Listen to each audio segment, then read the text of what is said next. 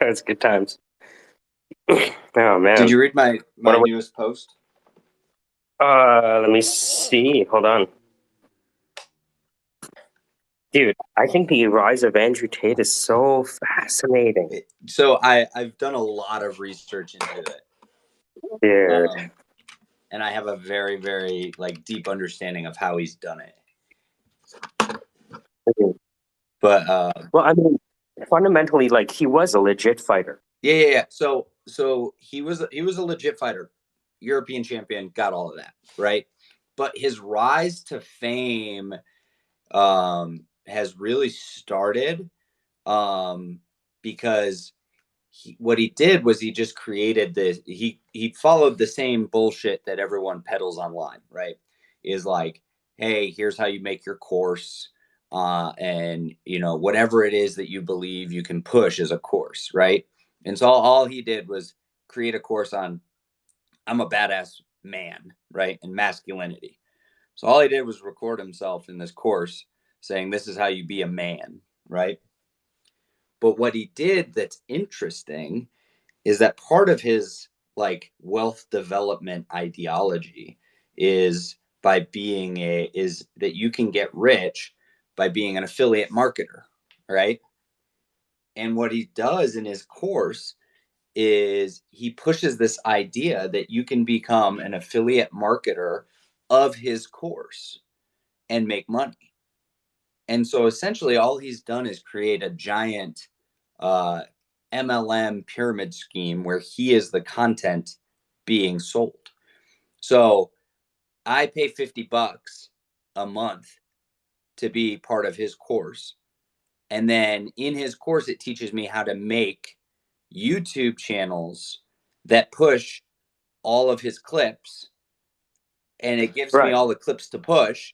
So uh, like 99% of what you see is not his YouTube or his channel. It is just one of his students that are taking clips of him and then pushing it everywhere to get people to sign up through their affiliate link for his course so that they get paid, but really he gets paid the lion's share. So it's like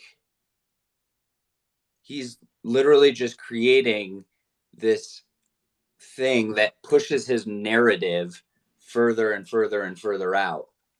And so it's really just how do you replicate that with a voice that's more reasonable and less toxic? Well, I mean, hate travels faster than love, 100%. And that's, I think, why right? this is a difficult social experiment to run, because I think that most people that see it are caught by how, like I said, like my tweet says, is like how contrarian he is to where the world really wants to go, right? Yeah, and the thing is, like, I don't necessarily think he believes everything he says. I think he knows that it riles up the Fortnite players who are famous on Twitch. Yeah. Like when you see him talking to these guys, I'm like, I don't think they realize that this guy took all of their fans because their fans are like, imagine the typical Fortnite Twitch fan. Yeah, it's a he's going to the people who feel They're ostracized. dying. They're dying for leadership, dude. Yeah. They don't want information. They want leadership. Hey, Amy, how's it going? This is the first time I think we're chatting. What's going on? Hi. Good morning. Uh, doing all right. How are you? Who are you talking about? We're discussing the toxicity of Andrew Tate that is pervasive all over every social media platform where you cannot get away from the guy. Who's Andrew Tate? I'm gonna have to Google this. Oh, don't. If you Google it, the algorithm will push his narrative to you over and over and over. He will be the only thing you see when you scroll through any social media platform. It's insane. He pushed a narrative of like men are better than women are meant to serve men, all of that like he's a Bible thumping like crazy person, and it is, but he's created, like we were saying, is he created a course to like target men who feel like they're not masculine enough, and in it he teaches you how to build wealth by creating a new YouTube channel that pushes his clips even more. And so now he's making tens, if not hundreds of millions of dollars a year off of teaching and creating this pyramid of people who are just pushing his narrative. So once you watch one of his videos, you now all of a sudden have hundreds, if not thousands, of men across the world who are creating rogue YouTube channels just to push his narrative to get you to sign up for his course so that they make money off of you signing up for the course. And it's ridiculous. It's absolutely insane. um you Once you watch one video, like I posted, I tweeted this morning about the algorithm and how do I reset it, and then his actual friggin' thing liked it. Like if you go to the post, his Hustler University liked my post. Like they don't follow me. Like how? What did Hustler University just because I said Andrew Tate, they saw it, so then they liked it, even though I was talking bad about him? Like what the hell? Yeah, I mean, it could be a bot that that isn't, functioning correctly. It probably is a bot. Um, just like read Andrew Tate and then, liked it. Um, I I mean, it's a possibility, or maybe it's an intern that wasn't, reading the post right or something. I don't know. But uh is this guy like is he in the startup world, or is he like Nope. Nope. an investor or something? Nope. Just a peddler of just toxic masculinity. That's it. Just Oh, is he like JT Fox or whatever? Did you guys ever hear about that guy? He was popular on Clubhouse. no, so he's not. I haven't seen anything from Andrew Tate on Twitter, but I tend to let my YouTube play in the background.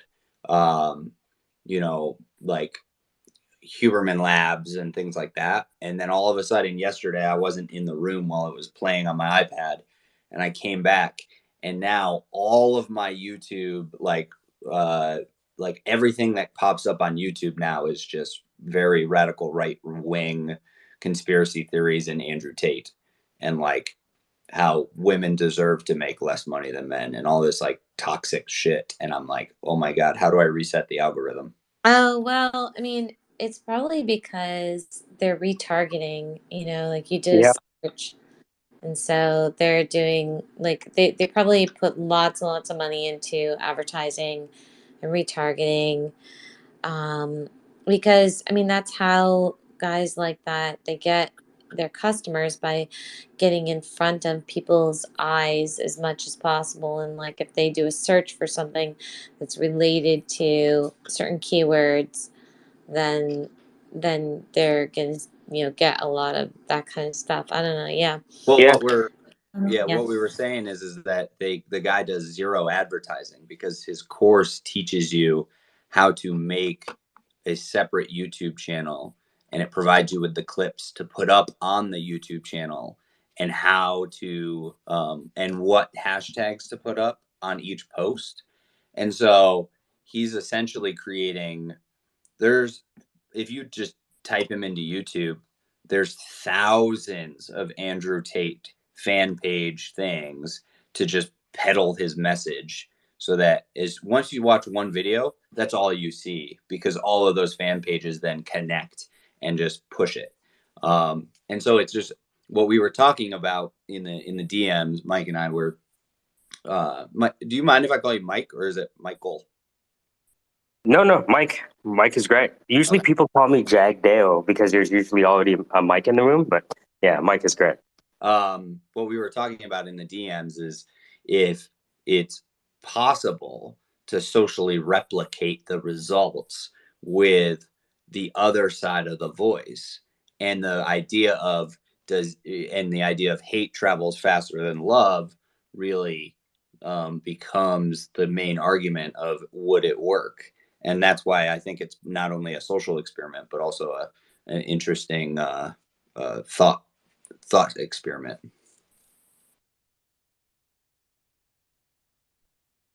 I'm thinking about it. I've been thinking about the whole time. Like, what is the opposite of an Andrew Tate? Is it like a jujitsu player that fights off their back? Like, right? What's the opposite of Muay Thai? Is the opposite of Muay Thai jujitsu? Well, and but here's the thing is that I think you can, like, I'm again, it doesn't need to be the opposite, right? I just Okay, think that gotcha. it needs to be right. If Andrew Tate was a Power Ranger villain, right? What, like, think about it. What, right, when he gets big and now Zordon comes, what are the parts of Zordon that we need to make to fight this Power Ranger villain, right? Like, obviously, you have to have a voice that says that, like, women should be paid equal to men, and that all, those are the what are the pillars of his ideology that we need to fight against. Hmm. It'd be interesting. I mean, as a little experiment, right? Because trying to replicate the success is something that requires a certain time frame. I wonder if there's a way for us to create a video that goes through some of his points, right? Like, so for example, women aren't as good in business, he might say, right? Yeah, Well, let's look at the scoreboard, right? Let's yeah. look at the success and profitability of the women led organizations. And I know for a fact as a recruiter that the organizations that have a woman CEO are freaking killing it. Yeah, and so I've watched a couple ones where women try to go against him, Yes. and where in his uh and what he really says to them is one of his big points is like, I'm the man, I make the money. If you, like, one of the girls asked, like, if I wanted to do OnlyFans, and he's like, I'm okay with that as long as you give me 80% of the profits, because, I'm not going to let, my girl do OnlyFans unless she's paying me. Right. And I was just like, oh shit. And then another thing is he was like, uh, if I'm allowed as a man, because of my masculinity, to hook up with other women behind your back, as long as I'm faithful and loyal to you on a deeper level, right? Like, sex to him is just this animalistic thing, it's not an emotional thing. So his idea is, as long as I'm not texting a girl saying, I really like you, I want to hang out with you, and it's just strictly sex.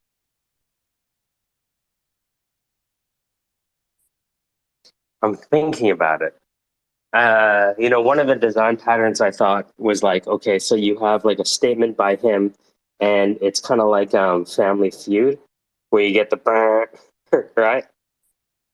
Um, it's uh, it's funny because I'm thinking about like who do I know that embodies all of the opposites of Andrew Tate? But to your point, it doesn't have to be opposite. It can just be So let's take a look. If I go to let's open up a private browser. I know it won't work, but all right. So if we type in Andrew Tate and I look at the filter for this week only, and I want to look at view count. So the most popular one right now is called Andrew Tate on why he would let 5 people die. Great title. Oh, Ah, it's beautiful Andrew title. Tate answering the what's the philosophical train question. Uh, there's a Mm-hmm. name for it. I know there's a name for the Oh yeah, the trolley trolley problem. Yeah. problem. So Yeah. that's like the big thing is someone asked him the trolley problem, and his response to the trolley problem was, uh, whoever thought of this thought they were being smart, but they're really just stupid because they've never at any point made me feel connected to the issue. And so therefore I don't need to do anything, and I'm not even going to consider what the choices are. I'll just let the 5 people die. Yeah, it sounds like Stalin would be proud. Yeah, and he's like, I just don't feel any connection to it. Like, why should I care if it's 5 people or 1 person? So I'm just going to let the 5 people die. And so I think he kind of went with a.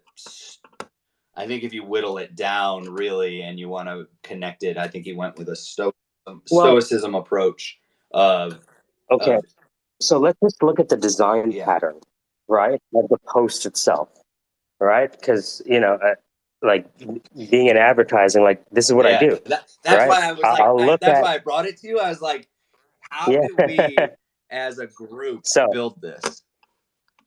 So to me, I want to understand as is. They always talk about what is going on right now, right? Like I learned that phrase from the books, from the PDFs, right, Yeah, that you gave me. What is going on? What's the situation right yeah, now? All right, well, let's just look at what's resonating the most today. Not what we would like the world to be, but as it is today, yep. right? So if you look at the bottom, I'm going to show you this. So we have, um, okay, so we have this line coming here. So we have, so that's the road. And then you have another road that's coming in here. And that's another road, kind of. And you have like this trolley. So you have this trolley. I'm terrible at drawing trolleys. Um, uh, and then we have a video game happening at the bottom, right? You notice that? There's actually a video game playing at the bottom. Wait, where? So let me send you Control I'm sure I can just 3. Google. And I'm gonna go to my Twitter. Oh yeah, Come on. just me. So, so so right now I'm just trying to understand. Okay, so what is the as is, right? What is clicking with people right now? And start looking at the design pattern. So let me send this to you. If I just look at screenshots for today and bang. All right, so let me send this to you. So check your DM. This is what I'm looking at right now. I asked myself, what is the design pattern of that which is resonating today? Oh yeah, exactly. So this is Right? one of the. So this is again. This is one of those. I don't know why this works, but most of his retweeted videos has the video game at the bottom, and Yes. then Yes, the video.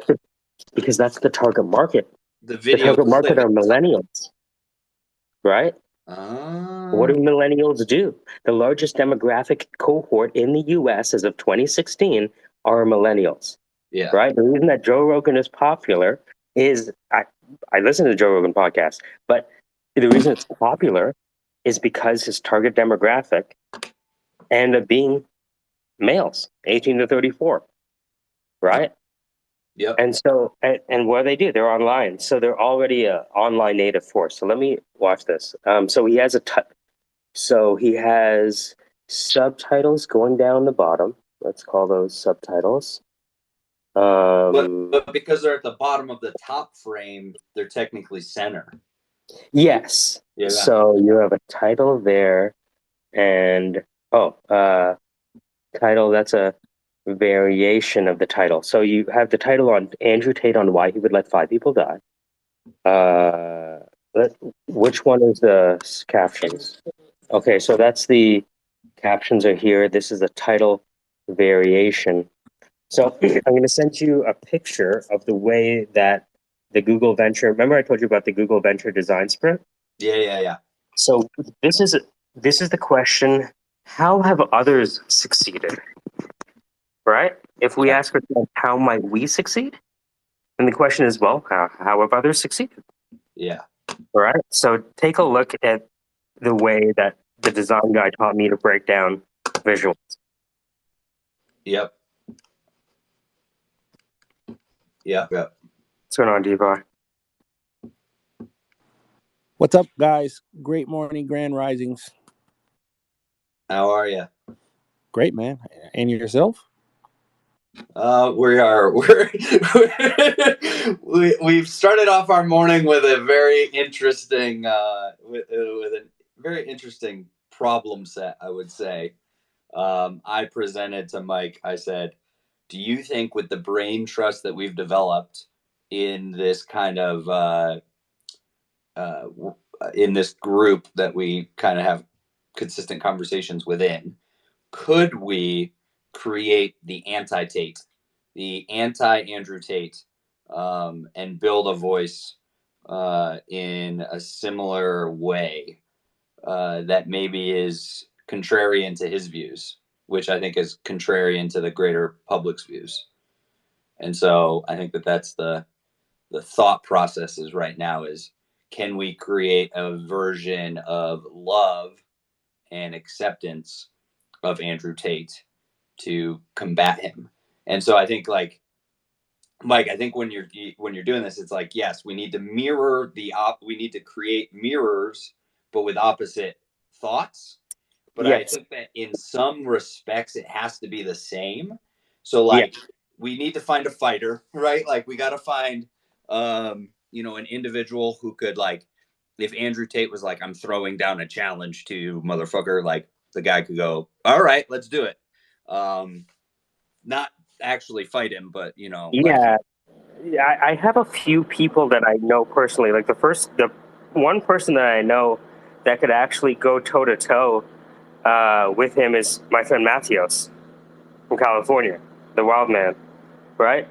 Because the thing is, like, what you have is it's kind of like you have a situation where um, was it Jake Paul is choosing his competition very selectively, yes, right? yeah, yep, You know, I'm bigger than you, I'm stronger than you. I know you're on Twitch all day, so it's like, right? Like, I know I have these things over you, right?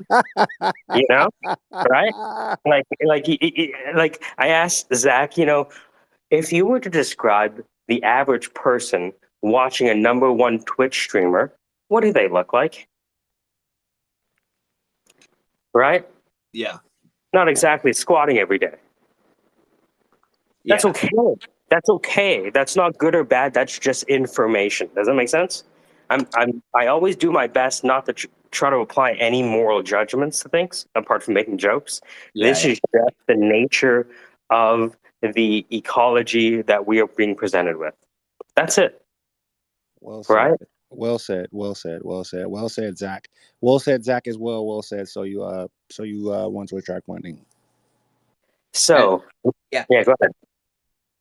I think one thing, Mike, that I'm going to say before I shut up is I think that this is an interesting, like, I don't want to say Dow experiment, but I'm going essentially, to create an experiment this morning as we're talking, right? yeah, Because I have this M2 that can fucking render anything in 2 seconds, and I yeah. have it So, Premiere. So and, I'm gonna do it.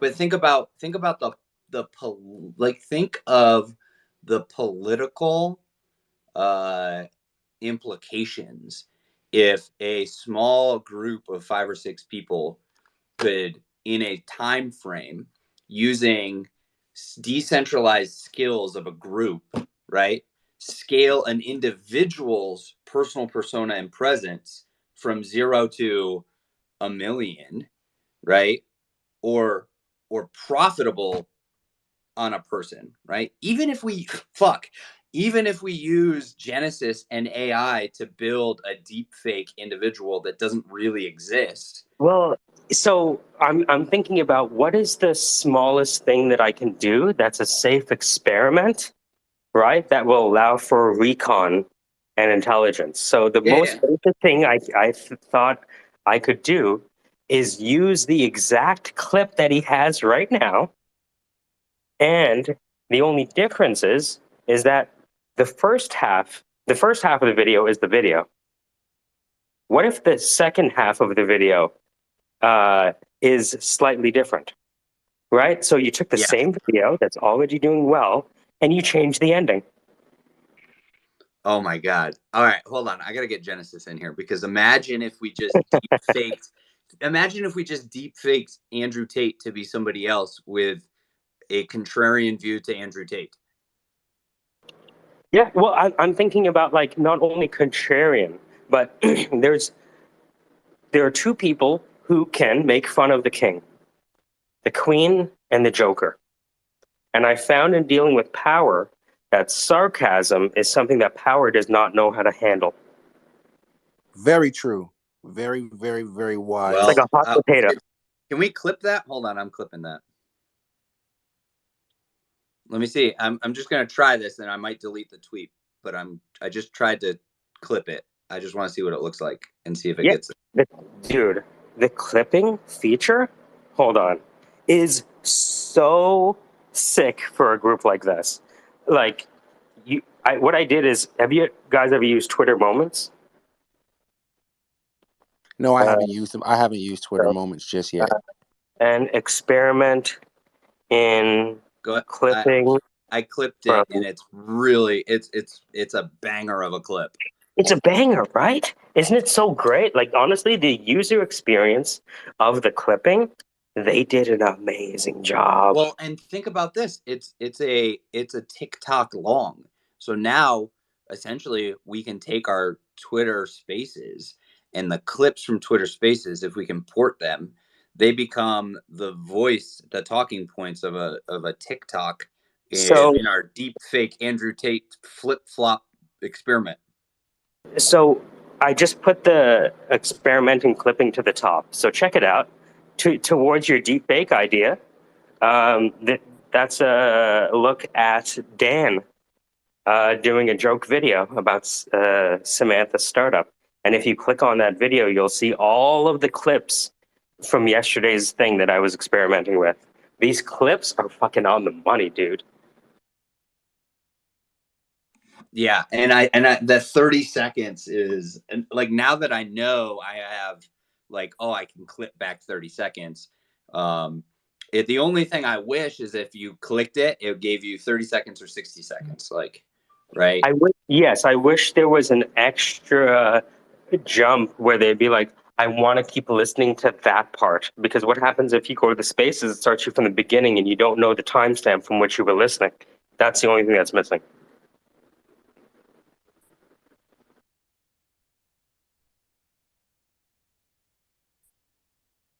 The other thing I can't figure out is the uh the clip I just posted doesn't show up on my computer version.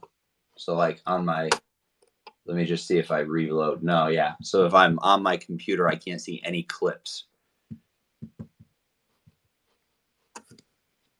The other thing, though, is that the clips usually work after the space is shut down, I find.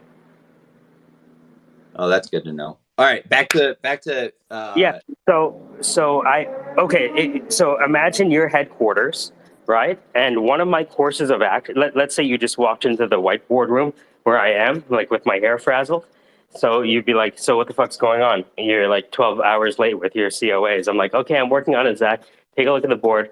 The first course of action, I think that would be simplest from a time, budget, resource, iron triangle of project management perspective for quality is, what if we just use the exact same video to, there's two problems. One, finding an individual or creating an individual that would be orthogonal or opposite. And the second one is just understanding the mechanics of how things become popular. So to explore this space where the input-output relationships are unclear and probabilistic, if we wanted to just understand how to make something popular, what if we just used a video that was popular, post it in the same way, but as an experiment into the unknown, changing the ending, such that the entire meaning of what they saw previously, which is the original video, is changed. The idea is called a parapradoscian. A parapradoscian is a statement or a figure of speech where the ending of the speech is so different than the previous that it actually changes your complete understanding of what you heard in the beginning of the sentence. So it's a lot of way that people write jokes. I'll put to the top. Yeah. I'll give you an example. Man comes home and hears sounds of sex upstairs. It must be his wife having sex with someone else. He walks upstairs and he sees the priest having sex with his wife. And so he calmly walks to the balcony, opens up the doors, and starts preaching to the masses below. And the wife, embarrassed and horrified, goes, "Husband, why are you preaching to the masses below?" And he goes, "Well, if the priest is going to do my job, I might as well do his." That's kind of funny. Right? So it's just that it's the way, you see how the idea is that the joke lands on the last word, right? So that's why I want to save the punchline to the end. Because if you look at the structure of the video, there is the question, the visual description of what is being vocalized is being visualized at the same time. I just told And Brad to and then what happens, you notice how he answers the question? He doesn't answer the question immediately. He takes a pull from the cigar first. Yeah. He has to make the theatrics of I'm a man. The suspense is beautiful. Brad, so I had an idea this morning. That's the best time to have ideas. What with our brain trust that we've built through these Twitter Spaces is to build the anti-Andrew Tate. The what? So Andrew Tate, the toxic masculinity guy who just like talks about how women are like second-class citizens. Oh It's yeah, like that guy all over sucks. social media. So creating an anti-him. Is it possible for our group to take a person or a voice or a fake AI generated deep fake and create the anti-Tate and build his persona in a set amount of time to be as large as him? Yeah, why not? We can do anything we set our minds to, boys. But the experiment extends because think of the political implications of a group of individuals like this that are able to scale a person in, let's say, 3 months to 1 million followers and, voices and all that kind of stuff on all the different platforms. Even if it's just an AI deepfake, generated individual, we just need it to be real enough that people are like, oh, wow, this person, but it has to have the opposite voice, right? Like what they're peddling has to be opposite of him, right? Like creating the Zordon to his, So, what do you have in mind for a personality, for some traits for the person? That's what we've been generating. Mike's been working on building. What is it? What's the MVP of this idea? Well, Mike? the thing is that fundamentally, I believe that the men in this room have had their lives positively affected by the women in their lives, not negatively. Oh yeah, for sure. Right? My I mother think, was a saint, bro. I'd be dead without her. dude, without my Yeah, wife, I'd man. be in a Yeah, man. basketball. Right? Right. You know? Like he's acting like a woman is a function to be deployed. Right? Whereas if you actually look at it, look at Jeff Bezos, right? Who is Jeff Bezos married to? Oh, his wife. And what did she do? Well, they were working together at the fucking hedge fund before that. What do you think? She's in their head. Look at Einstein's wife, right? Einstein's wife, I think, wrote all that shit on paper and edited his manuscripts. They weren't pylons.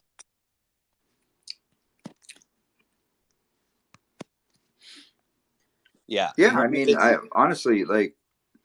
I'm real tired of people being like disrespectful towards women. I try to stop people from doing it. Well, I don't try. I do stop people from doing it in my spaces, but no, it's real annoying.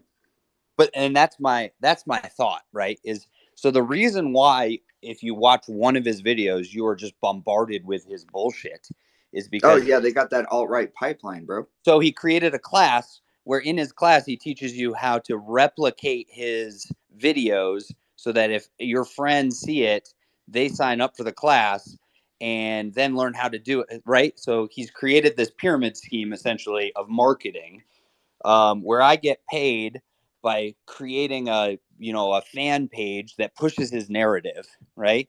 But Mm-hmm. couldn't we essentially, Mike's in marketing, right? And I'm in the psychology space. You're in the AI space, right? We got a group of individuals that we could come together and create the, like I keep saying, the anti-Tate. I love that name.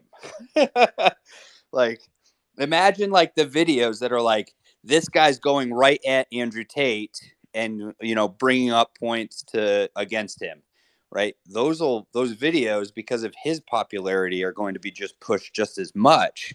It's just getting the right narrative and the right person, right? Because at some point Andrew Tate's going to say like, I'm going to kick your ass, like you're so wrong, you're so stupid. Oh, dude, you got to choose me to be the face of this thing. Well, what I think is that I it's love even it when better people if we tell me they're choose a going to kick fake my ass. person. I think it's even better if we choose someone who's not real. Where at the end we can say, look at, like, we've created an individual that you have been fighting with that doesn't actually exist. Bum, bum, bum.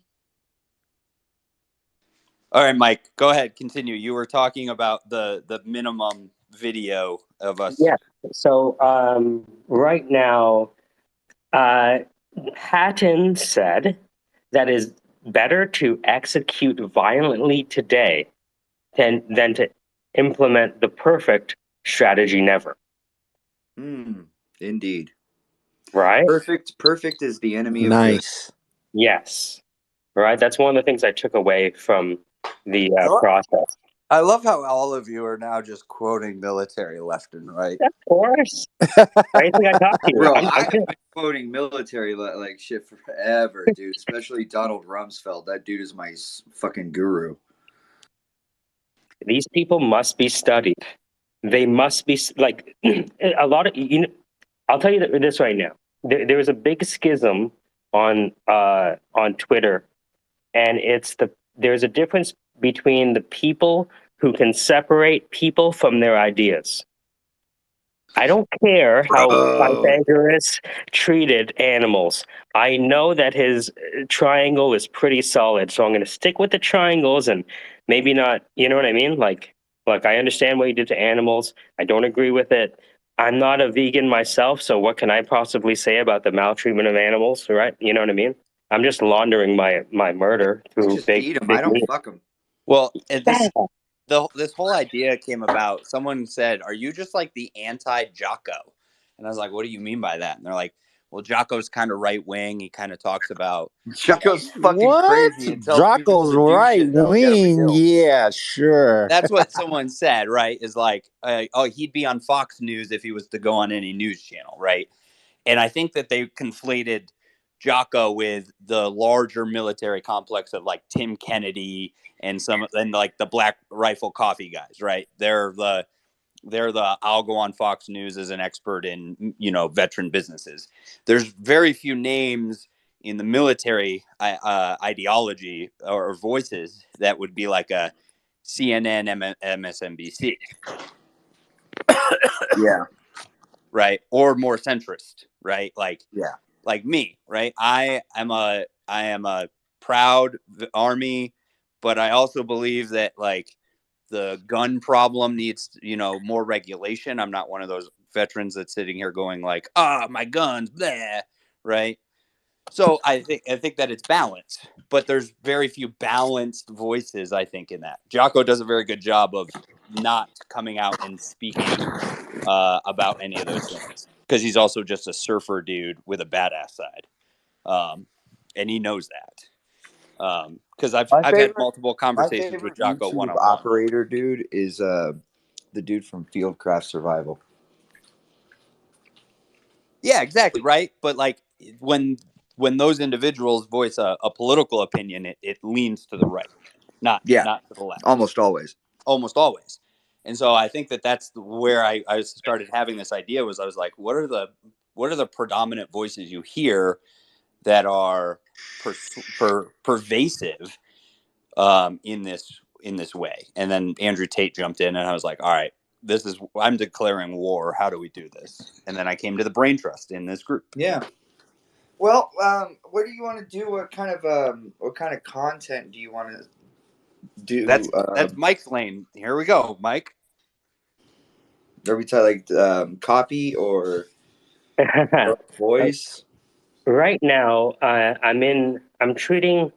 So the first step in the military decision-making process is receipt of mission, right? So, I'm looking at Zach as the headquarters, the embodiment of headquarters, right? Mm-hmm. And so Zach might say, as you know, the situation on the ground is that there is an individual and vis-a-vis a force sweeping through the demography that is convincing them. Demography, I like that. Right? Demographics is 2/3 of everything. And so there's a force or a wave of opinion, of doctrine. Let's say there's a emergent doctrine that is arising through the 18 to 34-year-old population that can't get a date. Okay? And it is telling those individuals that can't get a date, that have a lot of testosterone and very stiff socks, let's say, that their future would be better served by treating women as chattel to be bought and sold like Bitcoin, right? Mm-hmm. Women as chattel, right? So it's trying to essentially whether there are latent and manifest benefits of this force. Some might argue there are positive benefits, some might argue there are negative, but we cannot say that just because something positive or people are working out more doesn't mean that they're not treating women with a certain bias that is actually going to hurt them in the future because they don't understand. I mean, if you want to go religious, you can call it the divine feminine. If you want to go the other way, look, if you want to if you look at the history of mankind, it's when they treated women like shit is when their society fell. Yeah. Yep. Right. Nearly 100% of the time. But I also think that it's important if I may also when we start trying out communism, that's the other thing that makes us collapse. Right. If we just go ahead and just flip the entire page, right, Gene's right. Exactly. I think it's very important, just relevant to what so you were saying, is that I think it is a big freaking deal to identify with those group barriers, those ways of thinking, that there's something called toxic feminicity, and I think it's important to understand that as an individual like Andrew Tate, there's a side of him that is in all of us, and there are similarities in that personality, so to speak, that reflects both sides of the coin, being the X and Y chromosome, and the level of testosterone and estrogen that are in even the strongest alphas in the world, has to be honed because basically toxic feminicity is just the idea of And I'm not reading anything or anything like that, but I'm just saying it's just an untapped, untrained, disciplined female sense of perspective. It's like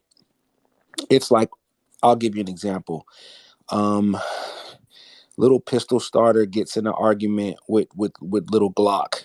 Little Glock uh gets upset because little pistol starter says something about little Glock's mother. Instead of little Glock talking about the situation, he becomes remorseful and hurt. He becomes hurt and then remorseful, therefore triggering little pistol starter triggers little Glock's feminine side, and his feminine side becomes toxic. And now for little Glock he actually lives up to his name and shoots, and you know Yeah, you I get think it. that skewing either direction is wrong. I It's think I very wanted to shoot balanced. myself about 45 seconds ago, boys. I'm just being honest. Yeah, it's figuring out where the balance in the voice is, where you can say like, look, like, you know, you can you can be a bad bitch and have a business and do all these things, but you can also, right, like, um take care of your kids. As a man, you can go and be a good father, take care of your kids, be a gentle, nurturing adult, and a faithful, loyal husband, right? It's like, where's the balance that we're trying to project? Whereas, Tate is the extreme voice and driving this, I think, schism as we move forward in what men think women should be. And I think that's what I'm just saying is like, but it was more of a an experiment on the modeling of what he's done, right? Is like, like Mike said earlier, is like, evil travels faster than love. Are we able to create an ideal and an individual that can make love travel just as fast as evil? If we identify the prerequisites that I just explained and expounded upon, because masculine energy is just uncontrolled feminine energy, guys. We can't forget, friends here, that the Y chromosome came first. It is more powerful than the X chromosome. Remember, we are a deformity of the woman. You get my drift?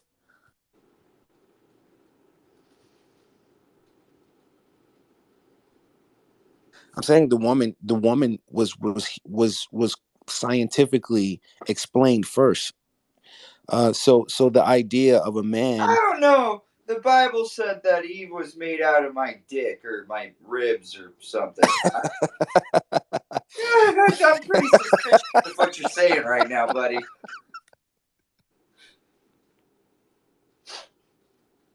But I think that's the other thing, is that Tate grounds everything in religion. So if we want to be opposite, it's agnostic. If it's uh you know if we want to go punch him in the face, it's a different interpretation of how the Bible's used in forming these opinions. So I Oh, think bro, that's twisting people's words to fit my own needs is like my expertise. all right, Mike. So where are we going? I've won arguments with women, boys. So I'm almost done the first prototype. Calling it. So what I find is that when people respond to Andrew Tate, right? Well, and more generally, I assume you already built something to scrape all of his fucking comments and responses, right? well, so the first thing I did is I looked at the most popular video from the past, I think, week or Mhm. day, and here's my hypothesis that I'm submitting as a course of action. So the first thing we need to figure out is how to communicate to the same market at scale. right? And so the market is, what is the market paying attention to right now? Well, they're paying attention to Andrew Tate. So wouldn't it perhaps be the most effective thing to have a video featuring Andrew Tate in, right? In the video, right? And so I had this video that I'm about to export. And so I'll send it to you. And again, it doesn't really matter at this point when anyone thinks about any hypothesis. It's just how do we execute hypotheses fast enough so that we can gain recon and understand the market, right? Can we also use a misspelled word to our advantage and call it Andrew Taint? Oh, yes, we could call it. That's a good idea. Instead of doctrine, we'll call it dictrine. It's a good idea. I like that. I like both of those ideas. I like changing words to mean penis words. Yes. This makes me happy. It brings me joy. That's phallus-driven development, they call it. You could spell penis like PEN, like US. Well, I mean, look at what Genesis pinned. Like, it has 1,920 retweets, like, and 26,000 likes. But is it retweeted and liked by people who are like, oh, this is funny, I'm an Andrew Tate fan, I like what he says, or is it pinned and retweeted from people that are like, fuck that guy, right? I think 60-40. That's my guess. Well, so I have so the assignment that has come down from headquarters is to present two divergent courses of action to communicate a message that, see, this is what I was trying to explain. So what I find is what people do. So you guys are familiar with Peter Thiel, who was taught by Rene Girard, and this idea of mimeticism. Bro, I would venture to say that Peter Thiel is my spiritual advisor. Yes. Okay. So we're all on the same page. So you know his professor from Stanford, Rene Girard. Mm-hmm. So Rene Girard talked about mimeticism and the idea that people become non-playable characters because they simply parrot what other people are saying, so that they can assume that same emotional status. Right. Yep. And so I find that, remember how Clay Christensen had this idea of product development, of a product is something that people hire to do a job, right? Say that again, Mike. Clay Christensen, author of The Innovator's Dilemma, said that people hire products to do a job. Mm-hmm. He first discovered that with the McDonald's milkshake. They tried to make the milkshake at McDonald's better, and they found that instead of trying to make it tastier, they need to make it thicker, because people hire milkshakes to keep them awake during long commutes to work. So instead of changing the flavor, which was the assumption about more sales, it was actually thickness and texture that they changed, not flavor. Interesting. So, yeah, Clay Christensen, Innovator's Dilemma. If you look at one of his videos, fucking amazing, dude. So the idea is that, why do people watch content to imitate said content in combat scenario? What do you think about that statement? They hire Anderson Cooper so that they can parrot what he's saying. They hire, just take anyone. Everyone's hiring people to create opinions that they can use, and they hire them by watching that content. And if you listen to them and understand the content, you'll be like, oh, now I'm listening to Alfred North Whitehead. Now I'm listening to Hilbert. Oh, that's a bit of Turing. Oh, Gödel, how you doing? Right? Oh, Minsky, what are you doing over here? I didn't realize you had a horse in this race. He's been missing for a while. All right, almost on this prototype. Let me just watch it, and then I can put it out. I like the idea, man. I like it. My brain's a little slow Thank today. I was you up for all night. sharing.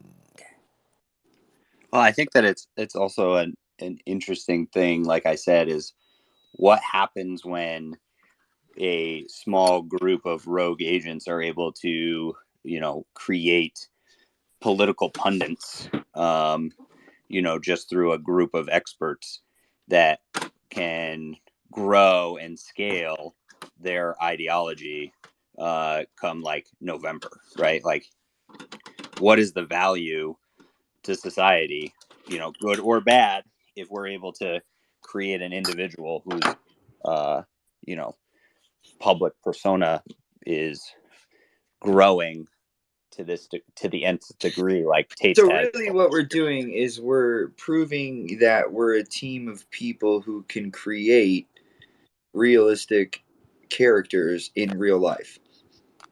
Yeah, essentially. Basically, that we're like casting directors for like a metaverse that's interacting with your real life. Yeah, Basically, what Genesis is saying is that we are the Planned Parenthood of spaces.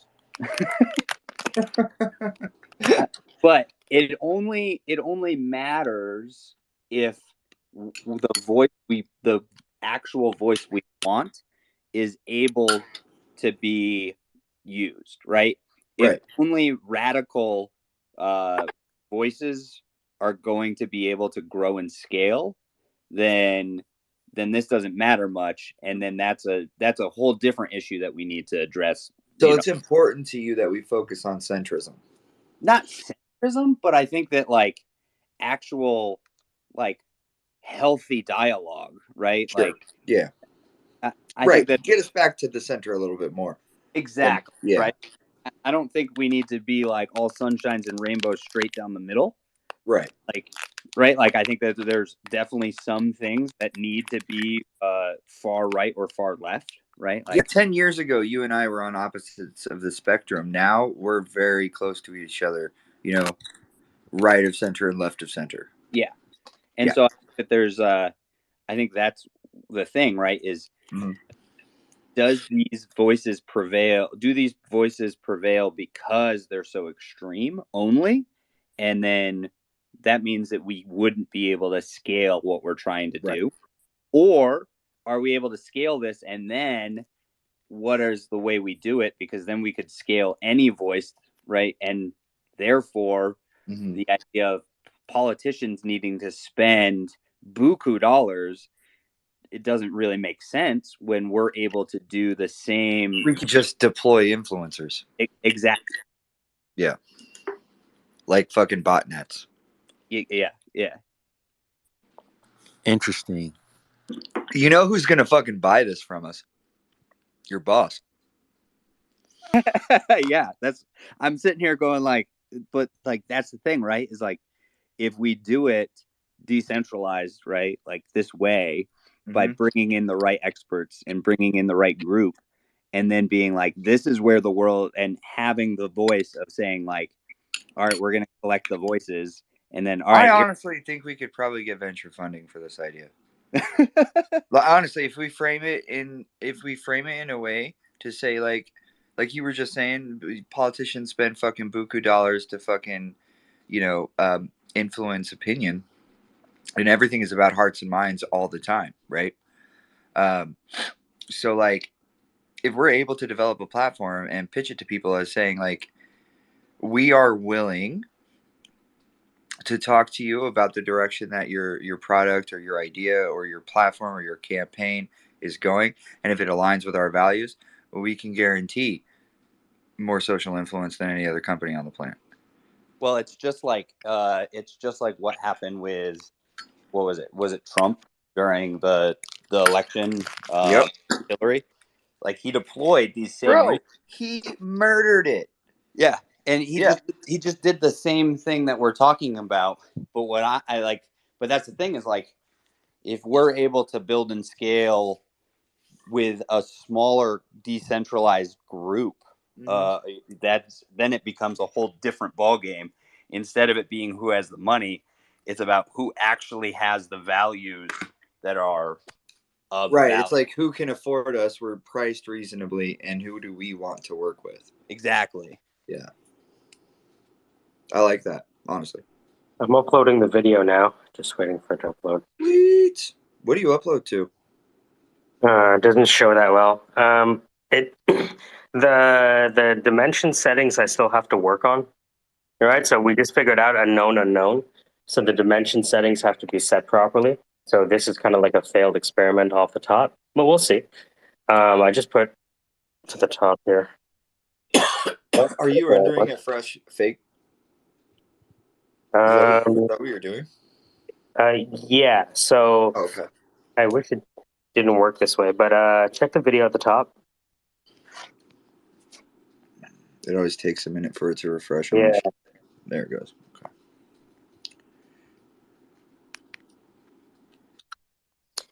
Yeah, the first thing I try to do is fail as quickly as possible so that I can learn what a hot versus a cold stove is. So I'm not trying to necessarily be successful. I just want to understand, does this generate shares or comments? And if it does, we start from there and understand and understand and understand. Because there's a lot of things that we think are true that are false. And our assumptions are startup killer and they're a mission killer. Yeah. For sure. Yeah. Facts. So we have to be able to look at it from the back. Mm-hmm. Yep. That's what she said. Or That he is said? what she said. Sorry. That's what everybody said. So I guess I'm watching it. It just seems like the exact same video. What was the change made? So can you tap on the video so that it shows full? Yeah, I just watched it. Yeah. So you saw the top, the doctrine of Stalin? Oh no, I couldn't see that. All I could see was the It's because the cropping is wrong, so I have to change the cropping. Okay. You're right. So you're adding the anti-taint. I'm changing the title such that the meaning means something different. Right. Got it. Not to say it's right or wrong. I would like to do about 4 to 7 of these similar experiments just for recon. Yeah, just see if anything catches or spreads. We can build in production as long as we make safe experiments, right? Experiments that don't, right? You understand? Yep. So I want to take this to Instagram right now, right? Because Instagram and portrait posts are perfect. So one sec.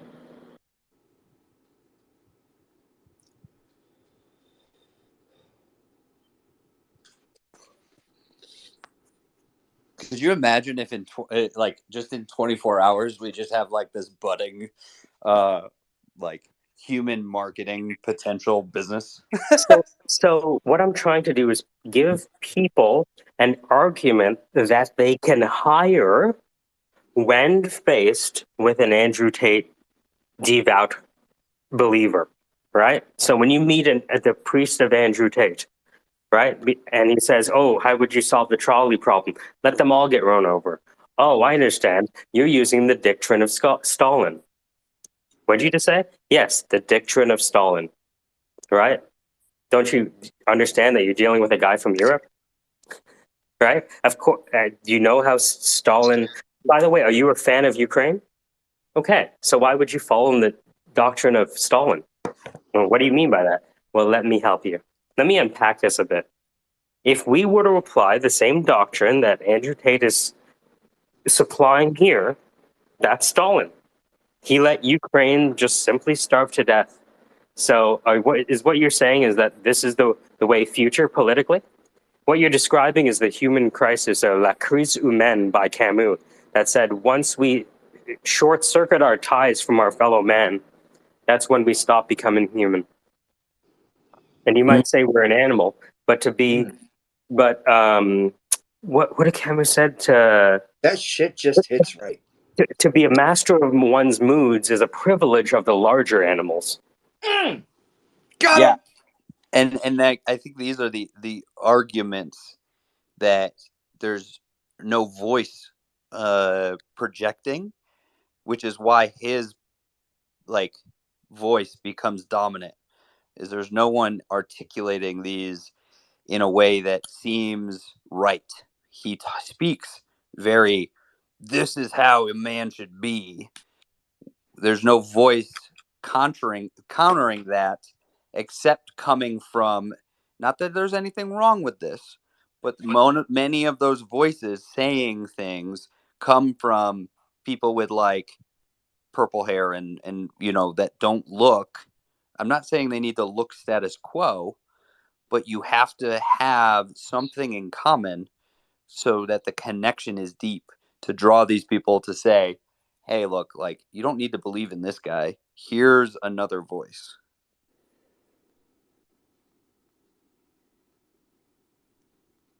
Oh, here's another voice. Bing bong.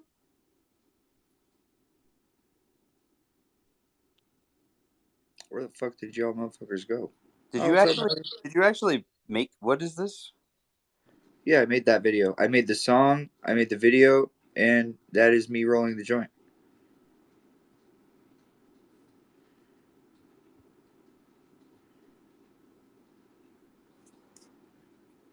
You Melly, like what's going TikTok, on? Genesis? You like TikTok? I mean, I don't like TikTok, but it's kind of like heroin. The first time you look at it, it's fun, but after, I have yet to make a TikTok account don't do it, Zach. just Don't. because of, one, the dopamine, and two, So the much China dopamine. connection. Chinese dopamine, bro. That was an amazing explanation, I would say. What was? Just the way you described your interaction is like kind of accurate, man. Yeah, bro. It's fucking. It's like the highest quality, mass-produced Chinese dopamine. Opening TikTok is like having a million Chinese women tickle your balls. I just miss it, Amazing. the philosophical front man of Anthony, and he says that we can definitely build the anti-taint.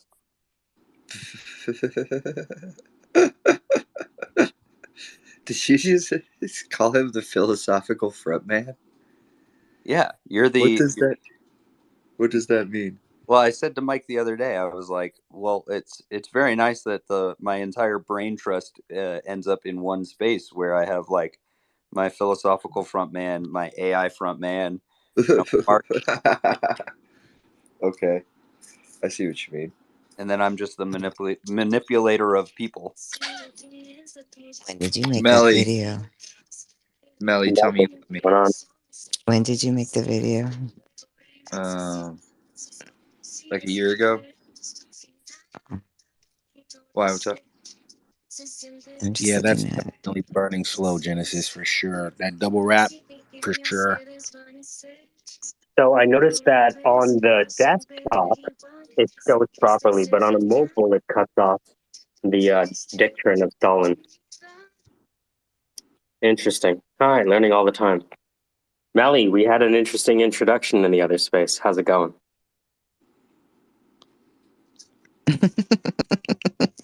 A lot Salute. of yelling. Wait, who was yelling? Everybody was So, yelling. Why would? Melly, how would you describe what happened to Genesis? I mean, in my world, I wake up and I hear people discussing and arguing Bitcoin about it being a religion and blah blah blah, and oh, it's a religion. Oh no, it's not. Oh, it's gonna save the world. Oh, da da da. And there was arguing, so I started playing music. That's what I did. I I jumped played in. Daddy's Home. Daddy's Home. I jumped into that space for about 10 minutes before I had to leave when they kept just saying that Bitcoin was going to open everyone's eyes and change the way Oh all God, they're governments so work. fucking crazy. Now, here's the thing that people just, it annoys the fuck out of me. All right. It annoys the fuck out of me in how absolute people are in this thing, you know, and just all manners. Everybody's just so fucking Oh absolute yeah, they're when 100% sure of everything, right? 99% of the world has no fucking clue what this is. Do you know what I mean? It's like, it just shows me who's taking advantage of who. That's what this shows Well, me. it's And when it's they like call a it religion, I'm like, holy fuck. Like, I don't it's know. And it's a they get mad when we call it a cult. I'm it's a new I'm I'm dumb. I'm dumb for not putting money in whenever or still because I still don't and nobody there's no help. Like people are just fucking assholes. So Bitcoin is Do you like need help full buying of Bitcoin? fucking I will help you. psychos that are just like mean as fuck and just like to fucking argue.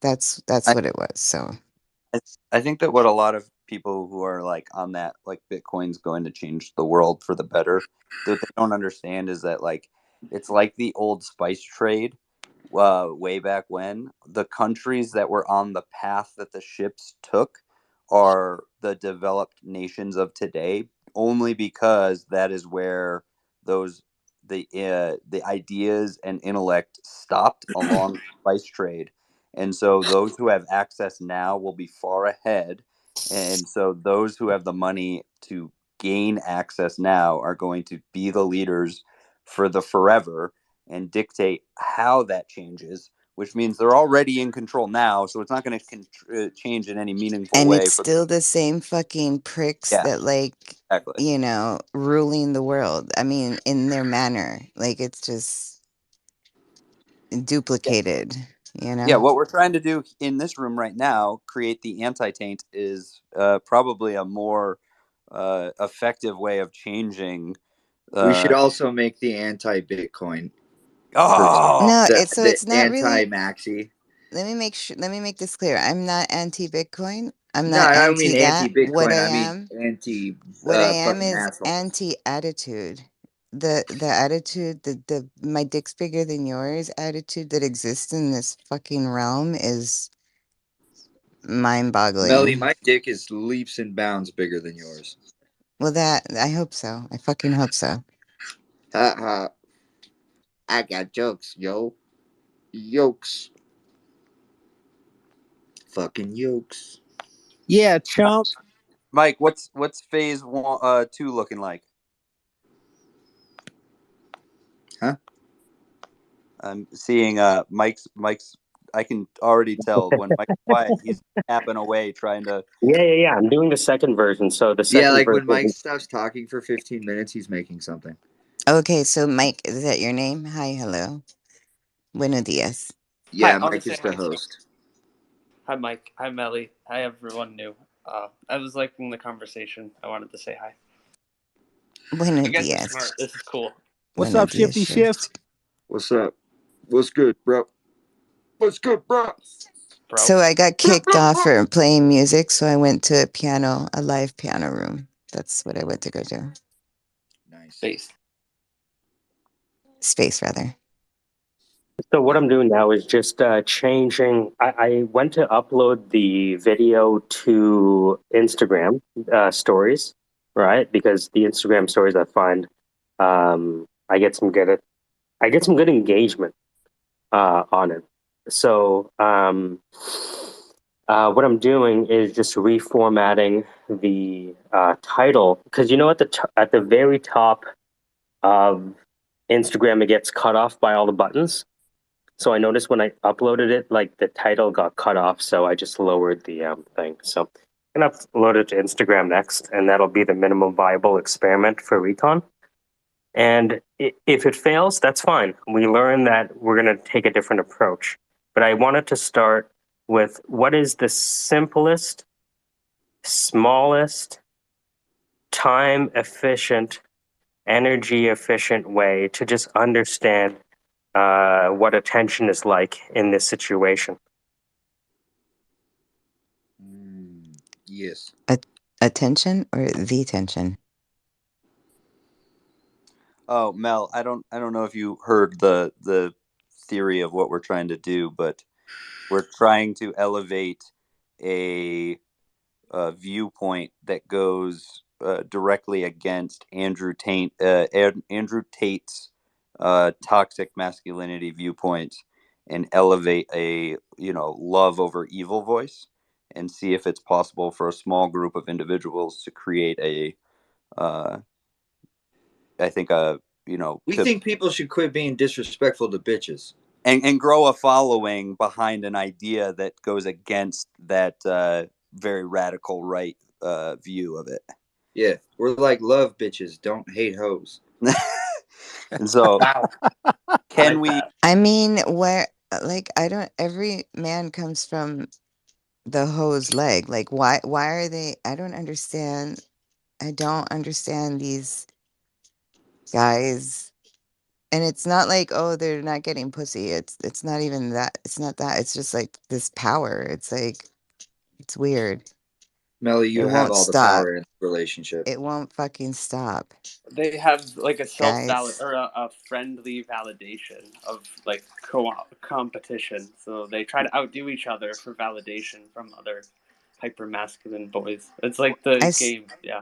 But I think that they're Yeah. not trying. I don't think they get validation at all from hyper masculine boys. I think they're getting validation through followership from the opposite. I think it's people that feel ostracized to the nth degree in the other dynamic and want to be more masculine. It's how do you define what that masculinity is, which is the pervasive part of this, right? They're following something that they are not because they feel like that's what gets them attention because these voices are elevated. How do we elevate a voice that's actually more centrist and less assholey? I'll do it. I'll be the front person for that movement. Now we're building an AI. Aw.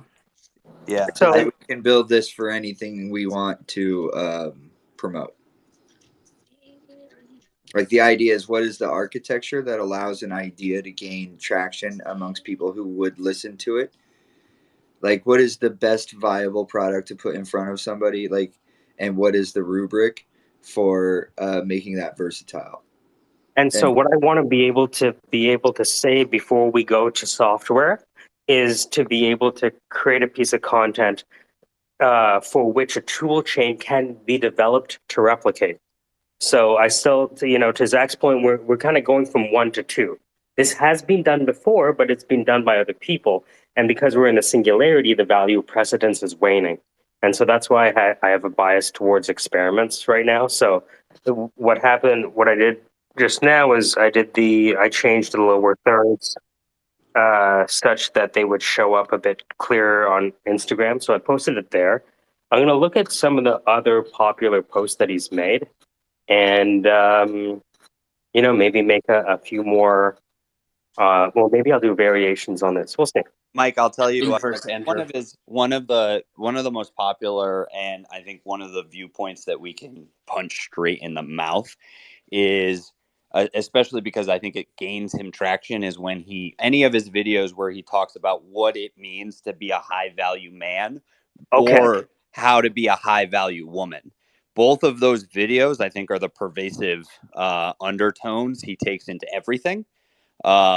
Many of them are based on like his fallacy driven reading of the Bible. When you say Is that fallacy, it's PH. is that Like, is that the guy, the bald guy that has like big lips? yes, that's yeah, what he is He's got like a exactly. horse mouth or something. I don't know. He's And got he has in the Colombia weird we call them horse mouth. he has the weird accent because he was like born in Britain, lived in the States, and now lives in Romania. Like, Yeah, that anyway, guy can yeah, shove we it. are trying He's to so create an exact anti version of him. yes, I'm on it. I mean, I'm with you guys. Where is it? Okay, so this is perfect. So, Melly, remember the thing I was trying to explain to everyone? This is it in action. which is a bunch of people who have all of separate interests, all separate companies coming together and executing something and then dispersing. God, this dude sucks. I think a lot of why people follow him is because he has money and it's very flashy. He drives the Aston Martin. But so isn't he wrapped being in pearl. arrested? Isn't he like being charged with something in Europe right Probably now? tiddly diddly. Those guys are always trying to fuck kids, man. Trying to like keep his girl, like, because they're his property apparently. So his wealth comes from twofold. First, he was a very successful professional kickboxer, not taking that away from the man at all, right? But what he did was become this perfidious purveyor of stupid ideologies. And what he does is he created a class that teaches you how to quote unquote make money by becoming an affiliate marketer of his own content and then sell that class which you just took. And so his class teaches you how to make subsequent YouTube channels that push his narrative, and hopefully people will sign up for the class in the bio, which then teaches them how to make another YouTube channel to make money. And so now you have this giant pyramid scheme of people pushing a narrative and a voice, which is why everyone sees it. Can we replicate it by creating content that pushes the opposite narrative if we create a human or understand his ideology and create the reverse version of it, which is Mike is marketing, Genesis is AI, I have the human psychology part. So we're all just coming together to try to see if we can influence society. Okay, so you're saying there really isn't anybody out there with a loud voice like his in the opposite. That's what you're saying. You're trying to create that. Is that what you're saying? Well, I think that that's the hard dynamic, is that evil travels faster than love. But can we create a voice of love that is just loud enough and I guess crazy enough to push, which is what Mike's working on, is does the reverse version, or does the argument against Andrew Tate catch traction, or can we get it to catch traction without a persona behind it? Can Andrew Tate's persona push his own anti-narrative? I think this might sound, I don't know what it's going to sound like, but I think I think somebody, just it has to confused. be appealing to the eye, which is a visual appeal. This is Oh yeah, why it's a singular person. We're talking. We're thinking about using a fake individual and using a AI generated deep fake. He's not hot. It's just that he's attractive. Like, he's got an appeal. Right. I wouldn't say because he's Well, gross. He looks ugly. He's an ugly looking guy, but he's fit. The way So he he, talks about things is interesting. Like talking about like getting drinks and stuff. The way he talks about it is very enthralling. And I how think that so? How is it enthralling? Like I said, Mike pointed out, is his cadence, his theatrics, right? There's how do we build a voice that mimics many of these traits, but pushes a narrative that we can agree on, that that society should move towards to build society up, instead of returning us to the fucking 1400s. And so that's kind of like this idea is, can we build it? Yes, we can, Bob the Builder said.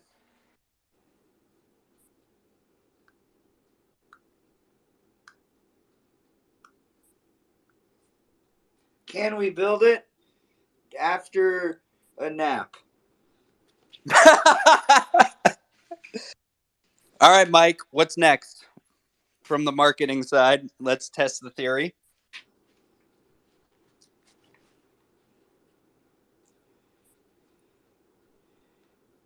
I also love that we call it dictrin instead of doctrine.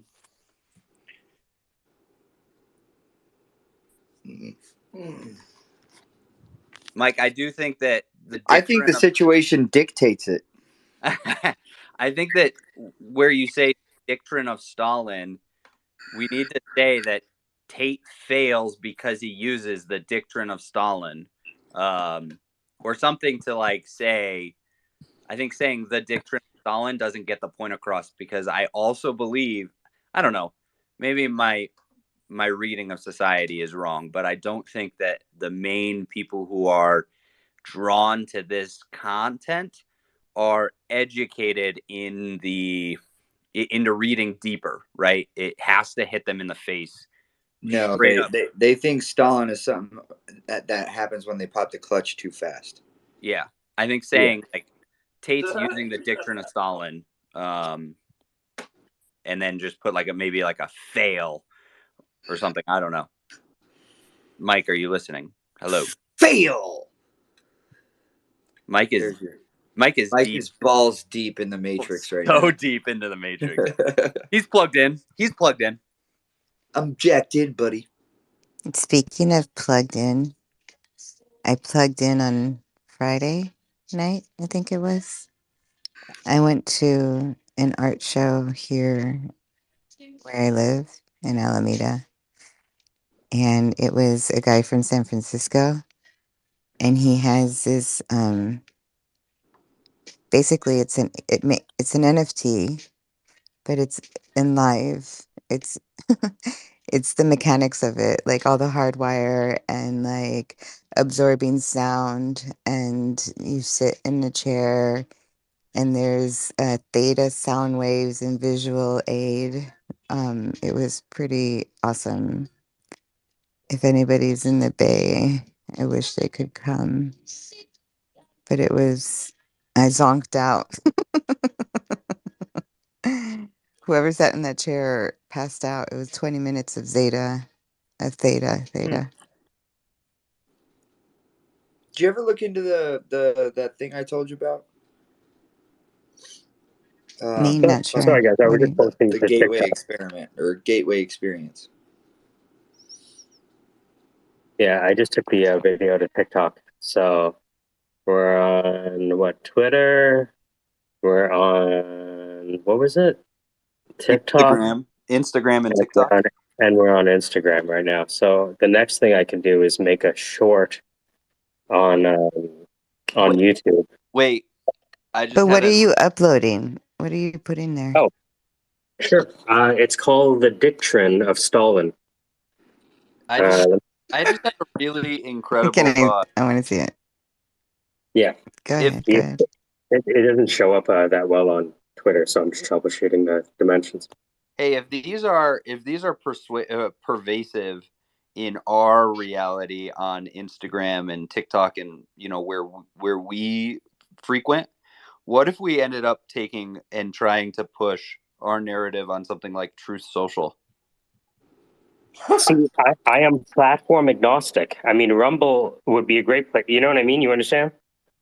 Yeah, no, that's exactly the thing, right? Is like if we gain traction against on the platforms that are skewed to where we are trying to create, people hate us, right? You said hate travels quicker than love. So why don't we go where our ideology would be hated to gain traction there first, and then rebuild it? We're gonna get a lot of people being like, fuck this bullshit. But at the same time, them retweeting "fuck this bullshit" is going to then get our message out there to build our. You understand, right? Yeah.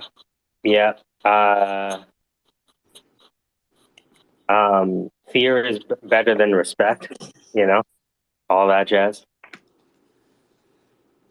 Yep. All right, so I'm uploading the short. So the way that shorts work are, if you have a portrait video that is under 60 seconds, if you upload it to YouTube and you hashtag shorts in the description, it'll turn it into a YouTube short. So now we have the Twitter, we have the TikTok, we have the IG, and now we have the YTS YouTube short. And again, imagine if we were going to, test any other piece of content, we can, again, this would be the surface, the opportunity surface, attack surface, however we want to emotionally conjugate it, Yeah. And all we have to do is believe that as long as what we are pushing and supporting is not based on money, but based on a truth that we believe society needs to move towards, then I see no moral reason why this isn't right, right? Like when Trump won the election by using a similar type, it was pervasive because they were pushing false narratives. Well, I had this. I'm posting it to the top. So a few days, it was July 21st. I said that Andrew Tate is interviewing keyboard warriors one by one and converting their followers. You don't have to like him to respect the execution. It's very methodical. He's going from Rumble to Twitch, and the new marketing campaign is defeating all competing booksellers in a debate. Right? And so he doesn't have to win for him to, you know what I mean? For him to win revenue wise.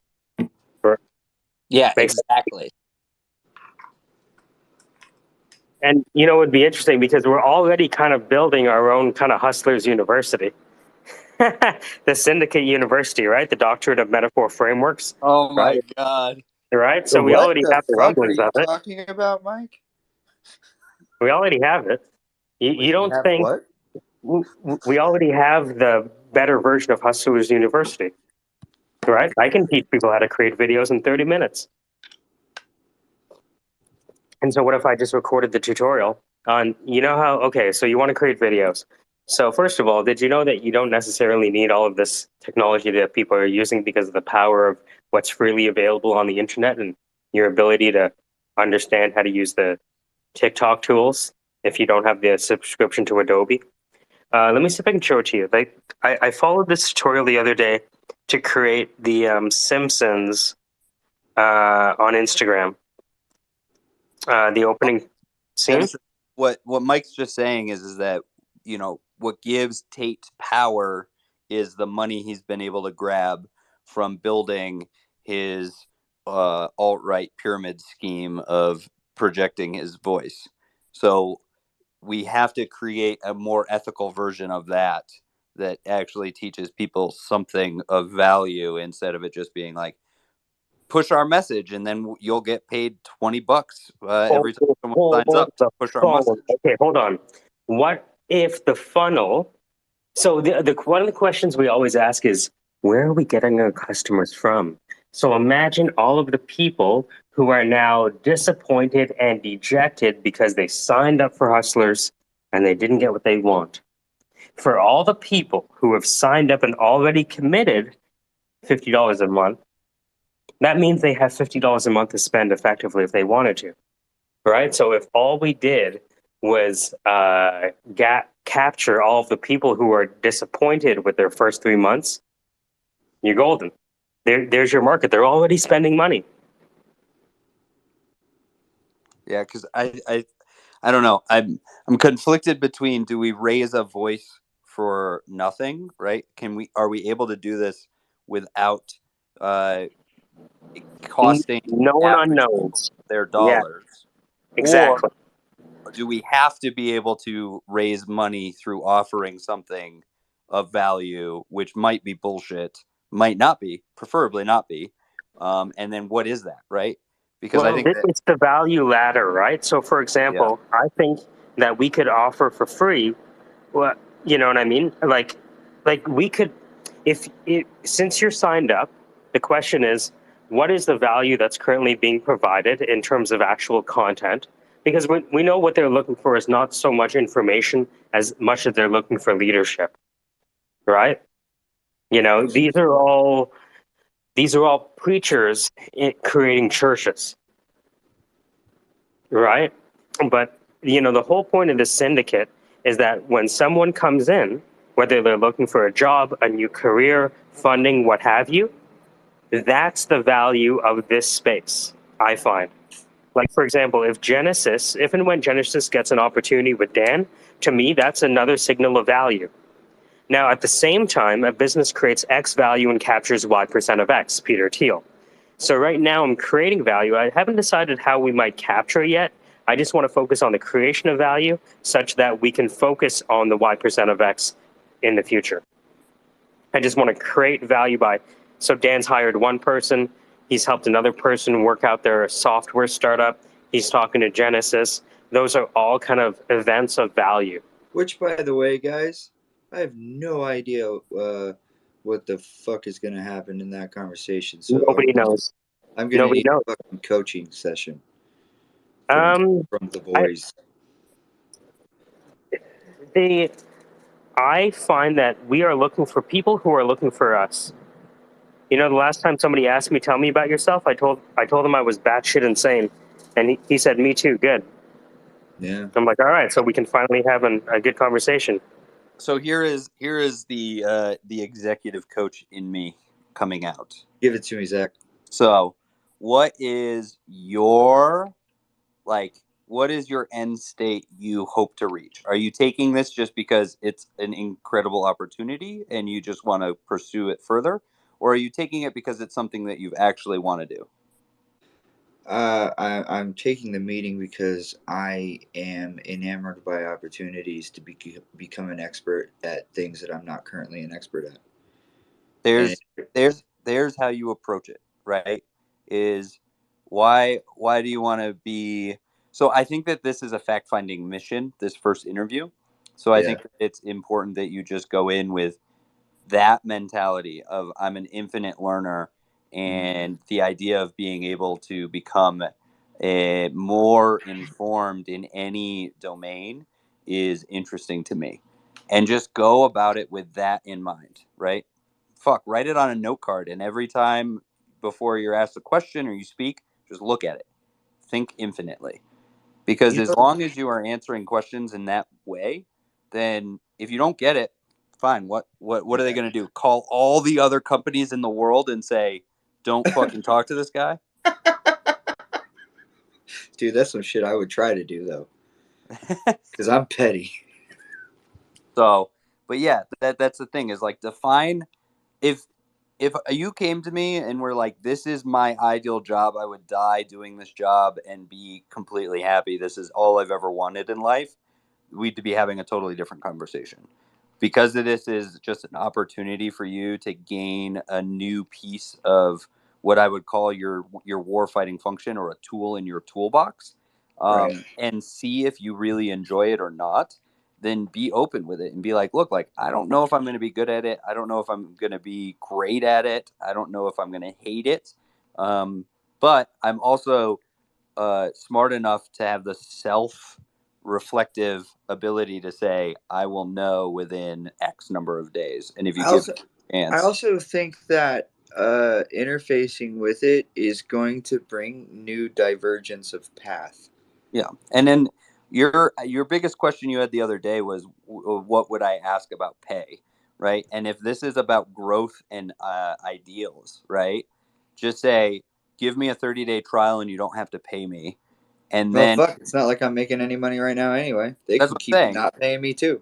Give me 30 days trial, and then after 30 days, then we can have the conversation, because then you will know what the job entails and what they get: free labor and free foresight and your abilities for 30 days or 15 days, whatever, right? And then the rest of it, you can just say, okay, and then we'll have the conversation, because you'll know more about what it entails and what your worth is in that position. All right. But yeah, I don't think that conversation is even going to come up. I think it's going to be more of a conversation about what you've done, who you are, how you would fit in, and they'll probably set up a second conversation to talk more directly about what the job entails day to day and what they would really need from you. And then I think the deeper if you get past those two, I think it would be a deeper conversation about cap table comp, like all those kinds of things, Yeah, right? yeah. I love it. Yeah, it's beautiful. It's not the, it. I like the idea of understanding whether you're attacking or doing recon. Well, yeah, I think it's threefold, right? Is there's offensive operations, defensive operations, and then reconnaissance operations, really. And so there's different frameworks that you have for offensive and defensive operations, and then reconnaissance operations. And we have acronyms for all of those. So, right, if this was the job you really wanted, I'd say offensive operations. If you were kind of hesitant and you just needed a job, but this isn't the ideal job, I'd say defensive operations. But because it's kind of in the middle and you're unsure, like that's a reconnaissance operation. So it's all about fact gathering. What is it they're going to require about you? You should almost be asking more questions than they're asking of you. Sure. Yeah.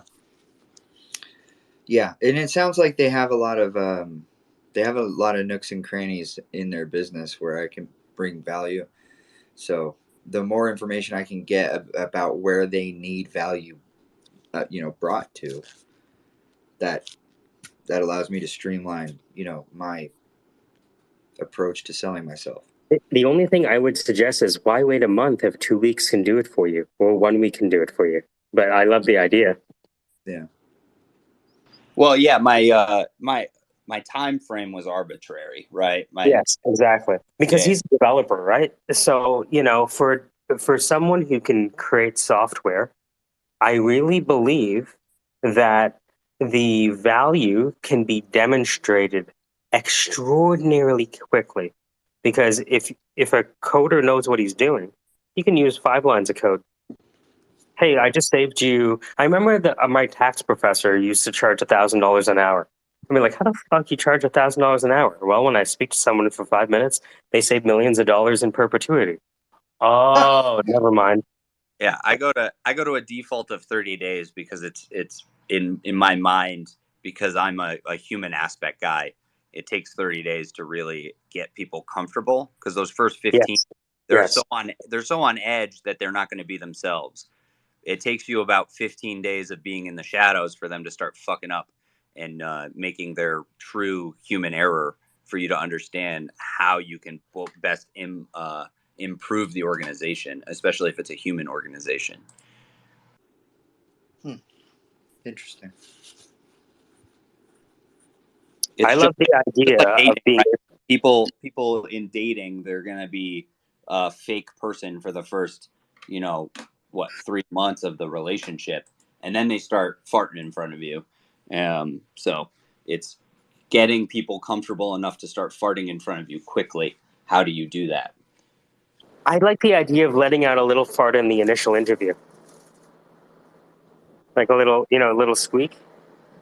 Well, yeah, I think that I think that works when you are where you are not. You should be willing to fart in front of people quickly, but if people are working under you, they are not going to fart very quick. They're going to be on their best behavior. So it's how do you get them to be gassy? Jesus Christ, boys. The metaphors are not getting better. Trying to climb every mountain, not smell every fire. Look, I'm clipping all of this shit. I don't know about you guys. Oh God, I'm gonna be the guy going fucking. I'm gonna be the fart guy now. No, Yeah, you you're the are going to fart be guy. the fart guy. I like it. Fart-oriented interviewing. FOIA, all right? Freedom of Information Act during the first interview. Be like, look, if you don't like the smell of my farts, then why should we waste time 90 days me holding it in? It's only going to give me indigestion, and it's only lying to you, right? If we don't like the smell of each other's farts, then how is this ever going to work? So Because the manager is farting too. So going in, talking about like your offensive and defensive operations, right? So there's characteristics to it. So I think that the characteristics to the offense don't really apply to you because it's audacity, concentration, surprise, and tempo. So like, um, you know, I don't think you need to go in with the audacity of saying this is the greatest job ever and this is all I've ever wanted, right? And concentrating on this one job, surprising them, or keeping tempo because it's what you've always wanted. I think it falls more onto the spectrum of like defensive characteristics of disruption, flexibility, maneuver, mass and concentration, operations in depth, preparation, and security. So I think if you look at it as a defensive, Do you have all of this memorized? Yeah, you better write the fucking book, Zach. What the fuck are you waiting on? I'm going to kick you out of the space so you can write the book. You just have this shit memorized, man. It's the People say doctrine. that The to me doctrine. about quantum mechanics too, and I'm like, yeah, of course I do. It's fucking my job. But yeah, it's one of those things where like I had a really good leader who made me sit in a corner and just read the book, and then he caught me on my cell phone one day, And then I ended up just not being allowed to sit in a chair, and I had to still sit in a chair, if you know what I mean. Is I had to sit in the chair formation and read a book for like 6 hours. And then, so I've gotten really voracious with reading doctrine. I did nothing but read doctrine and work on my craft in the military for the first 10 years. It wasn't until I reached staff sergeant that I started to say, okay, there are other opportunities that I can excel at. How do I leverage them? Because I felt like I really needed to be perfect at this craft before I could move on to other things. What was your original craft? Forward observer. So it was calling bombs and aircraft and all that kind of stuff. Okay. And so I really needed to know all of the intricacies of it because my soldiers, demanded that of me. And so, real. But now I have such a great understanding, I can pull it out of my ass and I can create analogous problem sets in other parts of life, which is all I do when I talk in these rooms. I can fucking dig it, man. It's cool. Look, yeah, I can tell you, when we met, he was like, hey, you should look at the military decision making process. I'm like, oh, fuck. And he's like, if you like that, you should look at this. I'm like, oh, shit. And then if you like that, you should look at this. I'm like, god damn. But that's where I was like, but then, where me and Win the War, I think that it's a great idea. And I think there's so many NCOs who have done what I've done. They've become experts at their craft and their abilities are still 2 deviations from the median of the bell curve, right? How do we leverage them? And I think that everyone sees the value every time I talk about it. The issue is I suck at marketing, and I suck at AI and I suck at the philosophical debate, which is why I come into these spaces and talk to people like you, is because I learn something about it and, leverage those ideas to try to, build something to benefit that group. A great CEO finds people and surrounds himself with people who complement him. Complete with an E, right?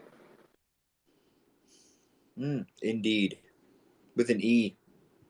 With an E. Spelling is important. I assume we're all Noam Chomskyites here. We have That's why they call them spells, because words are magic. Yes, thoughts are things. Things emerge from emptiness.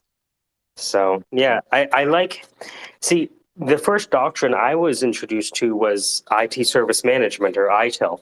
And it was out of the UK, and it was like, this is the way that you run an IT operation, right? And it got a little convoluted, as it grew and expanded. And, every doctrine has this Tower of Babel moment, right? But they were very specific about the difference between an incident and a problem. An incident was like the printer not working. The problem is the network is down. So are you firefighting through your help desk of solving a bunch of printers going down? Or how much time should you spend in root cause analysis? And they used to look at Toyota's 5 whys. So if you want to know the root cause of a problem, ask why 5 times. So that's when I got a healthy respect for having people have the same language so that you could run operations faster. Oh, you said it's the Toyota 5 whys? Yeah, Kaizen, yeah. Oh, I deemed it the 4-year-old approach to understand. Like, I do that with clients, is when they try to bullshit me with an excuse. I go, why? And at some point they just go well, because I fucked up. I don't know. I didn't know it had a different name. I just was like, oh yeah, I just take a 4-year-old approach. I just tell people the truth and say, I fucked up. That way you don't have to ask me why. The issue with a lot of people is they can't see past their own bullshit. It's like that. What's that old? I don't want to say. He's a philosophical guy on YouTube, but he says if you don't brush your teeth for 5 days, you won't smell it, but everyone else will. Like, your nose sits right above your mouth is going to betray you, and you will never know it.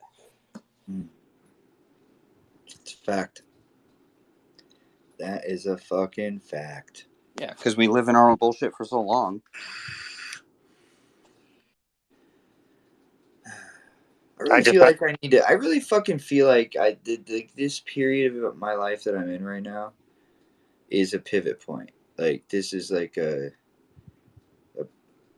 fundamental like point of fractal variation in the direction of my life. And I find myself spending a lot of time thinking about how to interface with opportunities and people that are put in front of me right now, because it feels like a large portion of the people put in front of me right now are put there purposefully, like by design. It could be that once you became yourself, the right people started wanting to fuck with you, you know? I really believe, like, as after 20 years of recruiting, I used to try to coach people on interviewing, and then I realized, you know what? Wherever you are today, just be that person. Fuck it. Well, I think that the other part is being willing to speak whatever truth it is you've developed without fear is really important, because you're going to, I think, attract those individuals that you need that maybe find small slivers of your truth compelling, but maybe not the whole thing. And then you can have conversations like we have in these rooms. Right. I think, right now, people have more access to ideas, right? Like I've said it before, is I think we're more educated, both in good and bad ways, more than ever. It's just, Well, what does we're that mean? we're in a decentralized interview right now. People are going to listen to this space, look up who Zach is, and hire you. People are going to look up this space and look who Genius is and hire you in the future. These things are being recorded. Not everyone listens to these podcasts live, but the replayability through these clips is going to attract people to you, right? And I think in this vast world that we live in, there are slivers of capital that are available to someone with your unique personality proclivities. Hey, Dan's in the room. Those were words that Mike just said. I feel like Dan would have a really interesting, or as we have said before, hot take on the whole way this room was started.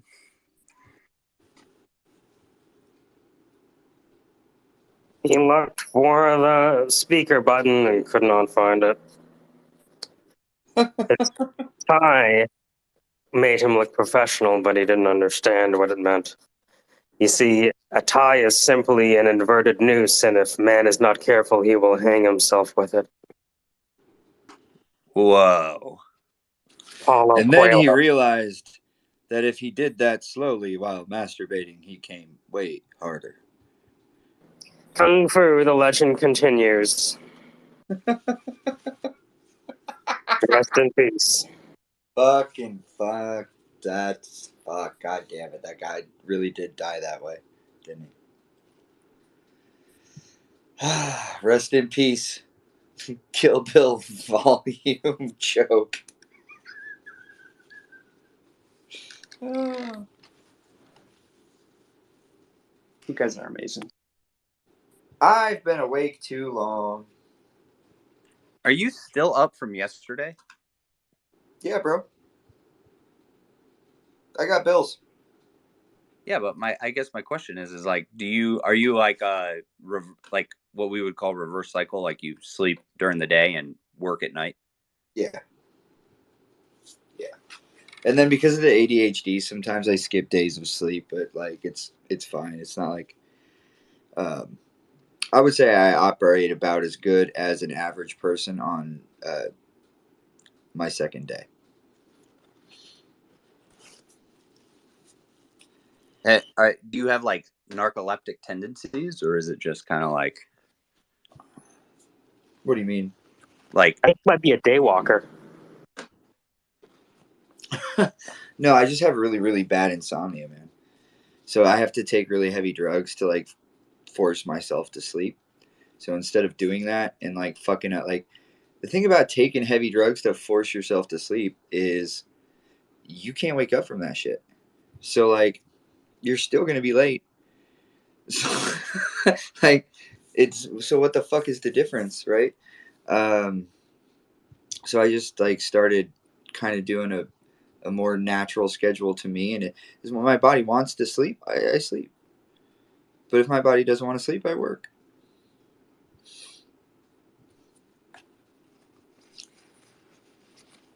What is that drug, modafinil? Huh? There's a drug, modafinil, but it's used for like insomnia and sleep issues. Mm-hmm. But they've shown that if you don't have like insomnia and sleep issues, and you take it during your periods of wake, it interacts with like nerve centers to do more of like that limitless pill type of reaction. Like it helps with memory and all these other weird memory and recall. People found that Dan's speeches would put people to sleep, and so they proposed modafinil. Have trouble falling asleep? Try Dan. Dan not working? Introducing modafinil, twice as powerful as Danafil. I told him I would be him until he is able to speak. Well, I'm waiting for your big long story about more than just modafinil, but well, Dan's clapping, so maybe that means he's listening. Dan, clap if you're listening, because I'd like to explain what we're working on before you get up here to speak. Okay, he's not clapping, so maybe he just doesn't listen to me. I'll shut up. See, he clapped. There we go. Clap because he's gay. Dan. That was his cheeks clapping. He farted and no sound was heard. He must take it up the rear.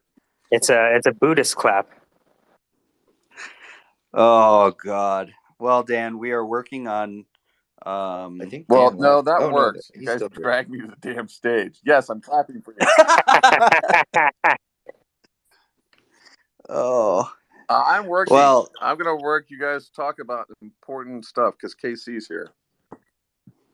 Well, Dan, we're trying to develop a way in which we can elevate a point of view using the brain trust we have in this room to counteract ideals that we think are pervasive. So we stuck with like the toxic masculine ideal that Andrew Tate pushes, and how he's marketed himself as this like guru or like second coming. And now how can we create a voice that counteracts him and elevate it using the same techniques and marketing ploys? And is it even possible? So you're saying we're going Antifa? Is that what we're doing? What are we doing? I'm just kidding. We've called it, we're developing the anti-taint. Oh, I like that. That's kind of cool. Yeah. Yeah. Like, could we create an AI derivative of a person that spews less extremist ideas and grow it as a identity on social media? Well, you could build a collector. You could build a collector and identify all the parties and sort of know positions. But then in terms of influencing and spend, you would need a lot of money, and then, you'd run certain campaigns or whatnot. Well, the way Andrew Tate does it is he does zero ad spend. What he does is he just tells his followers.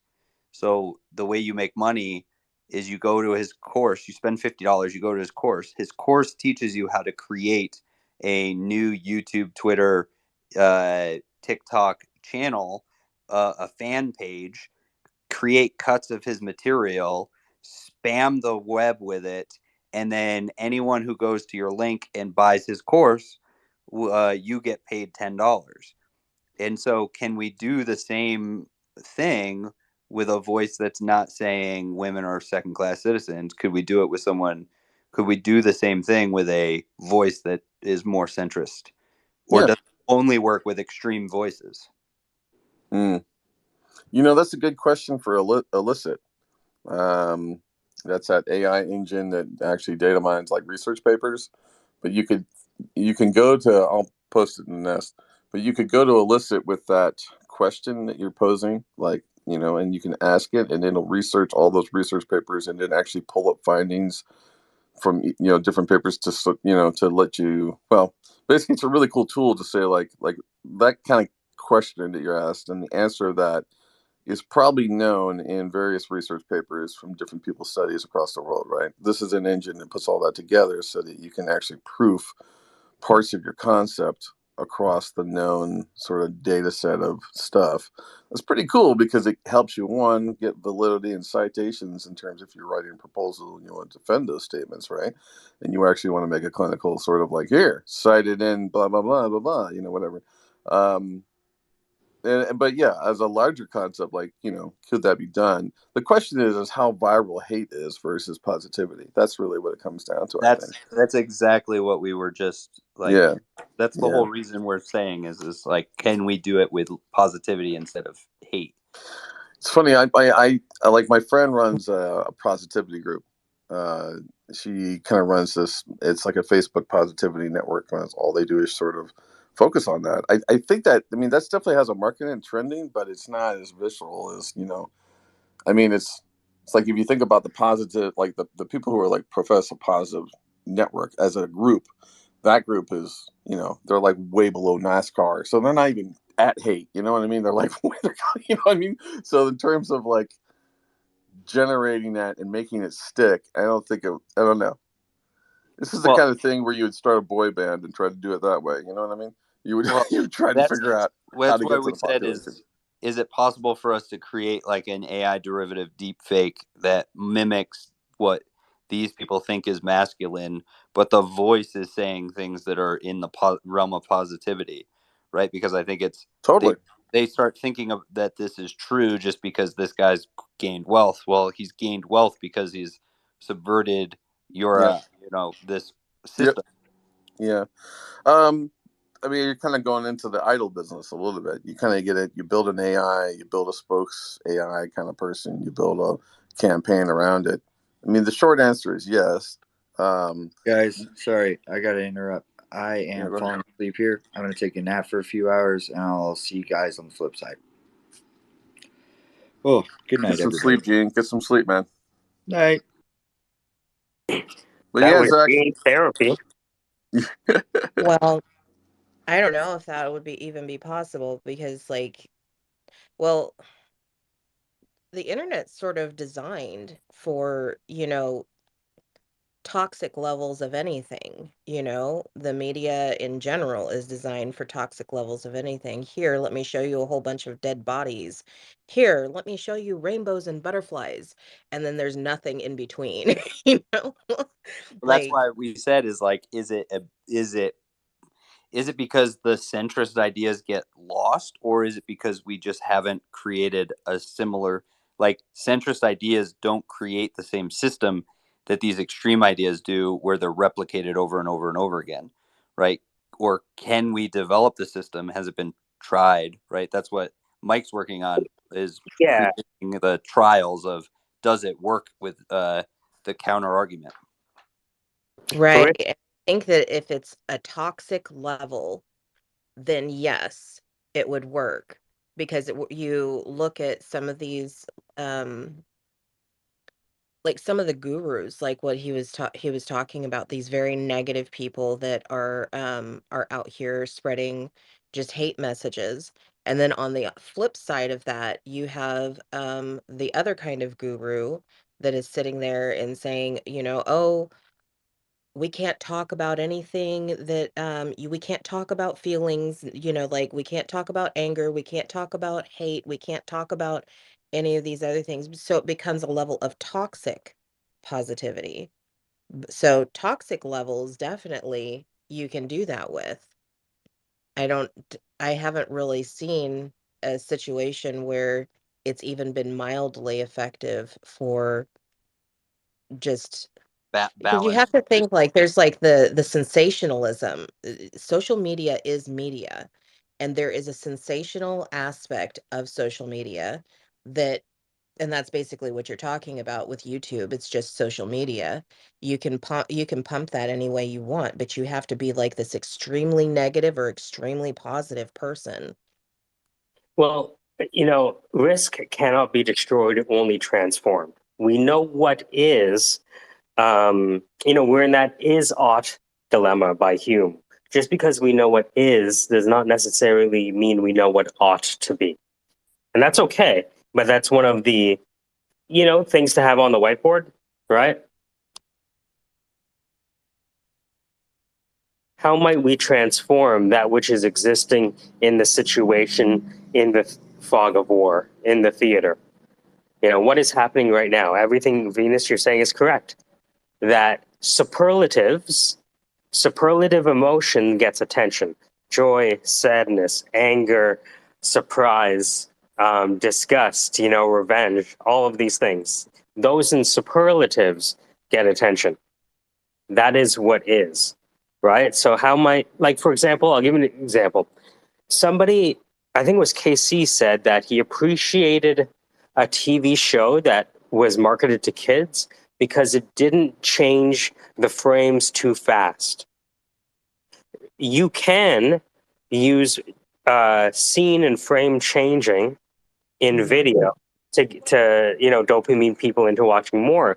But the producers of the show or the creative directors were able to say, no, we want to be the kind of show that doesn't flash images very quickly. We want to slow down the pace of this children's TV show.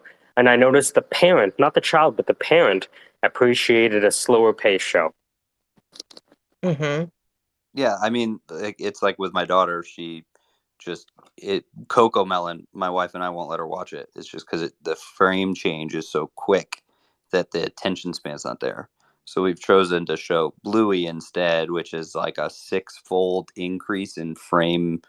Like it stays on a single cut for like 6 whole seconds instead of changing every second, like Coco Melon does. And so she's had to gain that attention span to go to watch Bluey. It's just that it's an interesting thing to think about, but I think it Yeah, goes. Blue was the example. Yep. I think that One of the issues that I have is with my disability is just not having the memory. Um, and when I run into situations where I am having poor memory issues, what I do is I blink really fast, and it looks I know like people people who are talking to me, they like I have had people comment about it. What do you think? It makes your brain work faster? Yes. Yes, it does.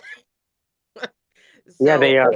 imagine that those quick frame changes are not very much different from my super blinking.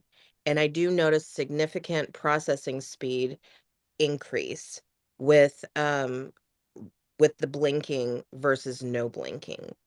My the guy who taught me video editing said that if you look at people watching videos, every time they blink, that's when they have a thought change. And so if you can time your video changes to their natural blinks, then you'll be in their rhythms.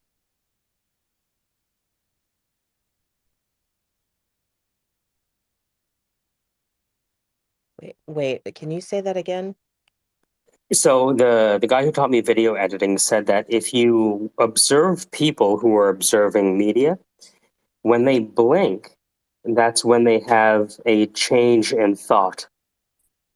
And so, as a video editor, if you can pace your changes of perspective or changes of the scene or the micro scenes within the scene to match their blinks, then you would be moving at their pace of their thought.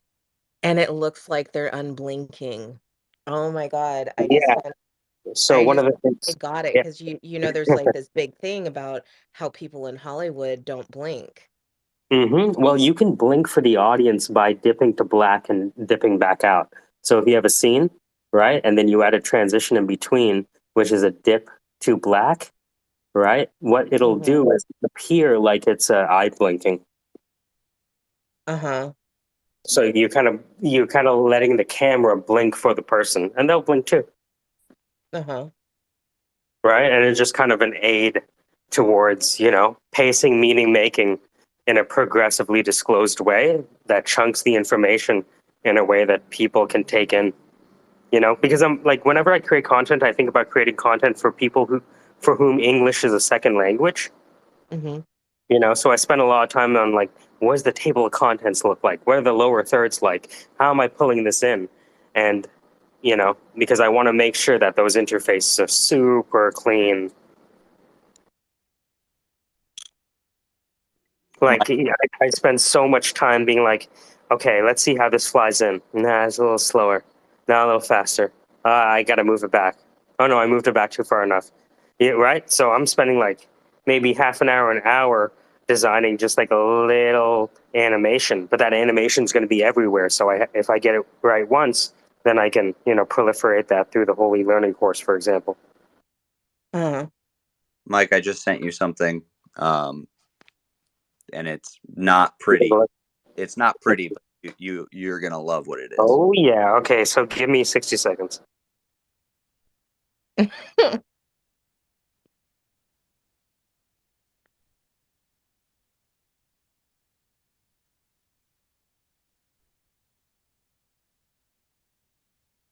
This is the cutest baby ever in your profile picture. Is that you? That is me and my daughter. Okay. And yeah, she's adorable. Yeah. You made your own peoples. Not able to access the link. I don't know why. Maybe you can't. Oh, yeah, you probably can't because I'm signed in. Uh, Let me see if I can. I'll just DM you a screenshot of it.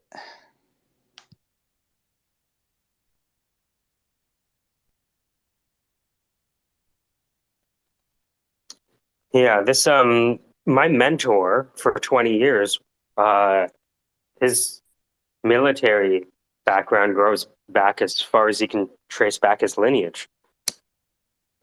So, you know, I was his TA actually at U of T, and his doctrine was basically in life there are the things you can control and the things you cannot control. And the same way it works in business. In business, there are the things you can control and things you can't. The things you cannot control are the six environments. You cannot control the political, legal, regulatory. You cannot control the economic. You cannot control the sociocultural, nor can you control the technological, competitive, or geographic. What you can control are your goals, objectives, plans, strategies, and tactics, your target market segmentation, and your product, price, promotion, place. That was the whole MBA. We call it framing constructs. So like operational variables and mission variables. So operational variables are like PEMSI PT, which is political, military, economic, social, information, infrastructure, physical terrain, and time. Whereas your mission variables are like the mission itself, the enemy, the terrain and weather that you choose to operate in, your troops available, the time considerations, and then the civilians on the battlefield. Please don't cut that one.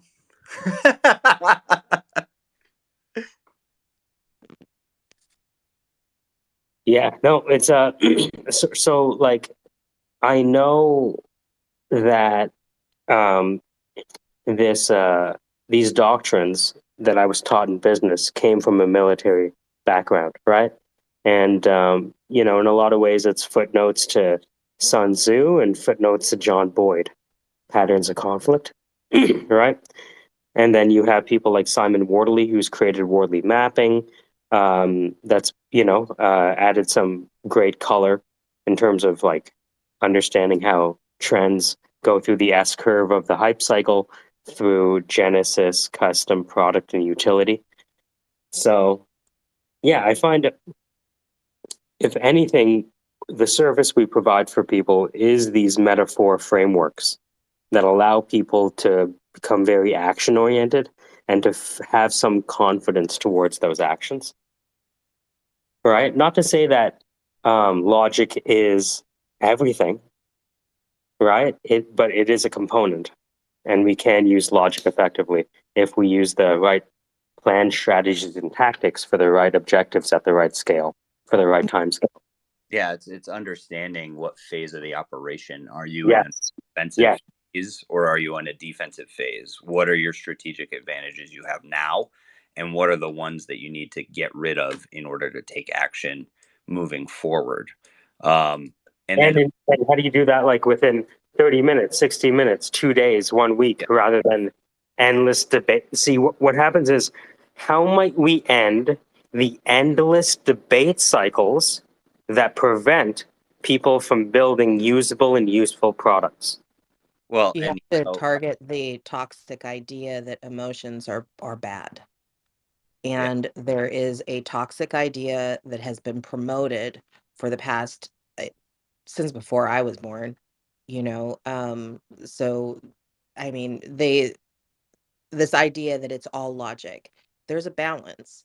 Too much emotionalism is just as toxic as too much logic, you know. And I mean, there's been you know, okay, I'm about to show my geek status, but you know, Star Trek has covered this issue probably a dozen times over their multiple different series that they've had in confronting it as like a thought project of, you know, how logic, too much logic or too much emotionalism, how does that impact a society or a culture?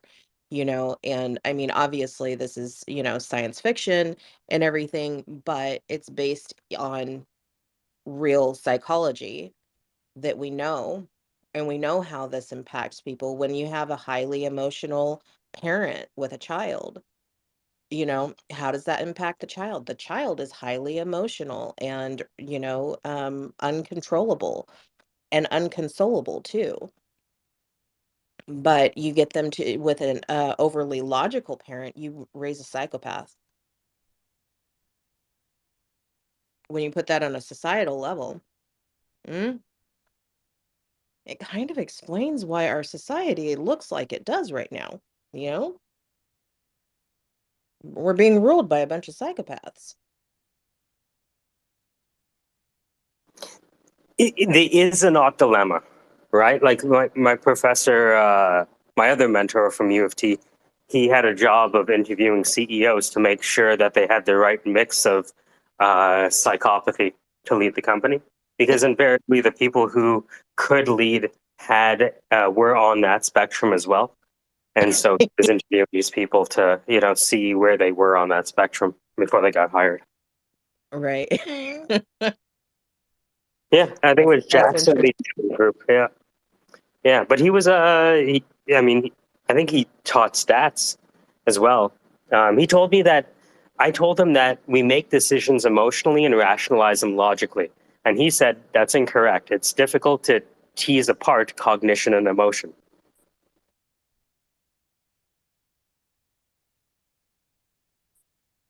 This is true. like Emotion isn't always rational. And I think that's part of the balance is, you know, that you achieving acknowledging your emotions and looking at them, examining them, feeling them, and realizing that there's a chance that this is not a rational thought. Yeah, we can. It's almost like the industrial age, by necessity, needed to treat logic as God because of what needed to be erected. Get it erected? Sorry. What is penis jokes this morning? That, you know, that's usually my job. Yeah. Look, it's 2022. It's not only a woman's job. Oh man, this is great. So, so far, Zach, the reconnaissance is showing that this tactic is not necessarily effective, and that's okay. I like the premise of where this is going, because the kernel that I'd like to hold on to from this entire conversation is that it is true, what Andrew Tate proved is that there are many millennial men that would like to have a career. They would like to have a career, and they're willing to pay for the opportunity to explore careers. Yeah, that it's finding what the left and right limit of those career choices, right? Because he has this 14 frameworks to building wealth. I'm thinking that a second reconnaissance step is going to be figuring out what his other,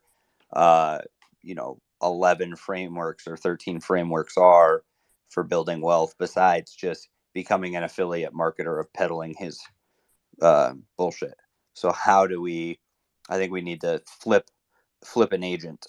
So like, there's different recon forms of zone, area, route, recon in force, and special. And so I think we just did an area where we kind of just threw it out, in a specific place and tried to figure it out. I think we need to do kind of a special recon and find an exact individual that has gone through that Hustlers University and find out what the other offerings are, so that we can gain more intel there, and we can then create a route recon to target specifics, pathways. Well, I changed the space to hashtag Andrew Tate. I always ask myself, so can we do that now? Most people will be like, okay, so how do we do that? Let's form a committee. I'm like, can we just do that now? Yeah. I just need to find one person that's on his page and maybe has written something not positive, and then I can engage and psychologically flip them, like I've done in other areas to give. I think Andrew Tate. So Andrew Tate is right, but he's not right as much as he thinks he is.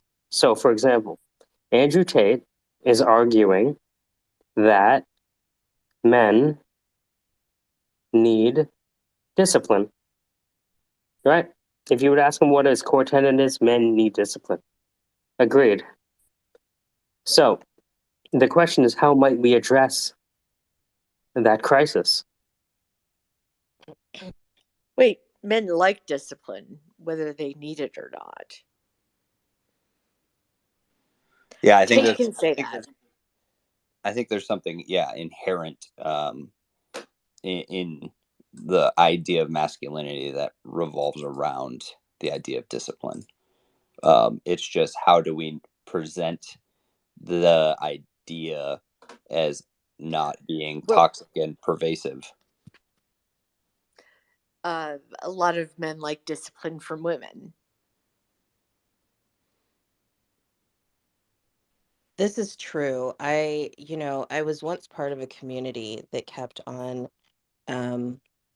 trying to sort of push me forward and demanding that I go and confront the CEO. I'm not sure what power other than my breasts that they thought that I had, that I was just going to walk into this CEO's office. Everybody before me had the same conversations with this same CEO, and they somehow expected that I was going to walk in there and, I don't know, pull out a writing crop and slam it on his desk and tell him what a very bad man he's been. Why do you think it was only your breasts or something I'm sexual? sorry, what? It doesn't need to be something sexual. It can just be being a strong woman. And I guess, I don't know, but you could be a leader. I've noticed it in media in general, and especially from the liberal side of things, them expecting female leaders to come in and basically bully these men into behaving the way that they should be behaving instead of I don't know. Well, that happens with men right now, right? Men get parachuted in situations to fire everyone and turn the ship around. They call them turnaround artists, actually. Yeah, I think those are the two extremes that we're trying to see if a centrist approach is viable as a voice in society, right? Like, um, you know, I think that there's men and women that say, "Hey, woman, go tell the CEO that all of these things that he's done wrong because you're Mhm. strong and independent." If it's too extreme, is wrong, right? If it's more kind of towards the center, then sure. But I also think the other side of the coin being like, "Hey, guys, women should be in the kitchen," is the other side of that toxic identity, and we're trying to see if it's just the extremes that can project through the noise, or is it a marketing ploy that has made these extremes very viable? I've been in social media for what? Oh my God. So I have been here since the beginning. My dinosaur self. I literally since the very, very, very beginning of social media, and in every single platform that I have existed on, my extremist behavior is what gets credit. When I'm behaving badly, and I will acknowledge that it was absolutely poor behavior, but when I'm, shaking my tits and ass out there, when I am doing, treating a man horribly, and giving them the business, when I am, telling somebody all about themselves, that's when I get the most acknowledgement.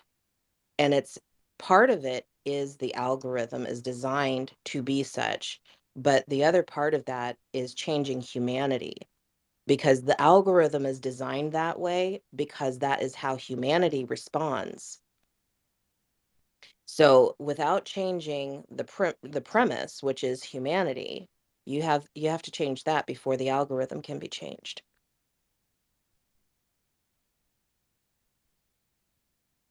Well, I think we also have the scope, I look at it as risk cannot be destroyed, only transformed. Humanity is the way it is, and humanity has been human for as long as we've known humans. If we look at how humans evolved, at a certain point in history, one of the humanoids learned how to create tools, and some people think that they did it because they ate mushrooms. And as soon as they figured out how to create tools, they killed off everyone else. And so the challenge is history is the only true psychology, the Durants. So, yeah, I think there's a lot of things that we'd like to do. I am right now in this point in my life, I'm satisfied by making small experiments that make mistakes in the right direction. Hmm. I Recon. think the actions. So you're very concerned about risk. Um, I would like to be able to perform reconnaissance without exposing myself to risk. Yes. Fair enough. I mean, some of us just enjoy risk more than others, which is Well, I know that I feel that I am prepared to handle any fallout from any of these reconnaissance missions that I'm engaging in, let's say. But I do try to minimize the attack surface when exploring. Am I a participant in your reconnaissance? I don't know. The macro view of this is this space is a syndicate, and the syndicate connects people with the right amount of capital, people, process, and technology such that they can accelerate product market fit.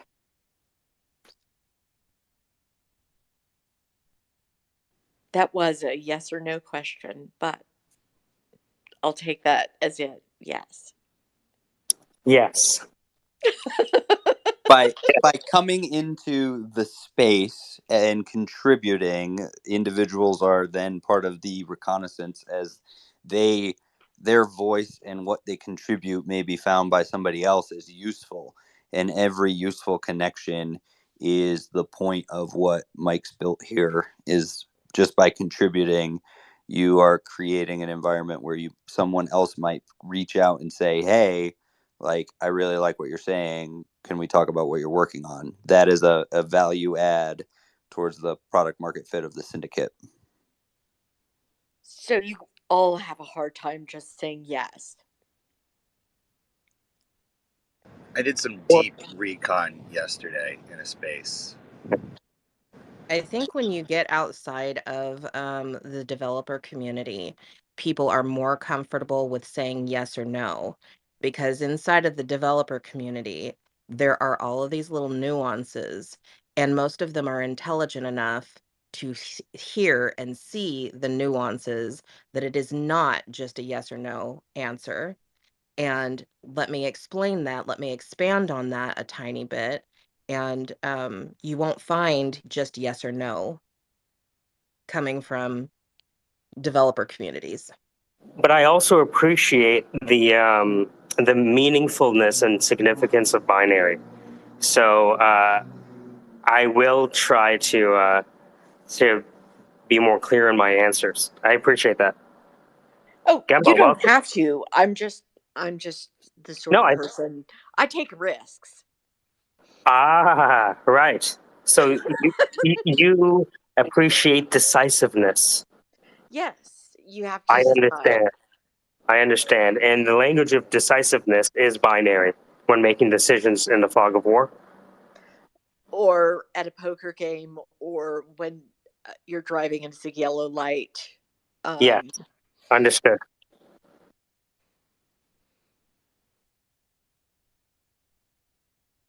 I Yellow light find that analogy is very good. one can't simply be the Hot Wheels. The Hot Wheels have to be you, and then only through like truly accepting our state of play do we actually recognize our state of reach.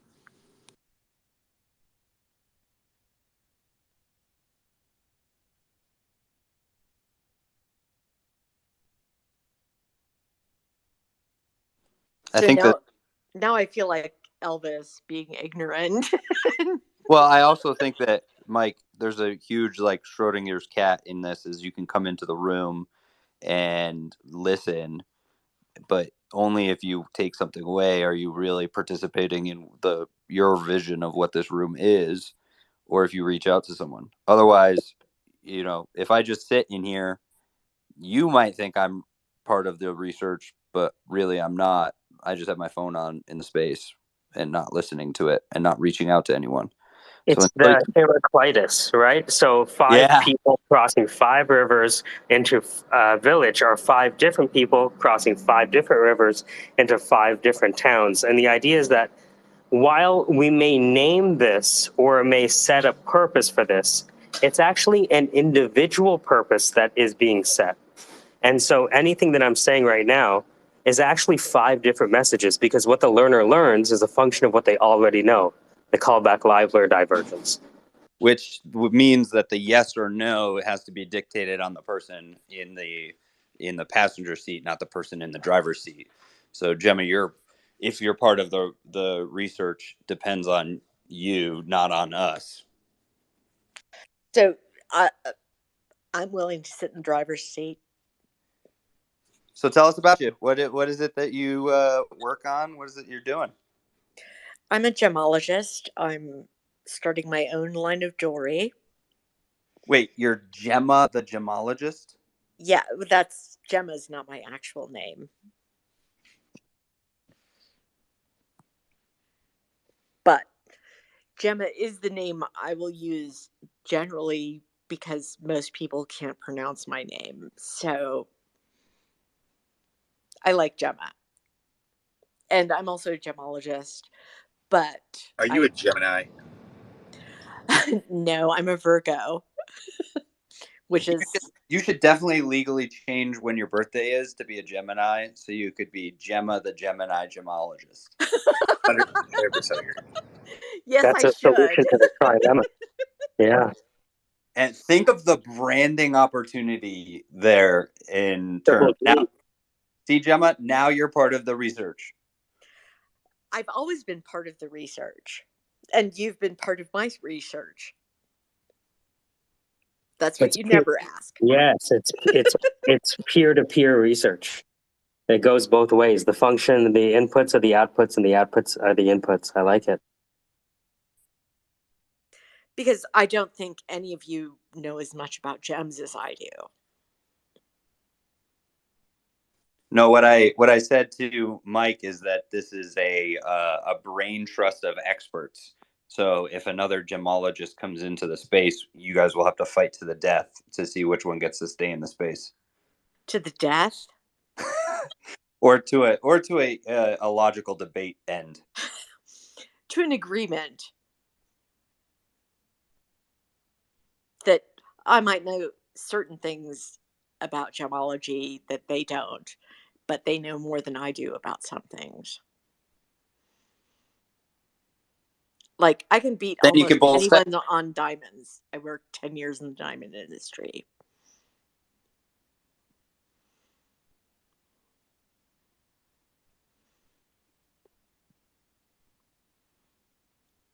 Which means nothing to you.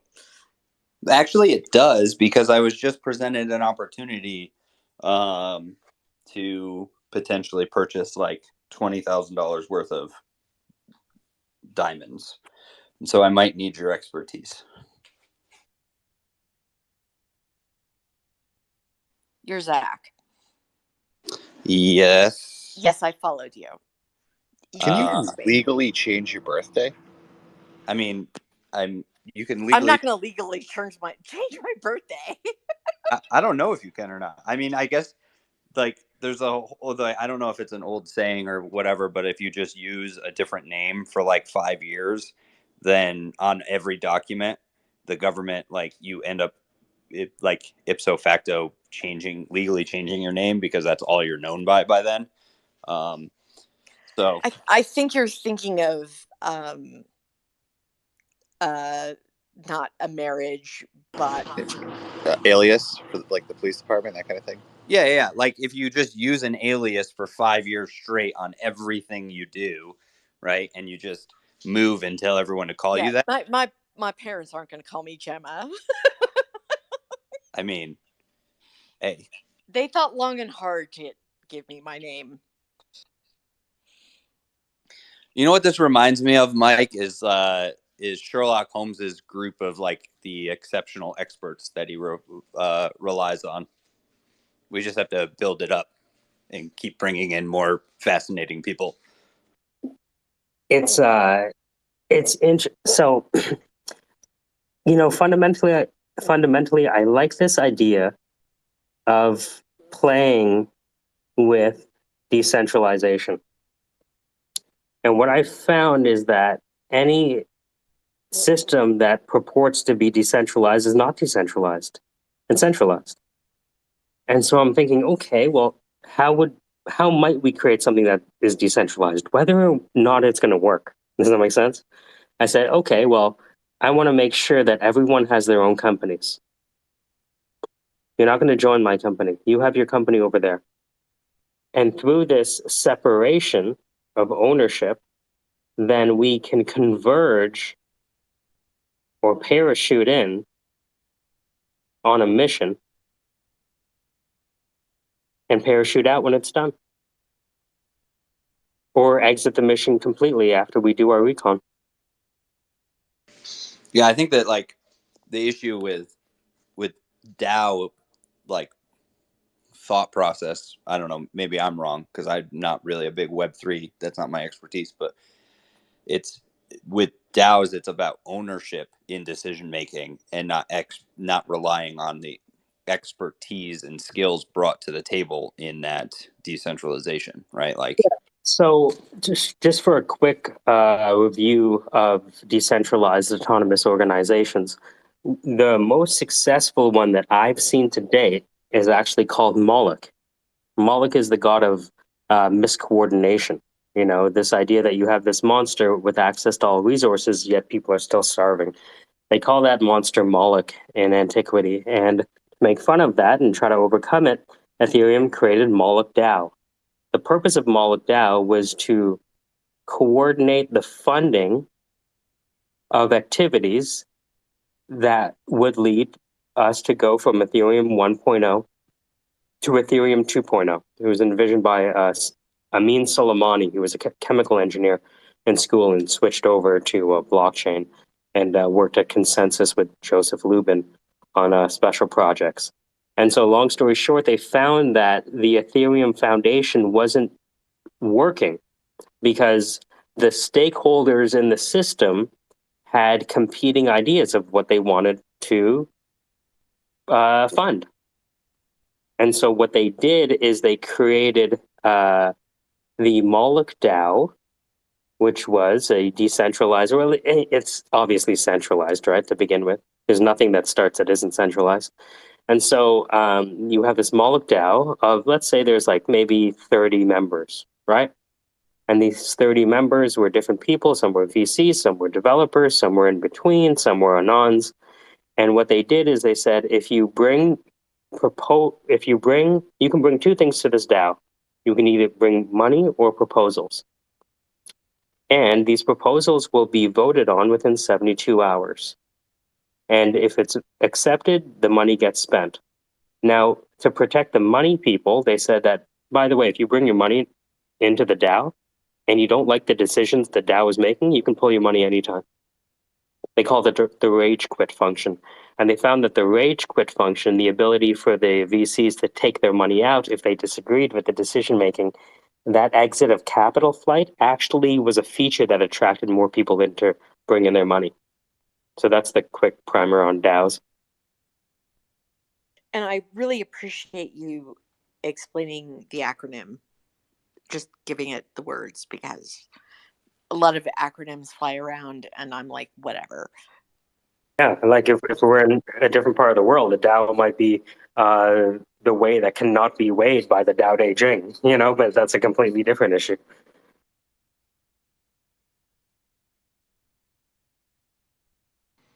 So, Mike, are we a second run of reconnaissance on testing our videos? Do we want to try to change it up? Yes. So what I'm doing now is just kind of sitting with, I want to let the experiment run to know if it's failed or succeeded. And my bar for success or failure is not likes, but comments and tags and Trevor's axiom from South Park. Are you using a similar set of hashtags and comment, like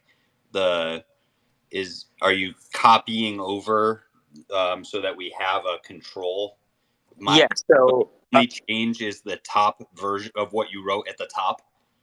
So on TikTok, Andrew Tate has like, you know, however many billion posts about it, right? So I've used those hashtags in the TikTok specifically.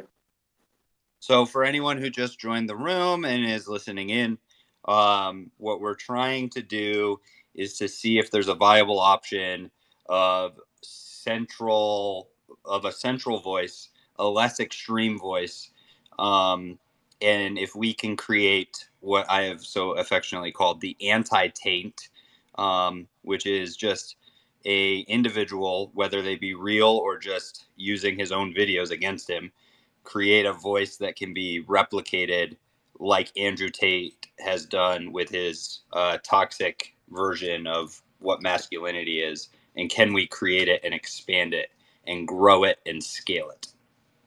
It's so funny because I was just talking to the friend that I had on that we went to the bar on Friday night. We were talking about Tate, and I told him there's only one video that I really specifically like about him, and is where he gets angry, because this guy's in Eastern Europe right now, and he lives there, and somebody says, "So you're kind of country agnostic," and he just gets angry, and he says, "The idea of countries is a fallacy. It no longer exists. It's antiquated.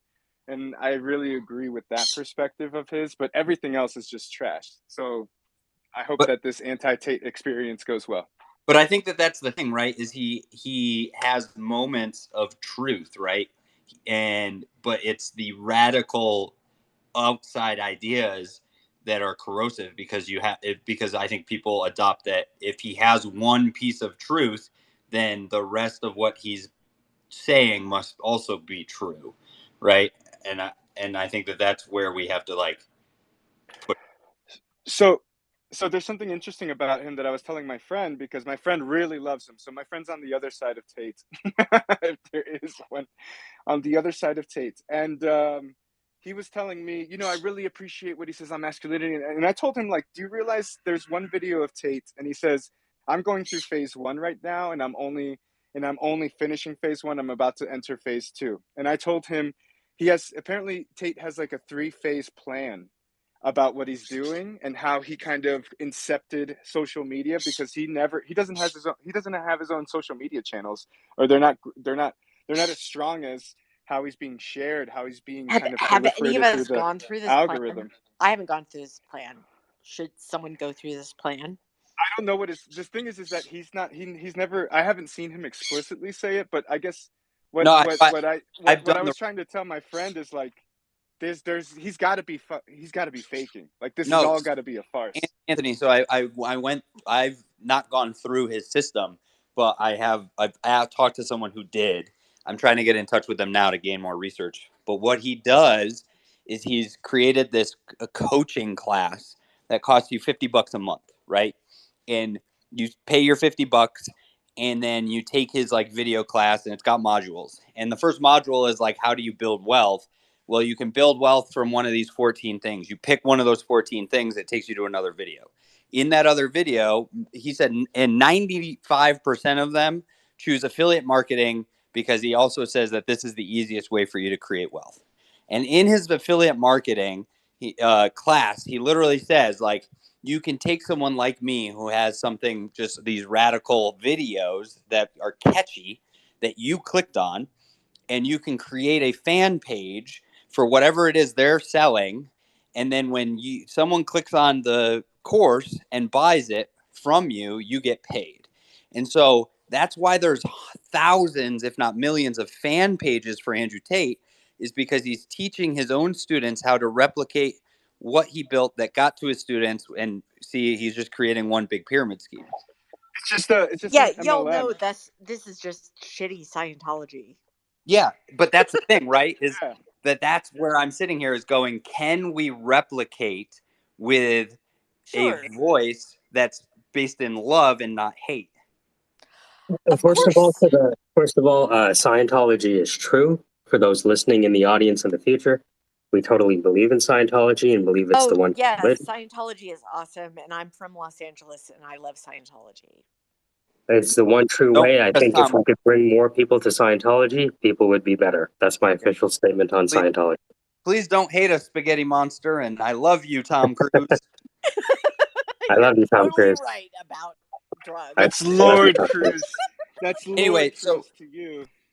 So But that's no, the actually, idea, Anthony. Is actually doing something love is proven to be more effective than Andrew Tate's way. Yeah, but it's just why that's the thing is like, can we replicate the results with something that is more truth driven than it is fear mongering and like this? But what's so funny is, so what it's about the segment that you speak to in an MLM. So he is creating an MLM, and I understand that. And this is what I was talking to my friend about. Again, my friend, he bought a house, he grew in the MLM space, but this is a person who is probably about 80% of America. He's a segment that does not have access to education, was told his entire life that he's too stupid for that. So the only way that he could build wealth was to participate in these MLMs. And by the way, this is one of my best friends. He's a great guy. Like, he has great energy, but at the end of the day, he has these really weird ideals beneath that energy, right? So I think Tate works not just because he's Tate and because of the system that is created, but because he's speaking to kind of like an isolated kind of uh, segment of America right now, which is the typical American man that does not have access to wealth and doesn't have access to education as much as maybe somebody who went to a university, got a master's, works at big tech or works even with small tech, whatever. I mean, we are a bubble, I guess is what my point is.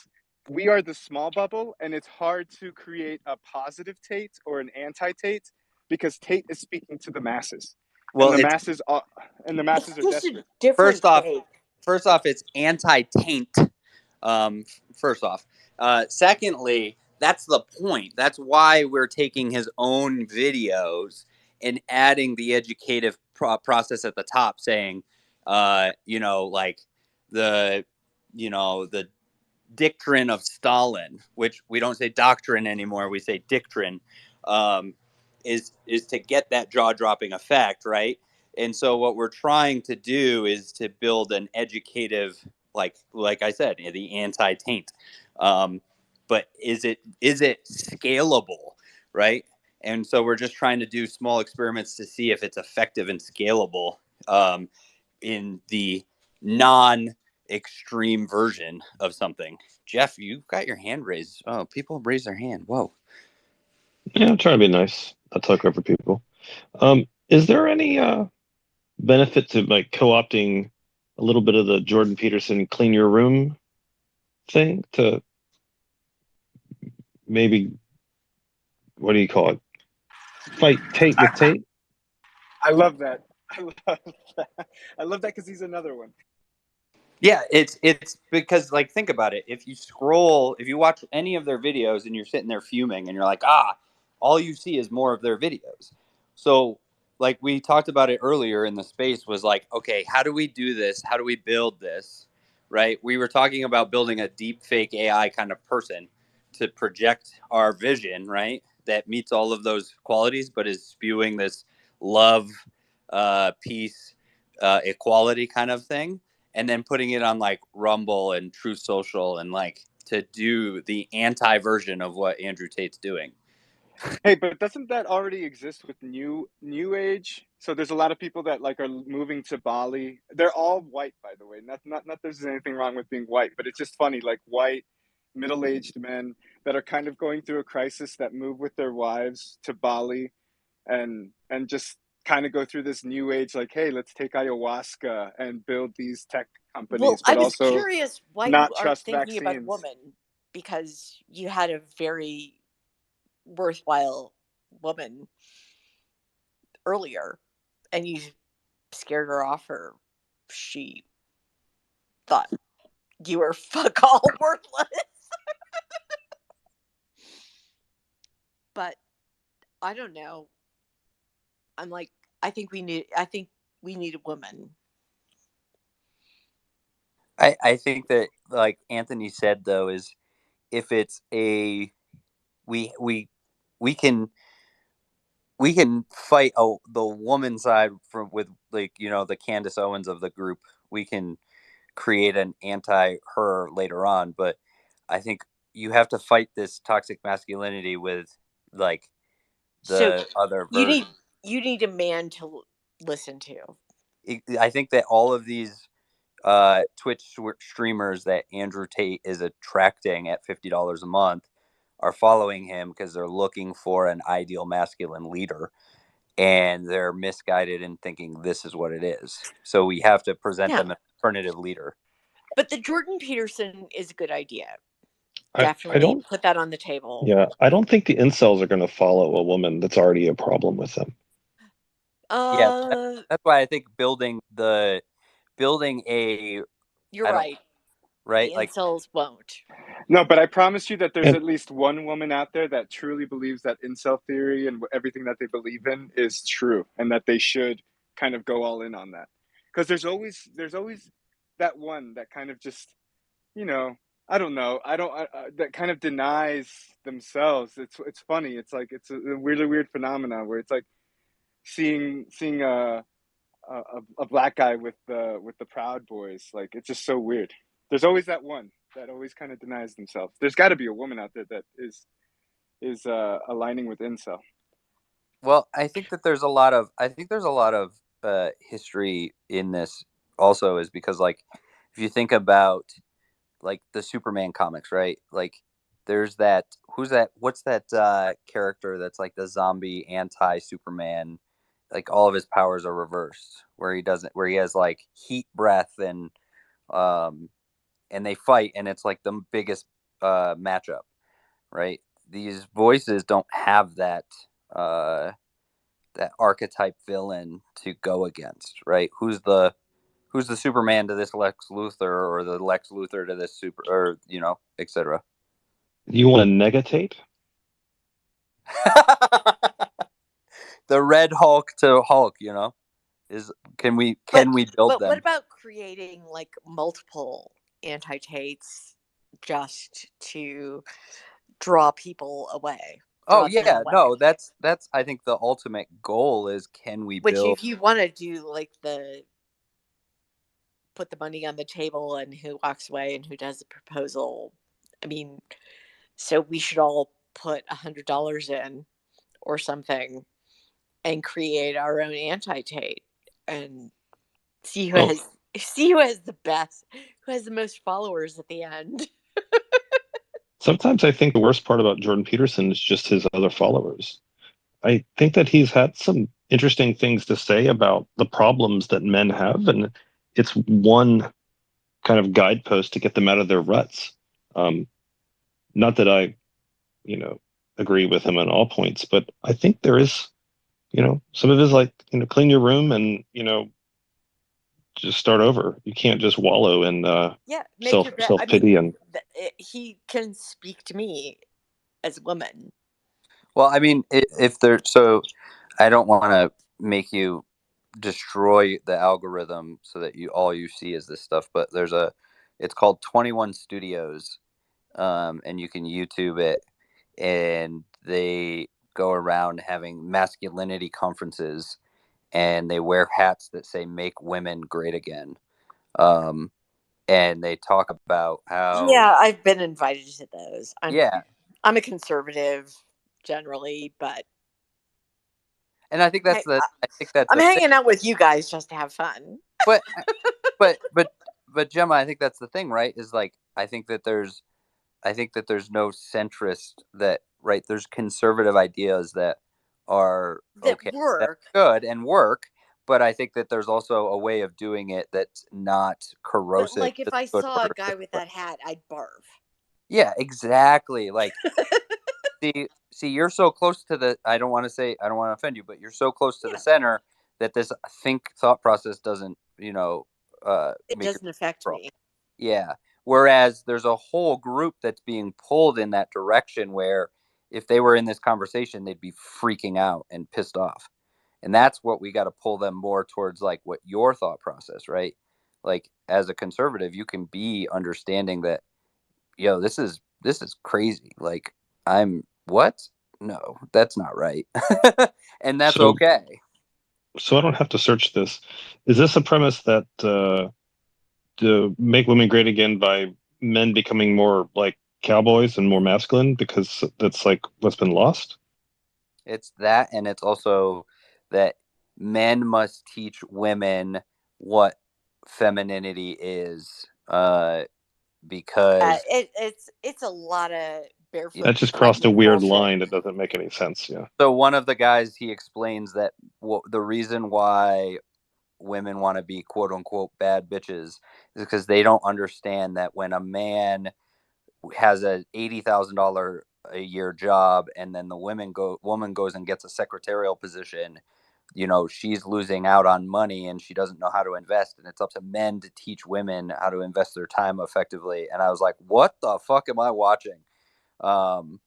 And it's just a whole bunch of men in a room. This is that you've let women get this way. And I was like, whoa, this is holy cow, which is why I sent Mike a message this morning, and I was like, how do we create the anti-Tate? So earlier you were talking about Andrew Tate. My daughter was watching Voltron. I had turned the volume down a little bit, so I couldn't hear what you're talking about. The you were talking about Andrew Tate. One of the things he mentions is like building wealth and how to build Yeah. wealth. And So it's he 14. didn't acknowledge the number one way for a man who is born into a poor family to build wealth is marrying a wealthy woman. Yeah. So Tate's idea of building wealth is, I don't want to say get rich quick schemes, but he leverages a lot of those in his thinking, which is why he pushes. So he has these classes, and you're free to choose whatever wealth creation you want. Just the number So one class he pushes is the one that also replicates his YouTube channels. Anthony. deep investigation because I'm very interested in MLMs. Just because I worked in solar last year and I worked with somebody who was scaling up solar, and they used a lot of MLM tactics in solar too, in solar sales, and it's hilarious. But where they get their value is from feeling empowered by these courses, first of all, and feeling empowered like part of a tribe. But for them also, it's relative wealth generation. So what that means to me is they're not really building wealth. It's not like they have assets, right? They're just getting cash. But what's going on with them is it's still relatively wealthy for them to get paid $5,000 working in an MLM or working within that structure a month, compared to working at McDonald's for 2,500. Not that McDonald's is the wrong place to work. Worth that to them is like the ROI of investing in these courses, investing in these courses about wealth. But It's the tribalism. MLMs, wait, they're I'm speaking paying money. specifically about the structure. They're paying money. They're getting some money, but they're paying more. So they pay $50 a month, and so it's not an They make obscene. 5,000. I don't. There's tons of testimonials where people are like, I made this much money running a Fuck that. Andrew Tate fan page. Did Anthony, you didn't get caught up in some kind of like goat scheme in I part of a was just multi-level about to marketing, say, did you? you're talking about tribalism with goats in the background. No, so my dad is out of town, and I'm at his ranch right now. He has a huge ranch out here in the desert, and I'm taking care of the goats. By the way, after coming up with 7 ideas for a client in for different apps and usage of different technologies overnight. About 25 years ago, when I was in my early 20s, I was thinking I might want to do a rent-a-goat business. You can't do it in the desert where there's no grass, but people, they want goats to keep their woods cleaned out or something. You get the little pygmy ones. Yeah, you can totally make money off of that in California because you get a bread truck, a little short roll-up fence, and some pygmy goats. Yeah, and people will pay you for the goats to mow their lawn.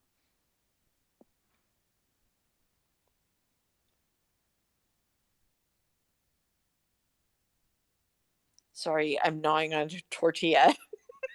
No, I have a steel pan gig today, so I'm just putting together the playlist. What are you guys up to today?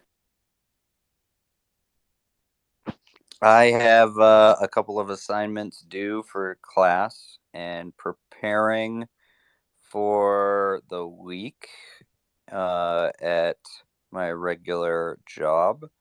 And then I'm coming up with what my social media strategy for the week's going to be with Win the War.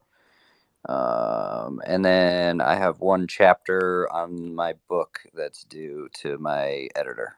So I'm just in here kind of chatting.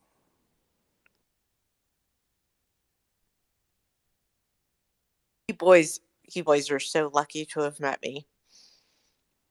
We are. You taught us the importance of binary. Well, you can call yourself whatever you like, but I'm going to call you boys. How dare you? I'd call you, even if you were girls, I'd call you boys. I'd call you children. I guess that's we are called children, yeah. Because not only do you have my gemological skills, but I am also a philosophy major. And a conservative. Oh boy. Oh well, so I guess you can argue with Anthony then. This I will be was great. just about to say this will be really cool to see a guy with a master's in philosophy and you argue. I would really enjoy that. Of course, I'd like to know the subject beforehand, but I'm definitely going to research this guy, and I think I can come up with something deadly. Oh boy, Anthony, we're setting the stage.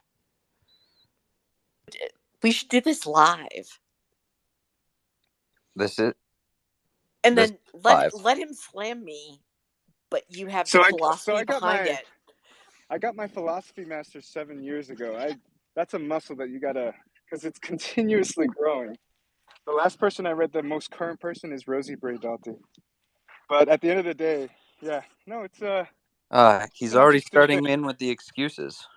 He's flexing, but I'm classic philosophy. Oh no, two I diamonds. know.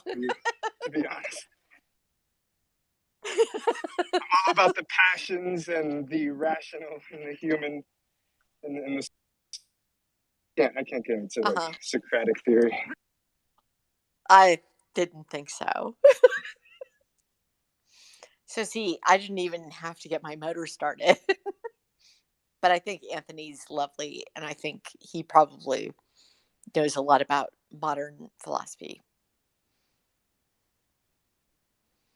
So working together could be amazing. To fight this guy? Yeah.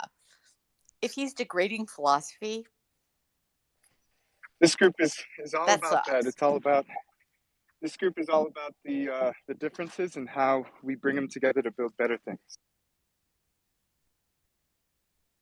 Well, I mean, if we want to go far back, we can. Where would you like to start with? Democritus versus Heraclitus, the doctrine of the atom versus the doctrine of change.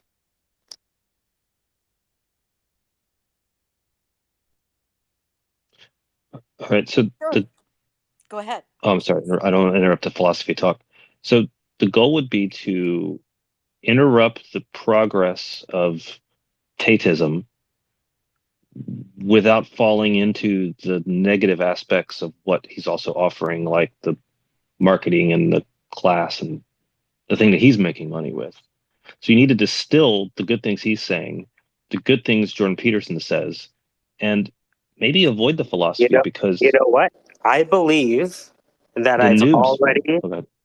been able to do this. You may not know this, but I went to U of T Scarborough, which is where Jordan Peterson teaches. I just went there 20 years ago.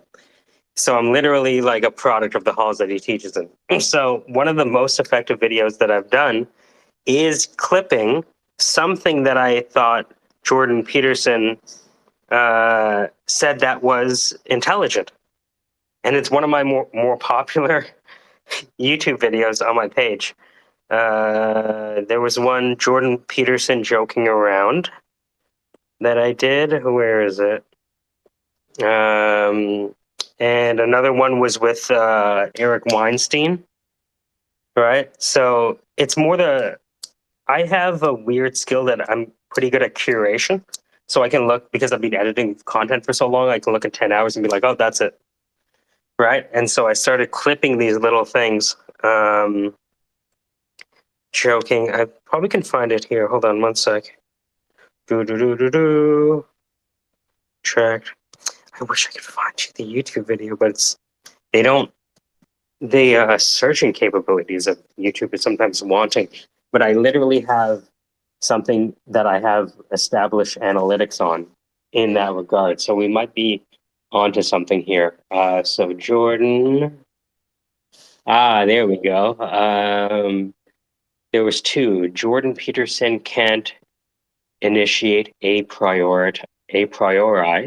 That was the idea of Jordan Peterson explaining Immanuel Kant. That was one of them. So let me post that, and you can see. You can see the performance of this. So it's an unlisted video that has 3,000 views, 70 likes, and 29 comments. But Peterson doesn't support the taint. Well, the thing is, like, I don't necessarily agree or disagree with any one of these individuals. I just think that they do have nuggets of wisdom that we can take. So Jordan Peterson, that's one, and the other video was Jordan Peterson joking around. How did this perform? So this is an unlisted video that has 13,000 views and 21 comments. So I have been able to do this in the past, and these are Peterson curation. Yeah, it's very effective. So you want to decant the most positive aspects of what they're saying, leaving behind all the bullshit. So, for example, when he's talking, Because so I will like put this to the top. Yeah. So he's explaining Kant's idea of the cognitive a priori and the synthetic a priori. So I was like, oh, that is something that I believe he's saying that's correct. So let me just extract that. And then what I did is, because I can edit video, is I changed the imagery that's behind him to explain the message that I wanted to convey.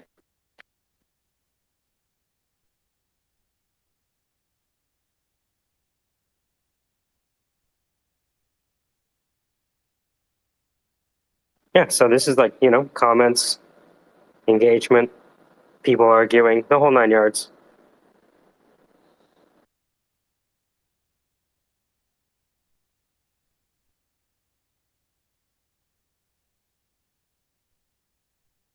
I have about 500 videos on my YouTube, but I unlisted everything just to keep it for the inner circle, anyone?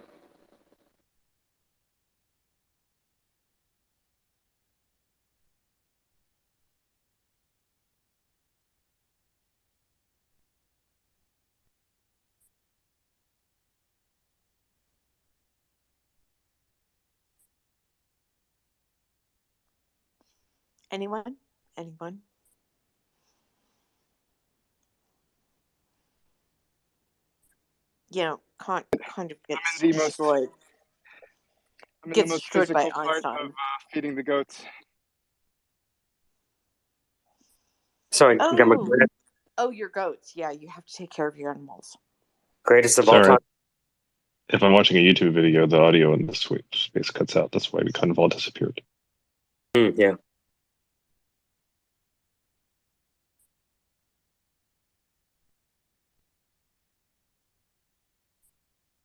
Yeah, Twitter Spaces has some serious issues with audio dipping because it doesn't consistently dip when you play a different audio source, and it doesn't seem to ever dip when I get a phone call. I'll get you people talking in the background while I'm trying to talk to someone else, and I end up having to leave the space. There. Yeah, I know what you mean. Sometimes Bluetooth will just ditch. Sometimes I'll have a phone conversation with someone, and they don't realize that I have all of this noise in the background from all of the arguments that are happening. I mean, I just want mute. Yeah, a mute button would just let me mute the spaces.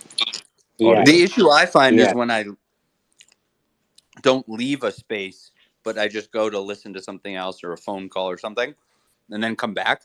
All of a sudden, I'm in this weird limbo where it says I'm a speaker, but then no one can hear me, and I can't hear the space, and then I have to leave and jump back in, and so I don't know how that limbo effect works.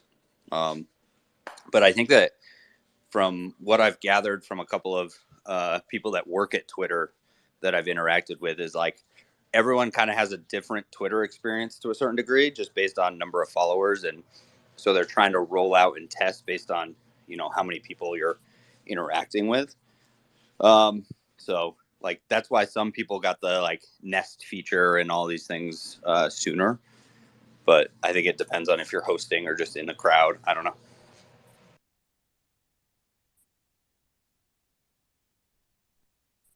I've had the thing happen where my Bluetooth will cut out when I become a speaker sometimes, and I'll have to reset it to actually get it to come back on. But when it does that, it'll go to the speaker phone with no volume control that I can actually modify. It's just on, and I can't do anything about it.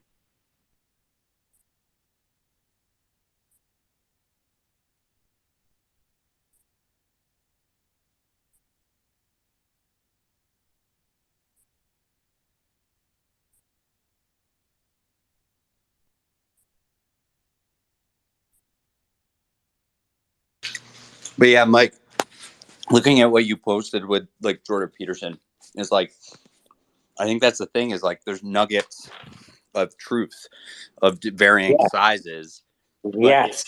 but it's the broader corrosive ideas that they hide these nuggets of truth in, right?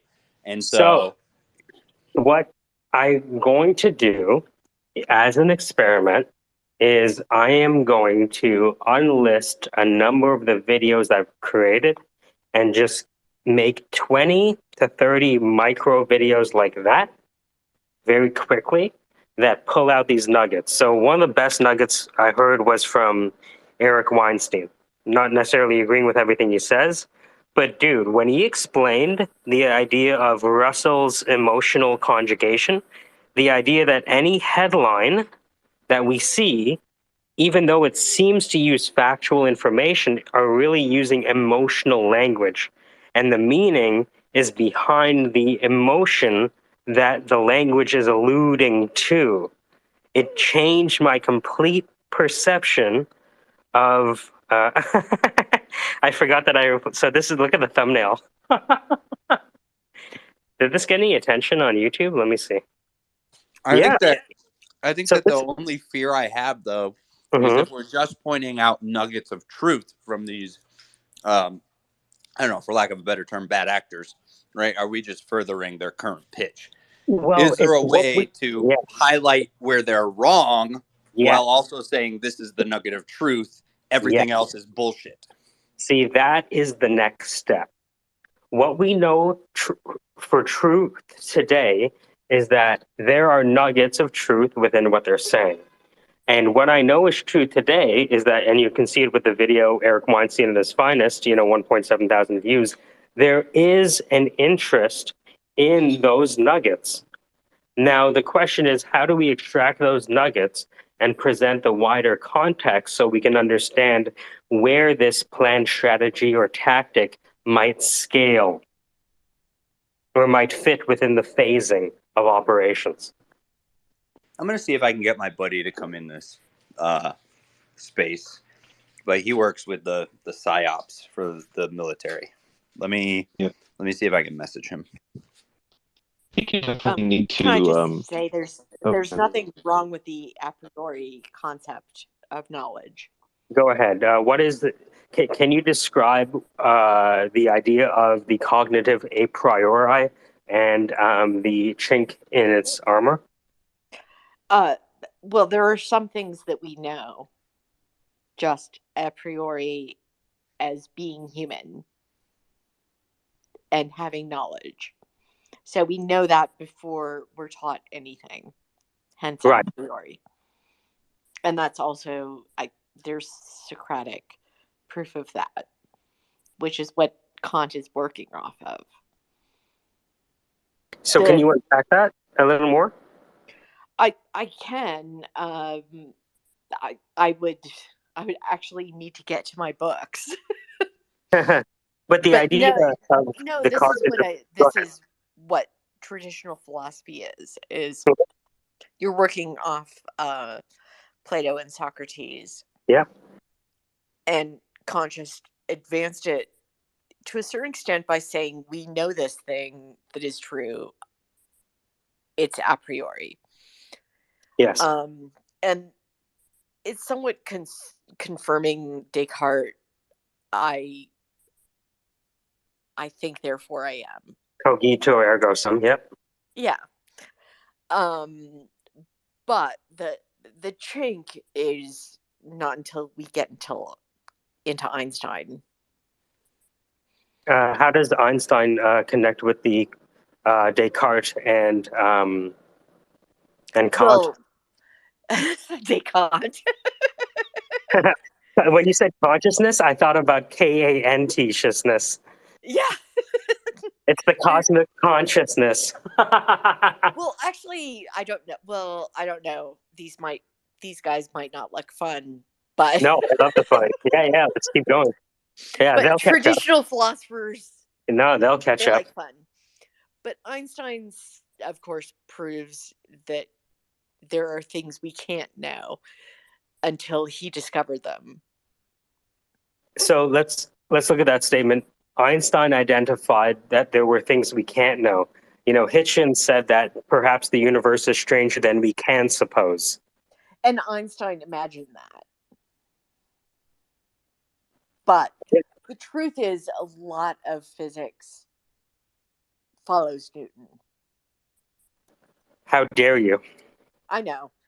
We could have launched we launched every rocket with Newton, not with Einstein. Newton the alchemist, by the way. I know. Well, and the weird kind of philosopher. Yeah, kind of like the modern Aquinas. And the incel. Newton was an incel. Isn't it interesting that, like, in a lot of ways, Newton is like a modern Thomas Aquinas who's trying to reconcile the Bible with the natural physical laws of the universe? Well, Hold I on a wanted to second. say that. Oh. A lot of no, go ahead. No, you're up.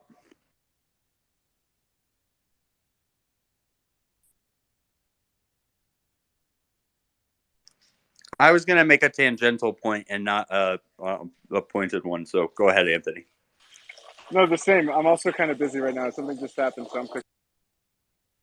I was just going to say it's interesting that we have such a movement towards following the Stoicism and the teachings of the Stoics, and not a movement towards like the intellects or like the the Renaissance men. Like, where's that movement? Where are we going to no create one's like the book? all over Galileo.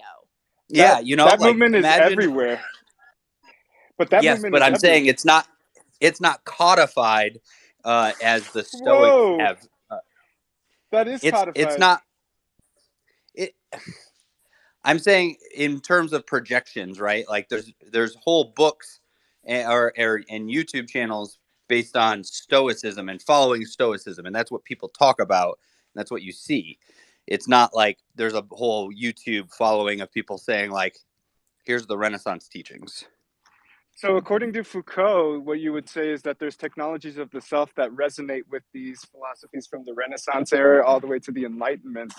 And these are codified in the way we perceive sexuality, the humanities, biology. All of this was kind of constructed from those Enlightenment era, Renaissance era, but even Foucault also before. wanted to legalize sex with children, right? So we have to take his ideas with a grain of salt. Yeah, I mean, there's a lot of things you could say. You also just said Newton was an so did incel, and I was going to say Socrates and Plato. all logical positivists are also incels. So. Are you saying it's incels all the way down? It's pretty much like turtles all the way down, but incels. Yes. I don't think there are people in that major in philosophy at Harvard that are having conversations as deep as these that we have in Twitter Spaces, which is pretty incredible, I would just say. Or we're just a bunch of imbeciles and not understanding this at all, and they'd come in and say you're idiots. Somebody who discredits a philosopher for saying something stupid in their track might as well just not even read philosophy, like at all. Anybody from the classics to modern philosophy. Like, I found that my journey with philosophy ended at perception. Whitehead, who authored the Principia Mathematica, said that philosophy begins and ends in wonder. I can agree with that. I decided to leave it because I was tired of all of my friends. Because in America, there's a strong postmodernist critical theory movement, just because it's Latin and not white people at Chicago University. So it's a little bit different perspective here in the United States. Because I coming back here, I don't even speak philosophy, just because a lot of people think that. I think one of my professors in my undergrad once told me, he's like, he peered over my shoulder while I was reading at a cafe in a public area, and he said, "Oh, Nietzsche, I like poetry too." And I was like, "Oh, okay, thanks, dick." I think the future is not to be predicted. The future is to be achieved, right? And if you spend too much time navel gazing, you end up going to be looking at an asshole instead of something that looks like the end of a knotted balloon.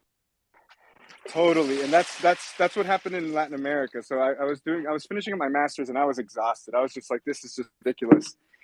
And I would get in trouble because I would mix sociology, I would mix history on my thesis, and I was thinking like, but this is what we need to be doing as philosophers. This is why we're dying, and that's kind of Yeah, like that's this is kind of what Rosie Braidotti says. And if you guys read her, she's a really great postmodernist, still alive. Talks about nomadism, Deleuzian, super great. She talks. Sorry, I'm just over here also goats and shit. She talks about. She basically essentially talks about how we can save the humanities, but but it starts with the humanities saving themselves by understanding how they bleed into society, how they can connect with, and that's when I got into tech 7 years ago. So I was like, "Fuck this!" I wrote a decentralized skills a thesis on decentralized skills, and then I just started teaching tech companies how to acquire specific skills 7 years ago because I didn't want to become like a professor or like my peers in philosophy. It just yeah. didn't. Too much good research goes into journals to die. So true. So true. I had an AI researcher tell me that. I was like, why did you abandon your PhD? He's like, too much research goes into journals to die. And I'm like, why would I write about it when I can actually implement it? I'm like, yeah, that makes sense. You know, I remember I told my professor who had a PhD, hey, I'm thinking about doing a PhD. And he said, you know, there's no fee to walk into the library and study the same curriculum on your own. And I was like, oh, okay. Yeah, fuck this shit then. Thanks. Save me a lot of money. It's like so much. Yeah, my parents paid for my degree, which it's like what Brad said the other day. He's like, I made wouldn't all get the a PhD. difference. I mean, Brad has 2 PhDs, and he's like, I wouldn't get one unless I had, because he's like, No. I only did because I had to. Well, degrees in tech. Who twisted his arm to get his PhD? That's my question. The federal charge he has on his record. Oh my god, bro! What a crazy rule. If that's really codified somewhere, where it's like It's not codified. He's saying that because he has because he was arrested and charged of a crime, he couldn't get a job without said. Yeah, I'd much rather have go get my PhD than go to jail. It's not hey, like I killed somebody just say years ago. No, I'm kidding. it's not like it's not like they gave him an either or. It's just that because he went to jail, he thought, I must get a degree in order to be competitive. Otherwise, no one will hire me because of that. So I see the logical steps there. Definite logic. So your AI, is it Sam Unicorn? I say that again. Oh, you're Unicorn. talking Mike. Mike the unicorn. Your AI, you're interested in AI. I'm interested in AI. Did you mention you were interested in AI? Question mark? Yeah, very much. Yeah, I think we all are to a certain extent. I mean, I talked to an AI. I put it in my profile. It's called 6b.aluther.ai. We will all be working for the AI soon. Dan has a theory that we are learning how to become AI assistants. You know, Baudrillard said that the apocalypse had already occurred, and it wasn't a nuclear bomb and it wasn't a pandemic. The apocalypse occurred when humans ceased to be the reason of all things and machines took on a reasoning of their own. This is actually a great time to mention that we'll be having a space on AI and skill on Tuesday, myself and Anthony. Watch out for our little advertisement. We'll be interviewing Brad and asking a bunch of poignant questions on the direction of AI in the future. Listen to you. It's good stuff. Looking forward to it. I don't believe in AI. Well, I would But say I won't be an asshole in your space. I'll be an correct asshole it and say that we're not going to work for AI. AI will work for us. That's really how it's going to work. It'll be a tiered system. There'll be an AI above us, I'm sure, but we will flourish with hustle and AI and enable so many new things. It's going to be great. Gemma, you don't believe in AI. Can you unpack that for us? I don't believe in artificial intelligence. I think there's only organic intelligence. Why do you say that? Because that's what makes things that are interesting. I mean, what there's no really interesting artificial intelligence art. No? No. What typifies organic?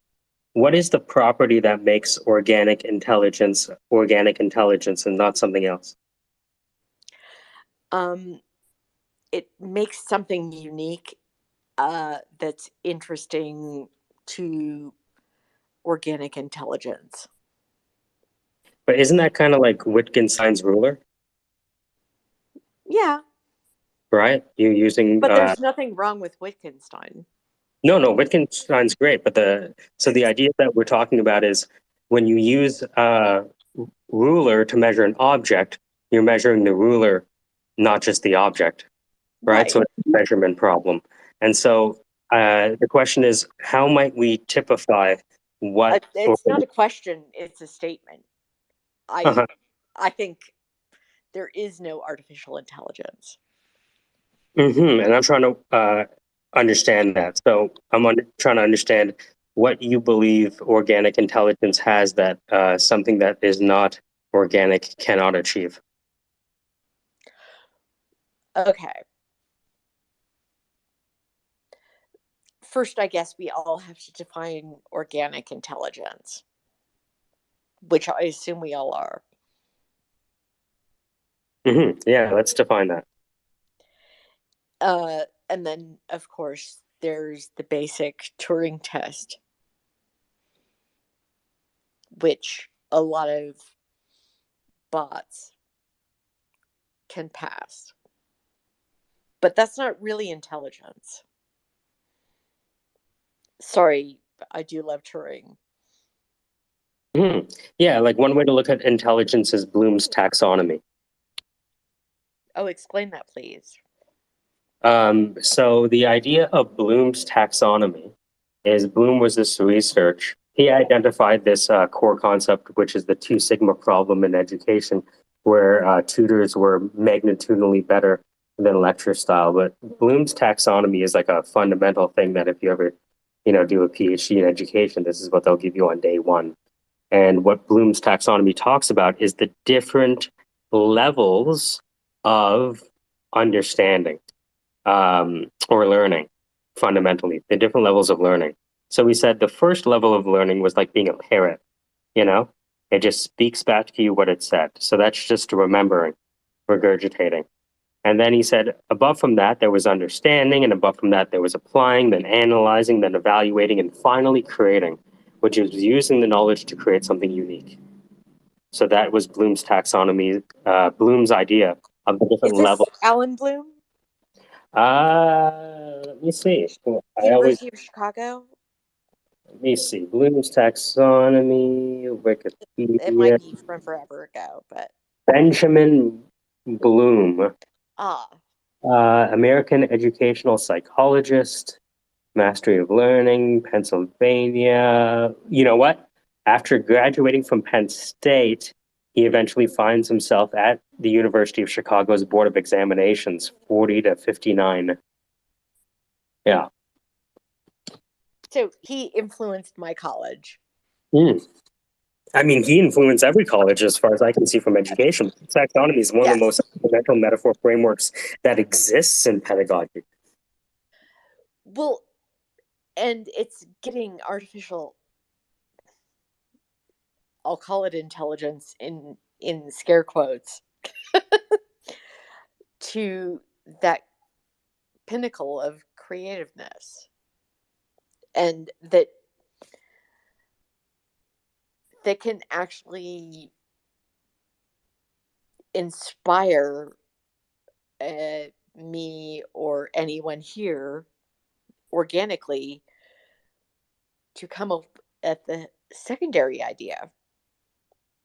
secondary creativeness. That's where I think it will fail. So that's secondary creativeness. Okay, what is that? The secondary from the pinnacle, which is true creativeness. So the question is, what is organic creativeness? Organic creativeness can create a renaissance from, say, the Italian plague. It just was an economic accident that created a place where there could be architectural, ideological people like Galileo who could fight against the church, inspiration. That's interesting. So organic creativity can emerge from the plague to the Renaissance? Yes. Can lead us? I think there's proof about that, but let me see. So I'm just thinking.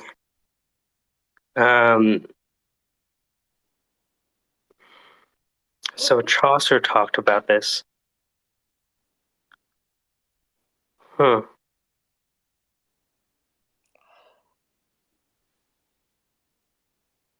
But even with the devastation of a plague in a modern time, I don't think a renaissance would come from computers. Well, Whitehead said that society is advanced by the number of operations it can perform without thinking.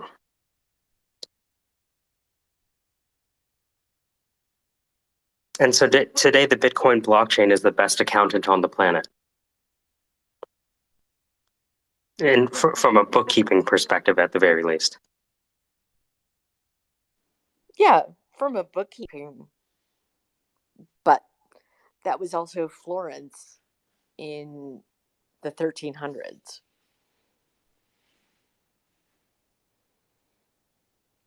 The Medicis created great bookkeeping. Mm-hmm. And they say blockchain introduced triple entry accounting.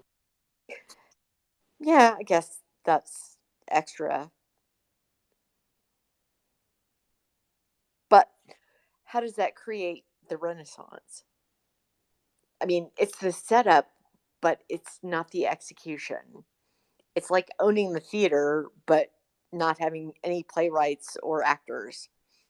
Well, I find that what's happening now is whether we're in a cutover point or a new mode of being, where what we're seeing we're experiencing these transhuman products, which are human products that have incorporated AI. Right? So we have this kind of binary star system, so to speak. Like what? Oh, so like a lot of the marketing that we see is written, by text. But can an organic person overcome it, knowing that it's artificial? What would overcome it be? I'm sorry? So when you say overcome, like I'm not going to eat artificial meat. I'm not going to listen to artificial news. I'm not going to pay for a play that is artificially written from a playwright program that has absorbed everything from Aeschylus through Shakespeare through Miller. Why don't you think so? You don't think that the AI clacking a million keyboards in a quantum way can develop Shakespeare for the Fourth Industrial Revolution? Well, I think that I might be interested in watching it, but I don't think I'd be willing to pay for it because I think I would know that it wasn't written by a human.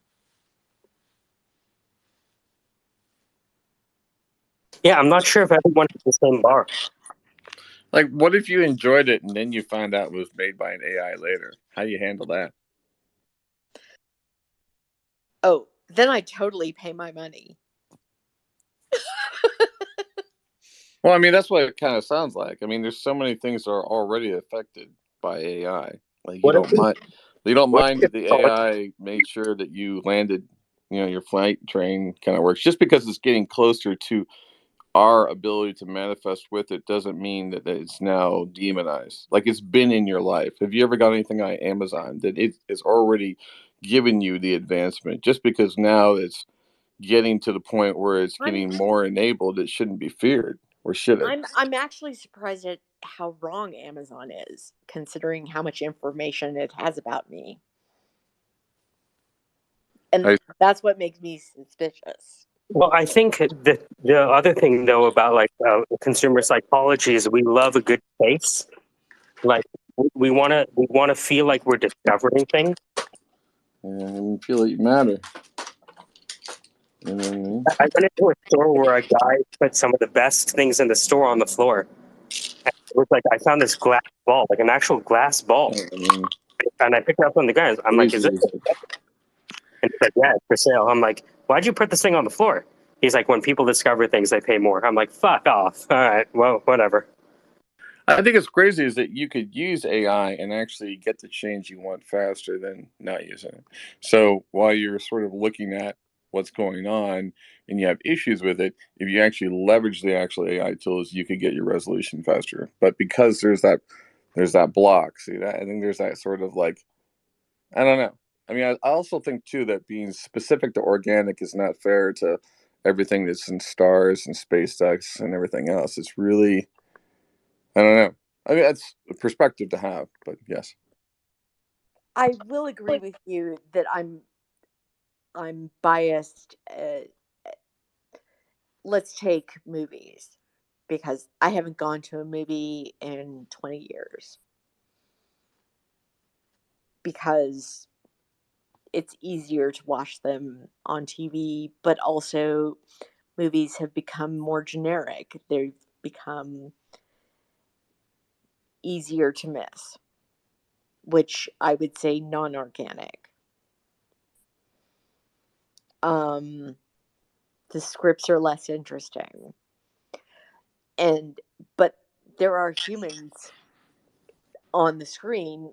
I mean, I was talking about plays, which Yeah, but is the example probably that more you gave on the organic. plays, the only problem with the example that you gave on the plays is it was an absolute only AI presenting it. And that's kind of not the true reality of what we're going into. We're going into a reality where AI is being blended with what the person wants to do to tell the story they want to tell. And so they leverage the tools to tell that story. And then it's really that. Now, if that's sort of like, I would never see a play that someone had, if someone used Photoshop to make a piece of art, I'm not going to use that. You know what I mean? It's akin to that. At least to me it is, but I But understand. like I'm talking to you all instead of watching a movie because you're much more interesting. Well, that's one of the Yeah, interesting but we're things. talking about AI, so you're still in the paradox. Well, it's I No, because think I'm organic and you are presumably organic. Not You're at least completely. entertaining enough. If you can fool me, then I'll. No, I get you. so. We don't need the Turing test. We need the Dan Rockwell test. That's the more advanced.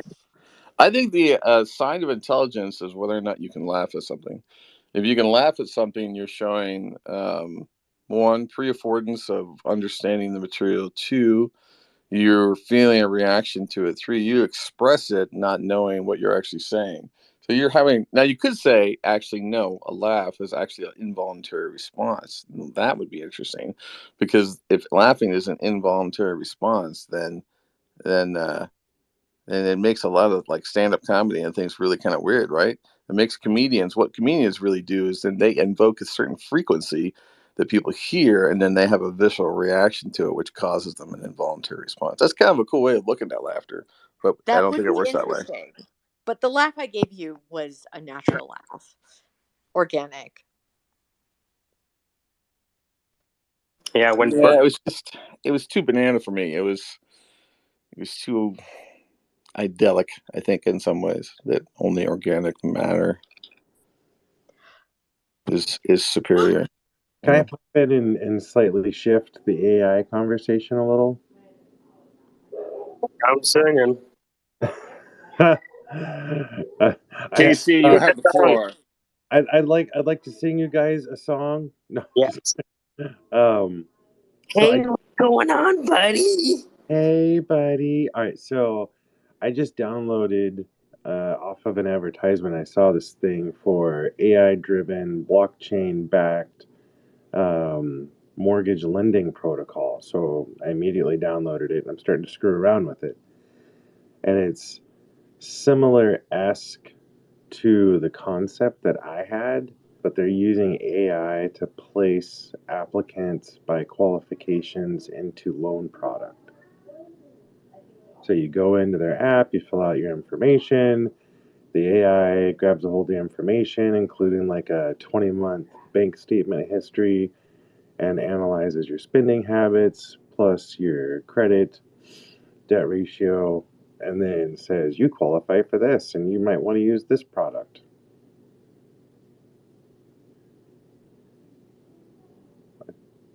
That's pretty intelligent routing. I like it. Say again? Intelligent routing. Yeah. I like it. Casey, give it back to me again. Sorry, the cat was on the floor. I was about to knock over a drink. Hi, everybody. Hi, Sandra. Hey, Sandra. Good morning. Hi, Sandra. Good afternoon. Good afternoon. I didn't get it. Funny, yeah. Yep. Hi, everyone.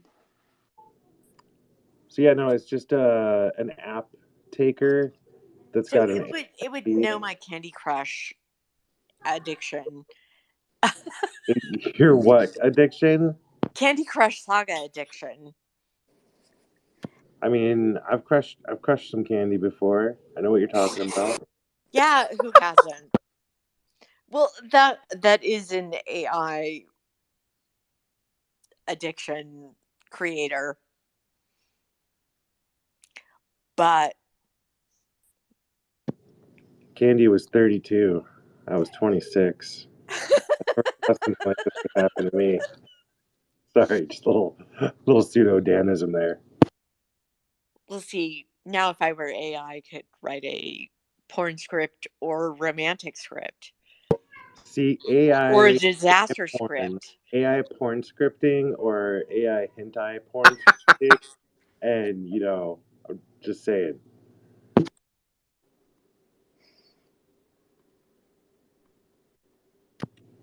Come on, Dan. You're messing with the AI animation. Mm-hmm. I'm working on it. Yeah, like it hasn't crossed your mind. Totally. I'm with you on that, but I got sucked into making organics, like propaganda posters that the AI would use against organics, and just Gemma got me started on that. And I was like, well, I got to work on the protesting material for that. Propaganda, sex sells. Just start incorporating it. Your propaganda will take off like wildfire. It's boobs and propaganda. That's all you need. Oh, that's at least the fifth thing I have to advantage is I used to write porn. You say what now? I wrote porn. No. I did in the 90s. Really? Yeah.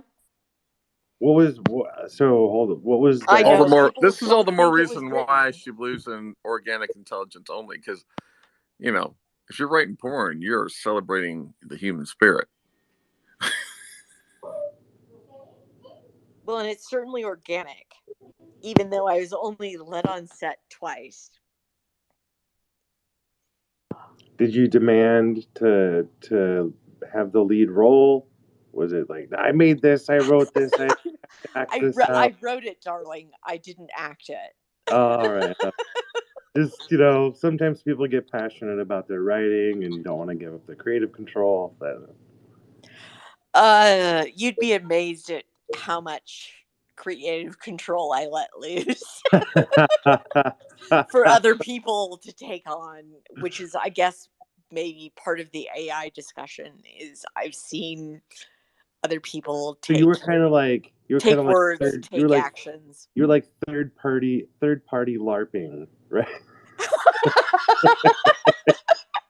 Oh, I love that. No Like one's ever said it like that. real life, like Dungeons and Dragons, but on porn style, Well, I was like the master of the game Dungeons and master, Dragons. right? Yeah, I was writing everything, so everyone pretty much did what I said. Hi, Maggie. Oh, I gotta go. I'll talk to you guys later. Ciao. But yes, it is actually written, and I don't want to exclude Sandra. If you're uncomfortable, we don't have to talk about porn. Yeah, that's fine. Okay. But I don't want you to feel like you're excluded because you're the only lady who's shown up in a while. Don't worry about it. So I'm standing next to Sandra. We're solid together. Yeah. There's my cat. Oh, Oh, you have a cat. Oh, I love cats. Yeah, he's in his crying phase, and I had to buy. I'm gonna buy. Well, I have a water bottle. I have to spritz him. Otherwise, he's just gonna keep doing that forever. What's his name? Ptolemy. Oh my gosh, that's so wonderful. Yeah. My cat. Do you have cats? I had a cat. His name was Spinoza. That's cool. So it's good that we're organic, right? We name our cats after philosophers. Exactly. And such. Yeah. Well, and Ptolemy is actually part of understanding of Pantheon. Well, he was involved in building the library in Alexandria, and he was best friends with, oh gosh, Alexander. Sorry. Aristotle as well. I don't know. I don't think they had any involvement, but I'm not sure. I can't remember. Yes, I was just going to say is it Gemma? Is that how to pronounce that? Gemma. That all the ladies you've interacted with so far in the space are actually regulars who know us fairly well. They're not just like random people that dropped in. No, I would like to become a regular in the space because I think Tate has some really nasty ideas, and I'd like to help anyone who's anti-Tate. Yeah, I forget her name. She was in earlier. We didn't scare her off. She probably just dropped out. Yeah, I met Dan at a cat cafe, and he was like covered in cats, and I felt sorry for him. I was like, "What the hell's going on here, Dan? Why do all the cats in a cat cafe like you the best, and no one else can like relax with a cat?" I was very upset about it. So I went over and I talked to him about it. Isn't that also how he met Casey? I think so. It might have even been the same cat cafe.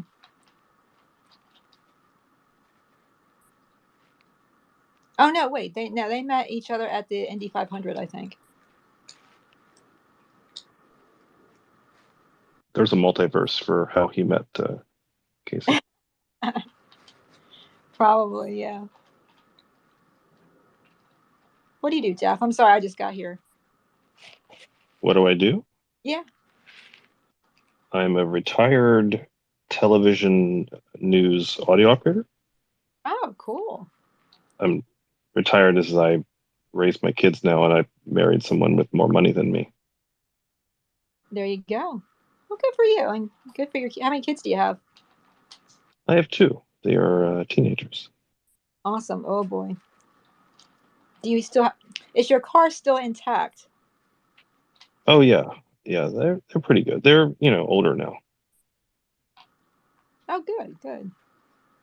I mean, 12 and 14. Yeah, I have a friend whose daughter just stole her car, and the girl's like 16, and drove it around, went and got like went to the what is it, the Shake Shack. Met with her friends there, and her mom's like, "Where's my car? What do I do now?" So they worked it out, but sometimes teens are kind of tough. I'm not at that stage yet. Allegedly practicing driving. Me, I'm just a bad driver, and that's just the end of it. Although I haven't hit anybody, it's just that I can't really, I have to be careful. I think my 14-year-old son, who's on the spectrum, believes that he'll never have to drive because technology will just move forward. Yeah, that would be nice. That would be nice. I'm not so sure if that'll happen. When do you think that'll happen? Next 20 years? I'm not in the Scoble camp of 3 years from now. I'm going to say 10. Oh, wow.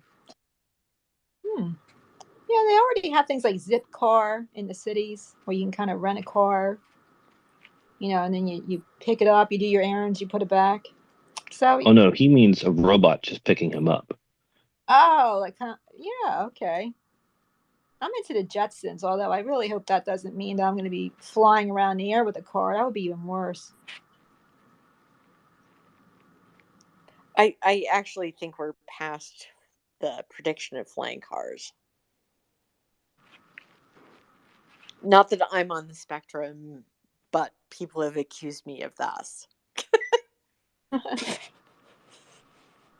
Well, it would be like an automated thing. You just enter in like where you are and where you want to go, and then some automated flying vehicle would pick you up like a bus, kind of. But then what would happen with planes? Well, they're flying a higher airspace, I think. I mean, I don't know. To a certain Actually, extent, yeah. Oh, sorry. But private planes, not so much. Urban But I point do to think point. all children should know how to drive. Or people who are 16. Urban point to point autonomous, like big quadcopters you ride in the pod, is not. It's actually easier than self-driving cars. Well, self-driving cars have massive moral issues. Yeah, that's fascinating. Which, as a parent, you would say protect your child, of course. And that would be the program of the car. But the person in the crosswalk might not agree. Well, I think the problem with self-driving cars happens when the cars are not completely self-driving. They're relying on a human still, because those humans become the worst drivers in the world because they're relying on technology, except in the cases of extremely bad weather. So that's like terrible. You don't want that. You need to have no steering wheel, like a fancy chauffeur, like a Johnny Cab. But wouldn't you trust your child to make that decision of protecting himself versus protecting the person in the crosswalk? I mean, there could be something in the middle, but when you program it, it has to be either one or the other. I don't rely on my son or daughter's human brain is not capable of even fathoming that question while they're in the middle of an accident. A robot at least has the time to think about it, where a human doesn't. They're just trying to stop the accident from happening. And sometimes there's unintended consequences, like you avoid one person, but you hit another car or another person you didn't even see. The robot sees all. But there's still multiple decisions to be made, and the robot can't make the best decision in all circumstances. So The robot trolley problem is what you're referring to. Exactly. I was waiting for the trolley problem.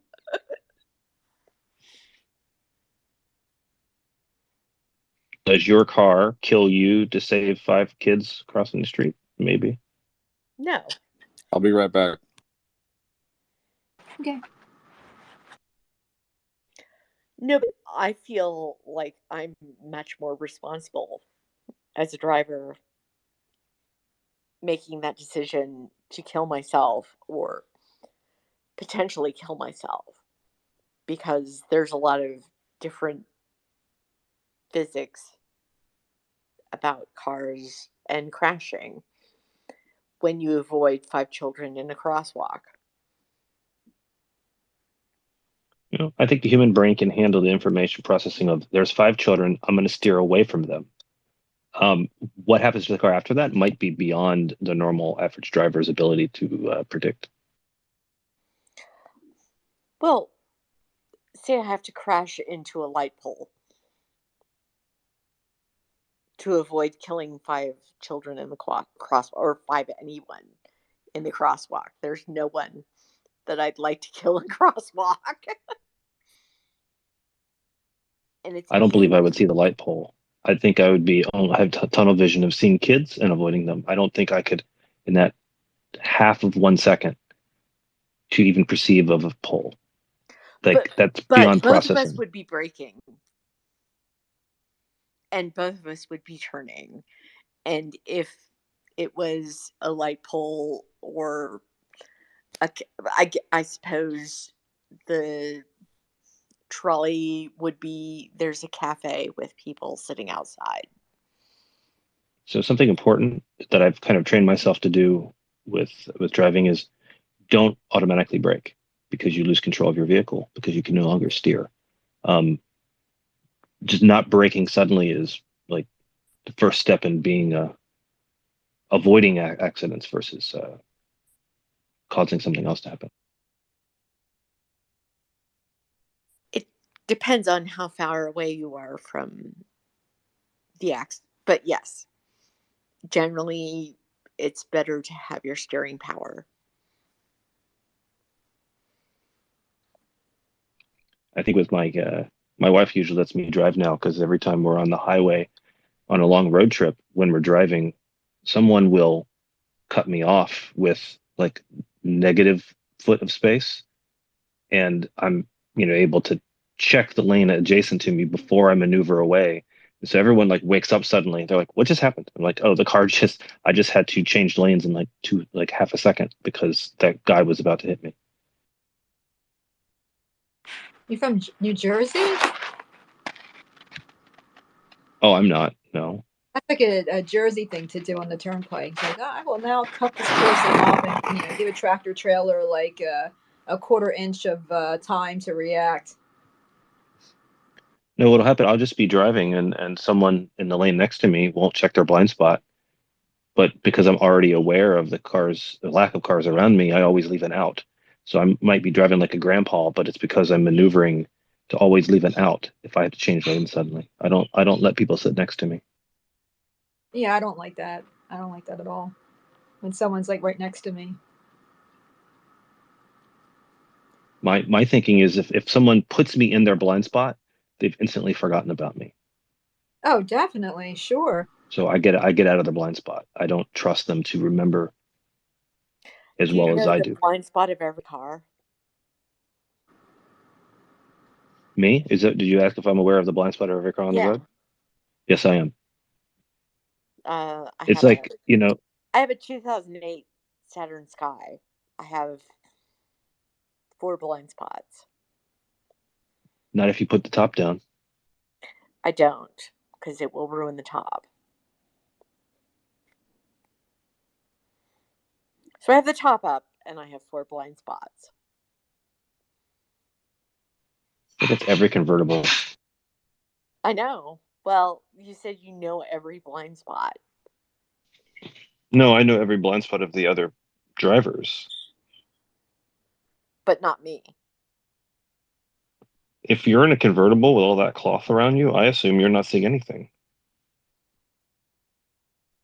Plus, I'm driving 120. Only?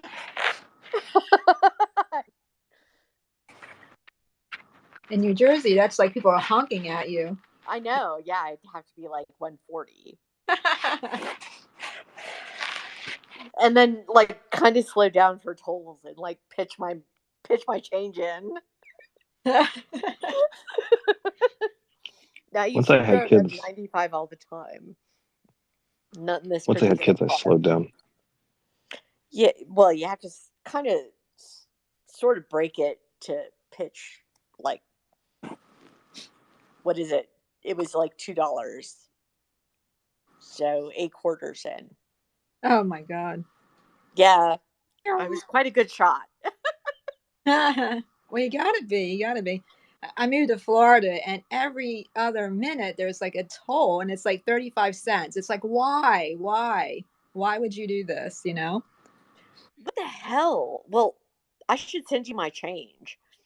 I need it. Well, I Yeah, got a side thingy, for my, for my car, but I always forget to like refill it. Oh yeah. Part all the violations go to my ex because the Oh car is. well, that's fair. So he's like, what the hell is this? I'm like, oh God, I'm sorry. So that's always fun. No, I'm just shocked at how few places I can spend my quarters I know. in the modern world. You gotta come to Florida and to drive around down here every quarter I mile. should. Jeez. Yeah, because in New Jersey, you hit the turnpike, they get you like maybe twice at the at the very end of the state, and from south to north. So you hit it like twice, and then it's just you just keep going unless you have to get off, and then you pay. But freaking Florida is like, oh my, like why is this? I was so aggravated the first time I was down here because I'm just not used to that, and everybody just seems so patient, and I'm like, this sucks. Every toll here in Southwest Florida for bridges is now on SunPass. They've gotten rid of all the toll keepers. Oh well, I feel bad for them, but that's kind of good news. So they did toll by plate free of charge with no service fees first. And then they said, oh, we're bringing back service fees. So if you don't use toll by plate, just get a SunPass. And so that's what I ended up doing. Oh, so you're in Florida now? I've been in Florida since I was 20. Oh, okay. Whereabouts? Oh, I'm in the Fort Myers area. Oh, gotcha. Yeah, I'm in Miami. I escaped New Jersey. I could not take it anymore. And New I Jersey's. left during the blizzard of 96 Oh, when I wow. was 20. Yeah, that did everybody, and I think there was a mass move to Florida after that thing. Yeah, I grew up in the DC metro area. Oh, okay. I went to American University in Northwest DC. I was in the sticks of Charles County. Gotcha. Cool. Yeah, I like that area. It's nice. I have cousins in Dale City and Alexandria. I went to St. John's College in Annapolis, Maryland, and Oh, yeah, and I've had friends in all those places.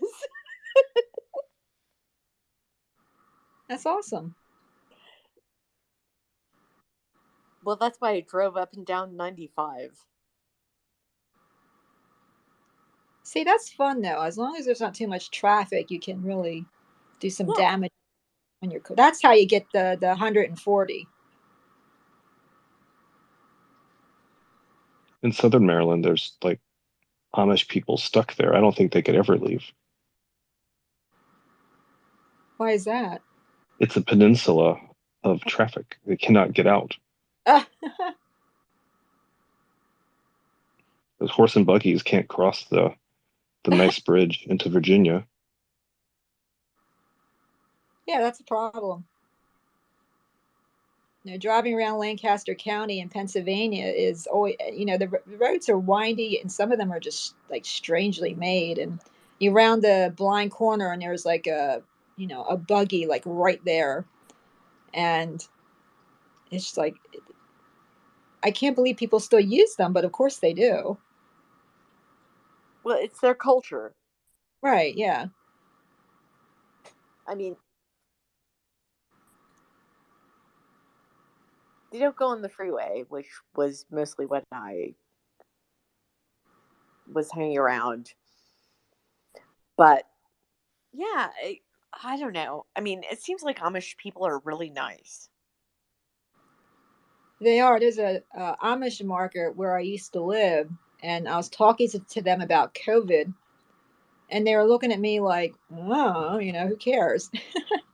I mean, I don't bring it up all the time, but I was just curious about like what they thought about it. And they just kind of shrugged and, went about their day. Yeah, I met a New Yorker at the gem show I went to in India. And she was like, why don't people care about COVID? And I'm like, no one cares here. Right. But I'm like, you can care. But they have bigger things on their mind. Yeah, I think it depends on, like I got COVID and I had a really hard time with it. Other people are just like, one sniffle and they're done. So, you know, I'm glad for them. But yeah, everybody has a different, attitude about that. I don't have a problem if they don't want to wear a mask, but sometimes I'll wear a mask. It just depends on like how crowded it is and what the ventilation is like inside. I try to think ahead a little bit. When you have a virus with an R naught value of what, 18 and a half now, it's just as contagious as measles. And if, I think at this point, the best you could do is just be vaccinated if that's your thing. And, when it's not super hot out, eat outdoors. But I think there's a certain point where you can't be in a bubble forever. I'm not sure really what to do around here. It's So, we're in a red is town. anyone else old enough to have a smallpox vaccine? No, I do. I'm only 46. I'm actually vaccinated for smallpox. How are you, if you don't mind me asking? I'll be 54 in September. I was born in 68 and I lived near a military base, and I guess they were just tossing them out like lollipops. It depends on where you live. There's like my wife doesn't have one, and she was born in 72, but her brother's 2 years older, born in 70, and he has one. Oh, interesting. But the fascinating thing is you actually have a scar from the smallpox vaccine. So if you want a virtue signal for real, you want to have that scar. Wink, wink. Yeah, so anyone like myself who's a Gen Xer, I think the older Gen Xers have the scar and the younger ones don't. That's kind of where the line is. Yes, well, and it was a plot in X-Files. Oh, wow. Yeah, Scully was vaccinated smallpox, and she had the scar on her arm. Do you remember this, or am I the only person? Yeah, I'm trying to search my memory, but I don't remember it. But it was part of why she was vulnerable to the aliens or whatever.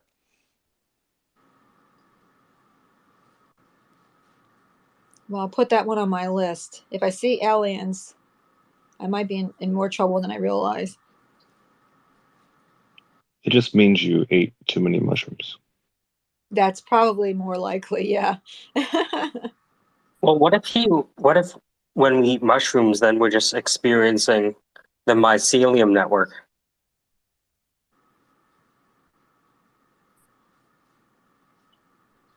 Right? That's what. Mycelium, not the psilocybin. No, the mycelium specifically. Oh, what's that? Oh, they're related. So the mycelium is the actual fungus. The mushroom is its like sex organ.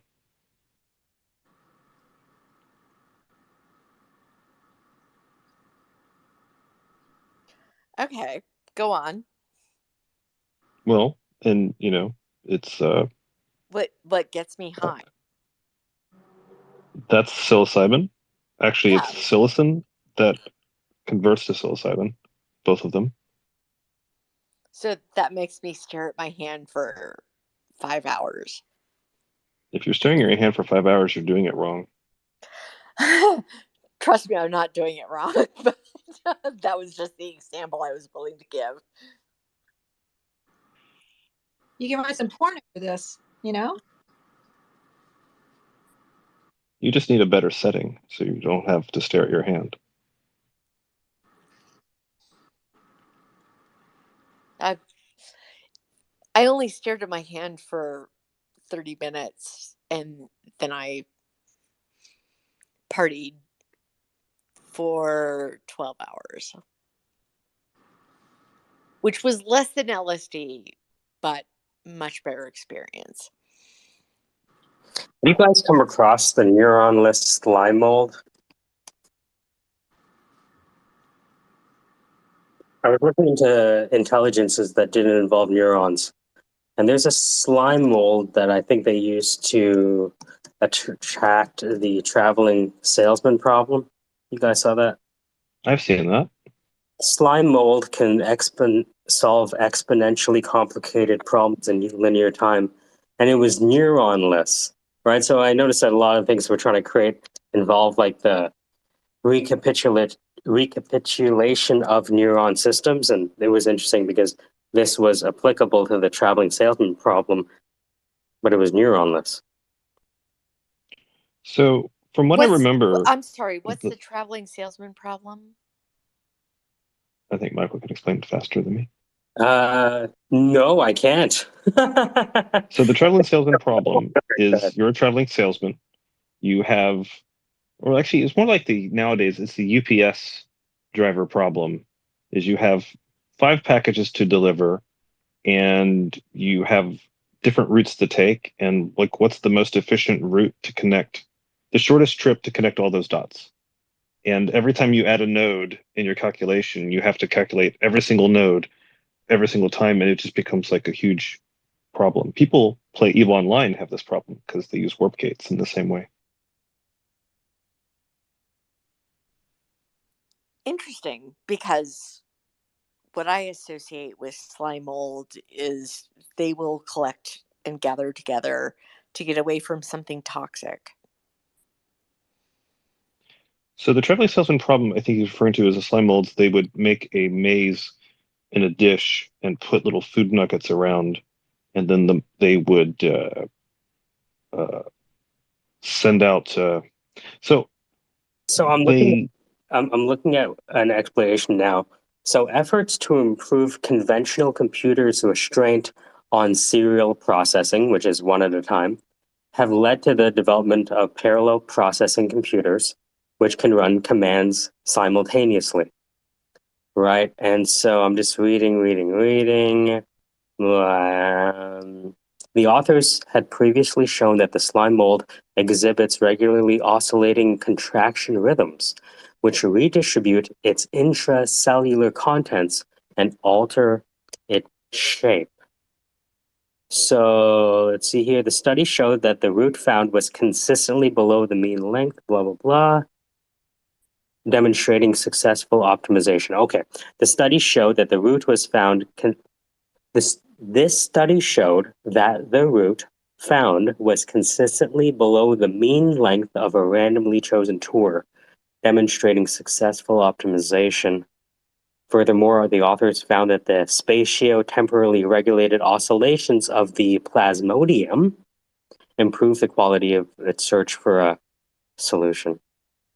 So if you watch videos of this, they have to find it first. So they might find it in a dumb way, and they might find it from multiple routes, and then they optimize it to get the best flow back to the main body of wherever most of the slime mold is. Exploring and then bubble sorting.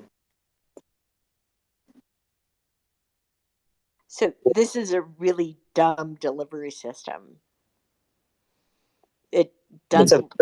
No, It doesn't have a map. I mean, it's dumb, but it does a smart thing. Well, no. Well, that's why I tell girlfriends of mine that even slime mold gets away from toxic things. So they should too.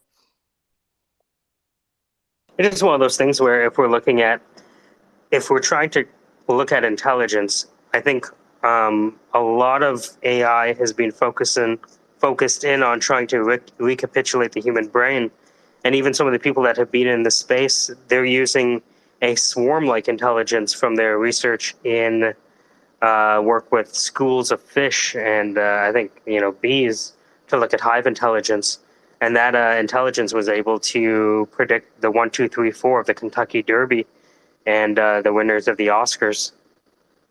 So it's interesting to see the different forms of intelligence emerging.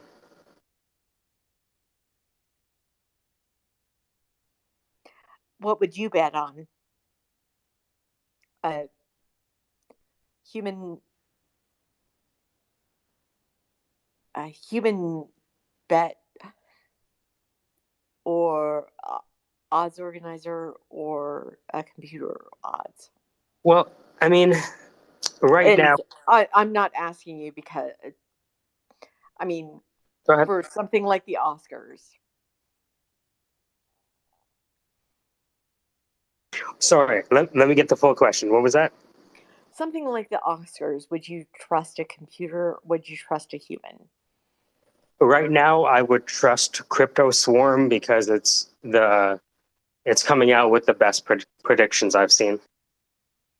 So is that taking into account the past history of all the behavior of like all the actors and actresses and what they've won and the money the movies made and the horses and all their past races and all that information? So the interesting thing about this AI is that it is a confluence between human-generated insights and the data that's exposed through APIs.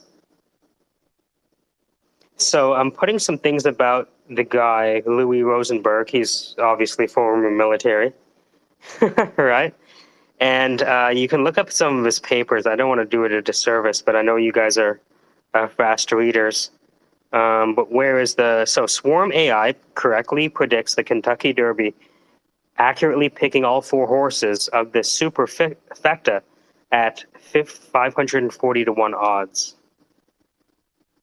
And the company behind it is Unanimous AI, founded by Dr. Louis Rosenberg. And if you look at a lot of his patents, it's based on nonlinear, probabilistic, blah, blah, blahs, right? But yeah, really fascinating stuff. I'll post all his patents at the top. Hey, when you post these to Twitter first, are you putting them under the thread of your post for the space? I definitely should have. I'm just, when you're trying to do things fast, it's sometimes easier. But I think if you're on desktop, that the pinned posts are preserved. No, just saying I have to go soon. I won't be able to look at them right now. Yeah, no, it's okay. We were able to talk to one of their marketing folks, but then, as a headhunter, I always look at not what the technology is, but who the people are, right? Because you can't separate one from the other. And so when I looked at who was behind Crypto Swarm, I looked at Louis Rosenberg, the former Army, a wonder kid. So, and then when I saw the Kentucky Derby, I'm like, oh, wow, this is actually making accurate predictions. So it actually has, at least for now, beaten. Oh, sorry, we're talking about the traveling salesman problem. That was one of those promises of quantum computers that I don't know if they're actually at the level yet to do those kind of problems. There was a guy who came in that talked about using D-Wave, and he said that most of the problems it gave was solved in like half a second. Yeah, so D-Wave is engineering quantum, blah, blah, blah. So if you have Yeah, that was Brad. Was it? Okay. Yeah, Brad worked with it, I think, at Open, and he... Better? Because I did a horrible job. You've talked to him about it? Oh, yeah. So that's what pretty much one of our topics on Tuesday is is access, right? Is like if you don't have access to AI, because like any of us can like Google like an AI thing and go and talk to an AI, but certain individuals have access to talk to like quantum AIs, like they have at Open, and like Brad's one of those people where you can buy time with a quantum AI. But he said it's like it's really expensive, and you might get 5 seconds. But for most of us, that 5 seconds of use on a quantum AI is going to be worth so much money. It's you won't even use 5 full seconds because it's solving and producing answers in a like 1/1 millionth of a second time frame because it's so quick. I think that the D Wave is what he was saying is like Google, Open, and like FedEx are the only companies that have a D Wave computer able to use quantum AI. And I thought FedEx was pretty interesting because it's strictly just because the way in which packages need to be sorted at the speed at which they have to be done. He was saying is you have to use a D Wave computer with the quant AI. But yeah, it's one of the big talks we're having on Tuesday with him when we do our interview. I guess the hardest part would be for the person generating the question, the to simulate, to understand the mathematics behind the kind of input you have to give a quantum computer to get an answer you want. Well, Brad sometimes when we're in these spaces, you can ask him and he can log into certain types of higher level AIs that we don't have access to and ask them question, and he'll read what the answer that was produced is, which is pretty interesting sometimes, where what the AI believes is the answer to some like philosophical questions like what is the future of AI in terms of human skill. We asked him that. I can see if I can find the space. I don't know if it was recorded or not. I wish Anthony was here. He's the main host and I'm the co-host, but yeah, we talked about why didn't FedEx deliver my package from Florence?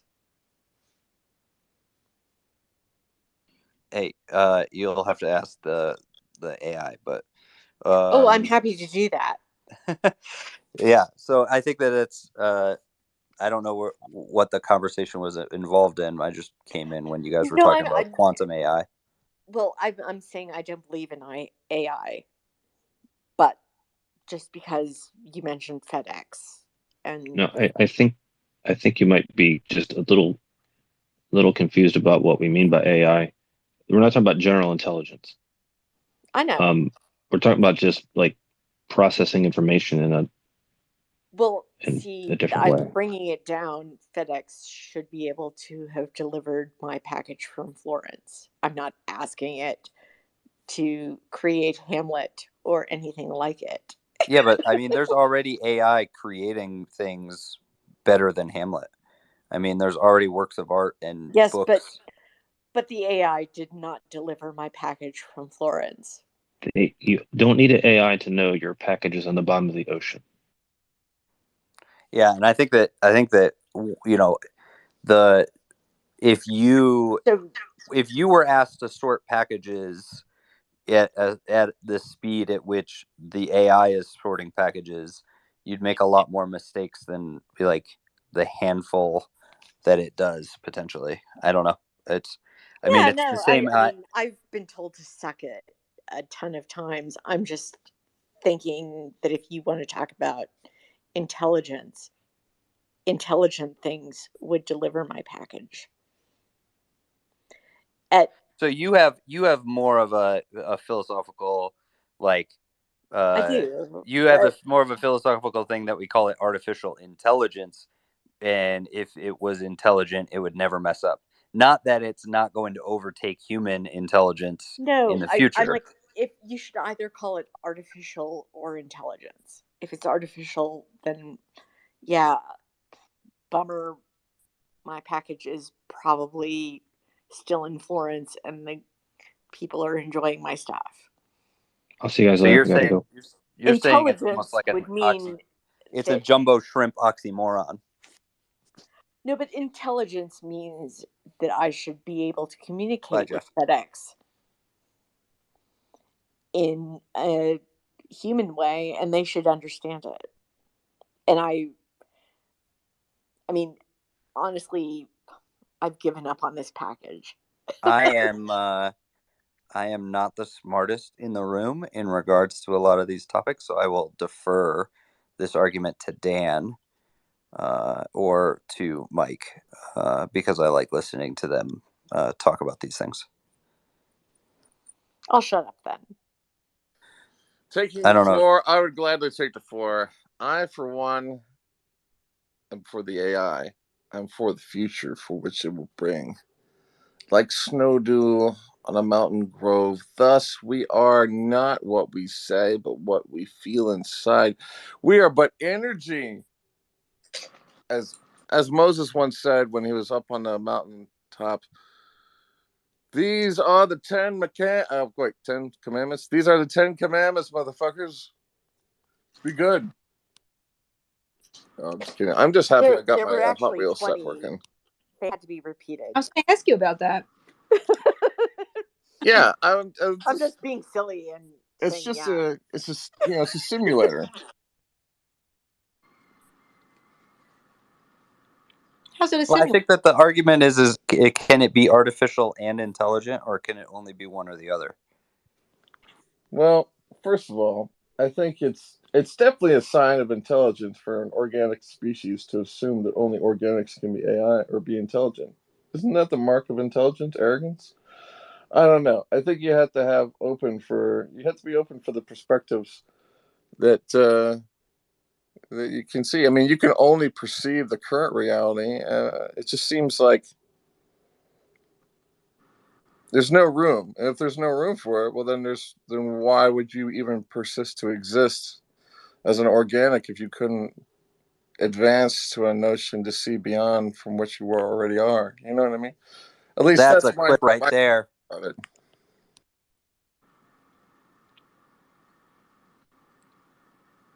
Gotta believe. It's And if you like don't, then it's kind of like that's a drag, you know?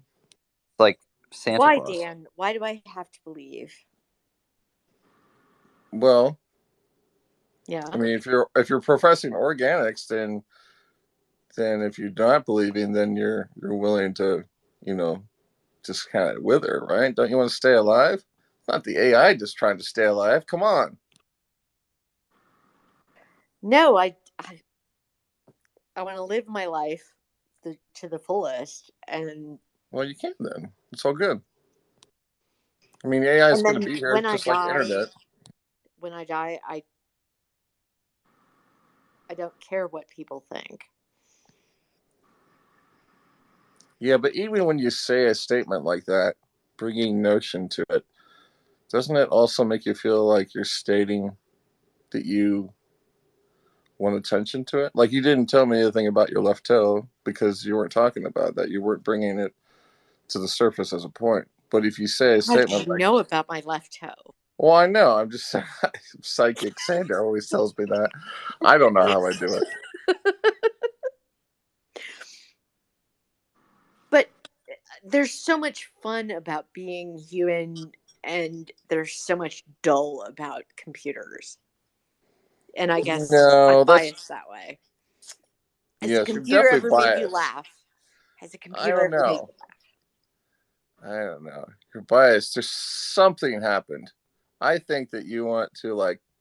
Okay, hear me out here. I think that you probably had a traumatic haunted house experience, like maybe or a fair experience, or like just a because you don't really ever see good fairs anymore, you know, because there's so many accidents, people getting killed there. But man, I could go for a funnel cake. Sorry. Wow, I've been to wonderful Renaissance fairs recently in Arizona, and I'm always a pirate. I have a fluffy shirt. I guess that works. What am I saying? Oh, Have you been to a good fair? I haven't been to one in like 10 years. I'd like to go to one again, though. You should come to Arizona. We have great Ren fairs. Oh, cool. Does the county fair instantiate the county bias? Yeah, they do. They tend to be very sort of more like organic foods, or like it's almost like the farmers market kind of stand. It tends to have that. You get carded when you come in if you're not having sort of old timey values. Your mobile phones are taken away from you. If you have any AR glasses or anything, they're not even taken away, but you get questioned as to why you have them at that time. If you show up in an EV, you have to park super far away because you're more pro to sort of conscious efforts. So they ask you to walk, and then because gas is more rare and people have to pay more for it, those people can park closer to the stage. I like the name I county. have to say, Dan is biased. Well, I like the idea that county. How is that biased? So imagine county bias being the nickname of the AI, like county, like counting numbers, but it has a bias. How would that? Exactly. I think I've gotten all the music. Open directory.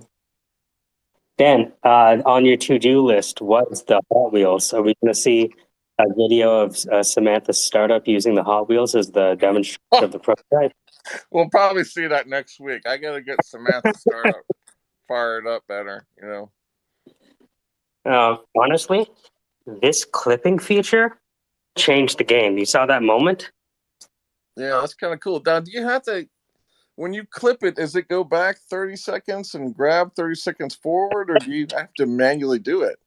No, when you click flip, it caps 30 seconds. So in this, what I would do is we kind of time it quickly. That's cool. Yeah. So now we have the real time. It's like being able to edit it in real time, right? Like I remember the voice acting engineer told me this, where he's like, he would listen to someone do a script and he would say, okay, I like this part.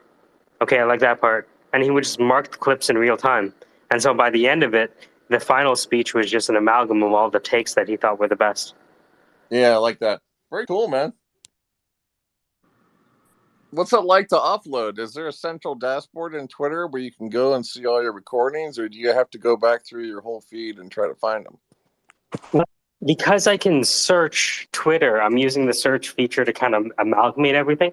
So right now I have a Twitter moment that contains its maximum of 100 tweets. But the idea is that you can house everything there. And then after this space, so I imagine that any space we do, we collect about 10 to 15 clips.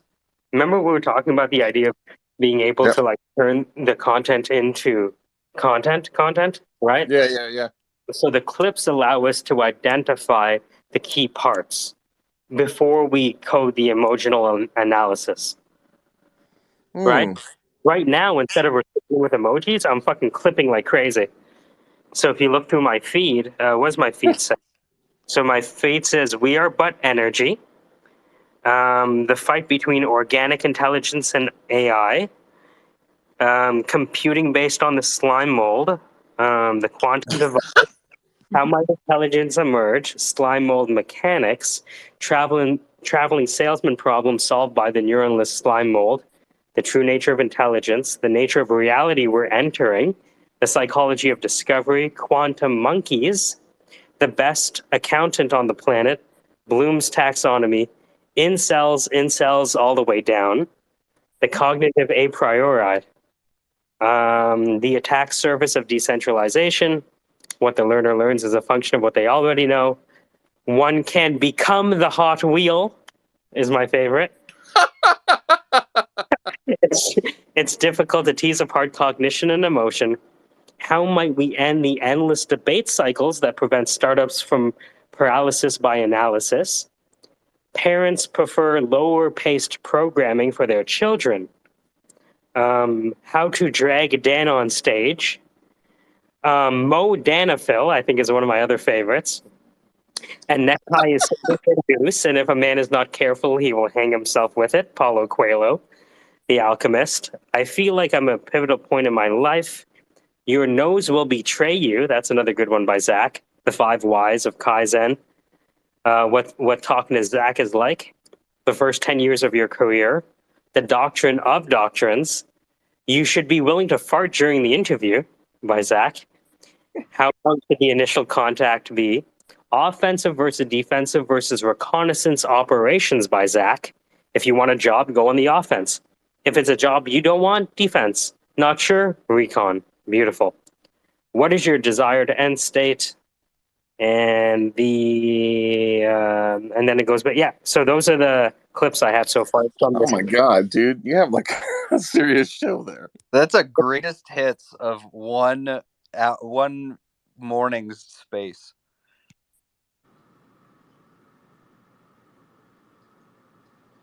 Well, the thing is, I always felt that, you guys are kind of like the Andrew Tates of my life, where I don't agree with everything you say, but you do agree. I do.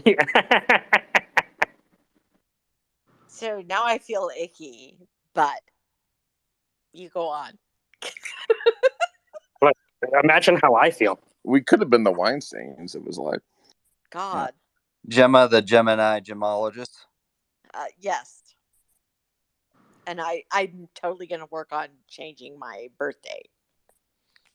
I wonder, Mike, if it's possible Legally. to code a bot that will auto clip based on the emoji activity. So if like there's X number of emojis in a single 3-second time span, the bot automatically clips what happened within that 30 seconds. So I want to read you something. It's something, oh man, I'm waiting for this lady to generate the rest of the spaces, MP3s. I wish I had them already, but let me read it out to you. Because we were looking at the Twitter API to understand the, here we go. So I asked myself, what are the identifiable objects in a Twitter space? And based on every object, I asked myself, what meaning could be gleaned from that object being exposed? So, for example, if we knew when a space was created, then given a certain event, what were the Twitter spaces that discussed that event? And what are the best clips of those spaces that we could stitch together as an automated news channel? Right? So, for example, we could use, for example, who are the most invited people to a space? Can I get a best of clips for the most invited speakers?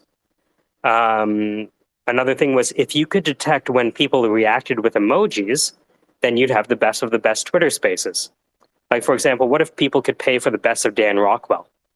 The best of clips, the best of compilation, is generated by emoji analysis, which is an idea from South Park. Emoji analysis is the process by which the most effective communications from an emotional perspective are identified by the amount of responses given emojically from an audience in a space at a certain time.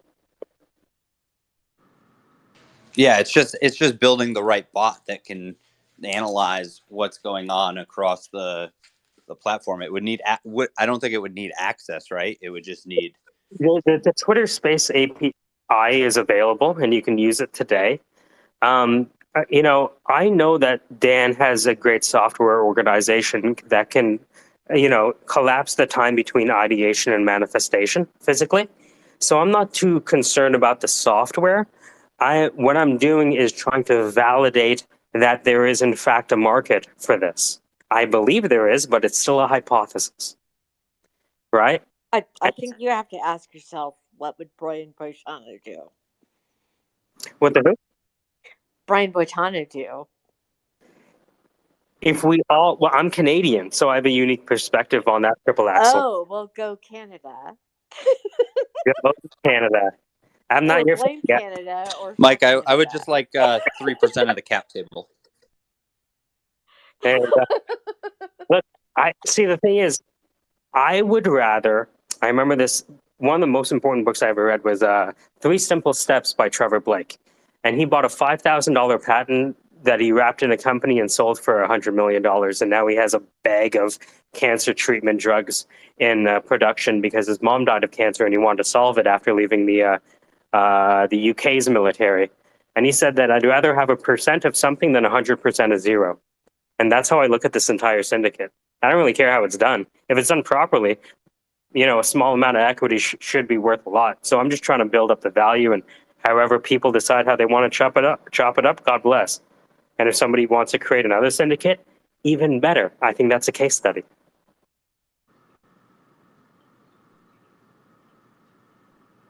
I like yours, Mike. Not that anyone would listen to my recommendation, but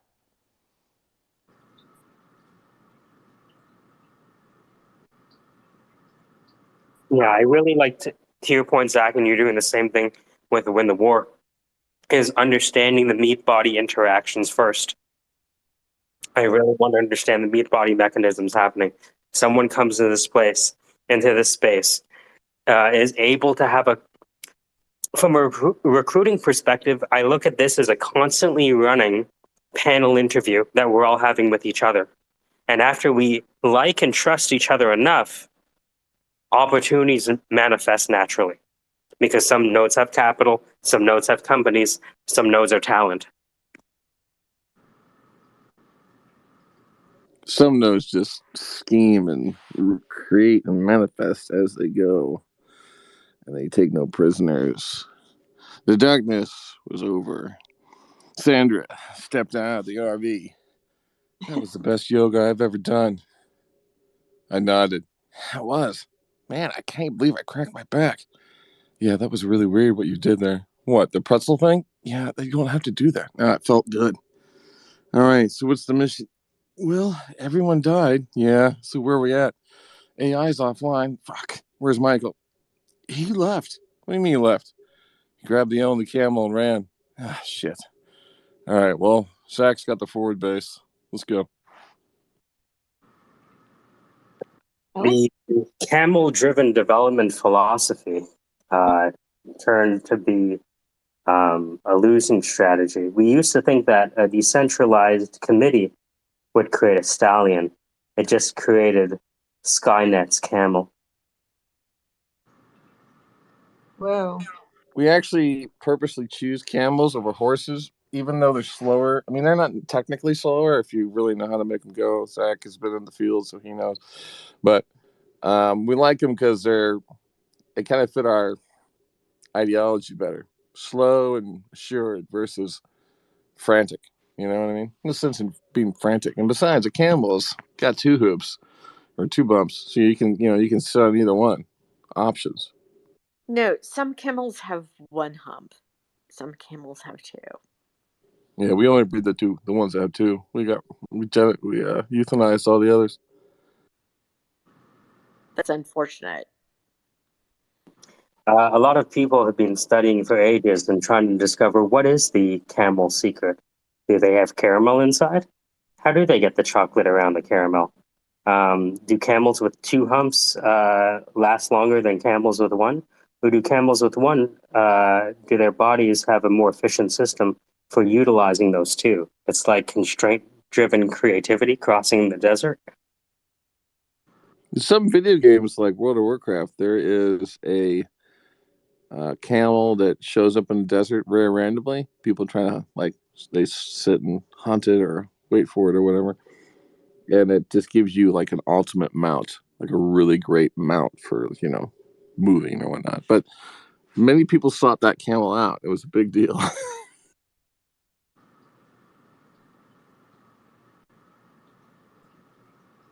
Tell me I'm not the only one cracking up about camel hump.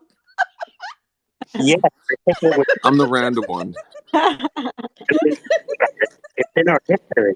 We want to return to Camelot. See, Michael follows up, and what Michael's good at is basically following it up. So I really believe in the 3-prong sort of camel system, which is practiced by Nike. Mike, how did that go again? Yeah, tell me about the 3-pronged camels. Because either they have 1 or 2 humps, but they definitely have 4 legs.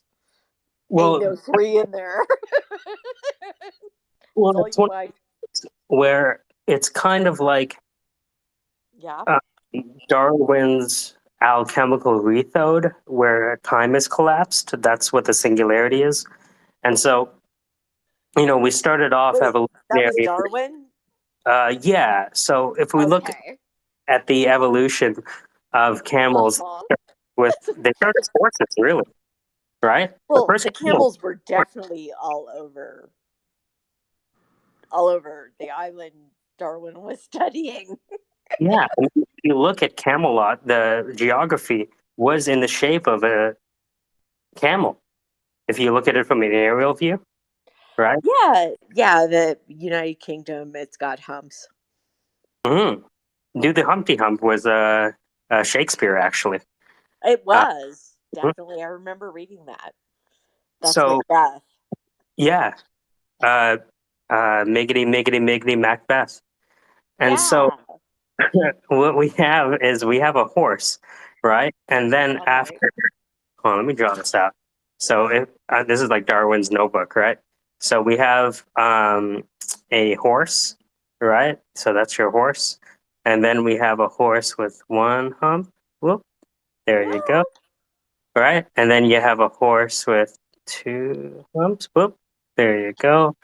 And, by moving forward, what we had with quantum computing is with quantum computing, we move from a bit, which can be a 1 or a 0, to a qubit, which can be, sorry, a bit can be 0 or 1, right? A Yeah. qubit can be 0 and a 1 sometimes, right? Like it flips. God flips Dice. dice faster than the speed of light. You know what I mean? And so Absolutely. what that allows us to do through Darwin is to um, have a camel, which is it's kind of like Schrodinger's horse instead of Schrodinger's cat, where in the quantum world we can have a horse that is also a camel. And the bicamel instantiates the existence So of there the can be no hump or 2 humps all or all 1 humps, like hump. n humps, right? Like n in math. Yeah, I Yeah. was going to say X humps. And n humps is when we're constantly creating new human beings over and over and over again through the hump cycle. hmm Wow. Are humans essential? This is the hump cycle. That's a known unknown. Who knows where teleology is taking us? I think it would be better for marketing if humans had to hump cycle. It would make it much more appealing. Yeah, when we were in the sea, it was a wet hump, and on the land, it was a dry hump, right? Both are ways of reincarnation.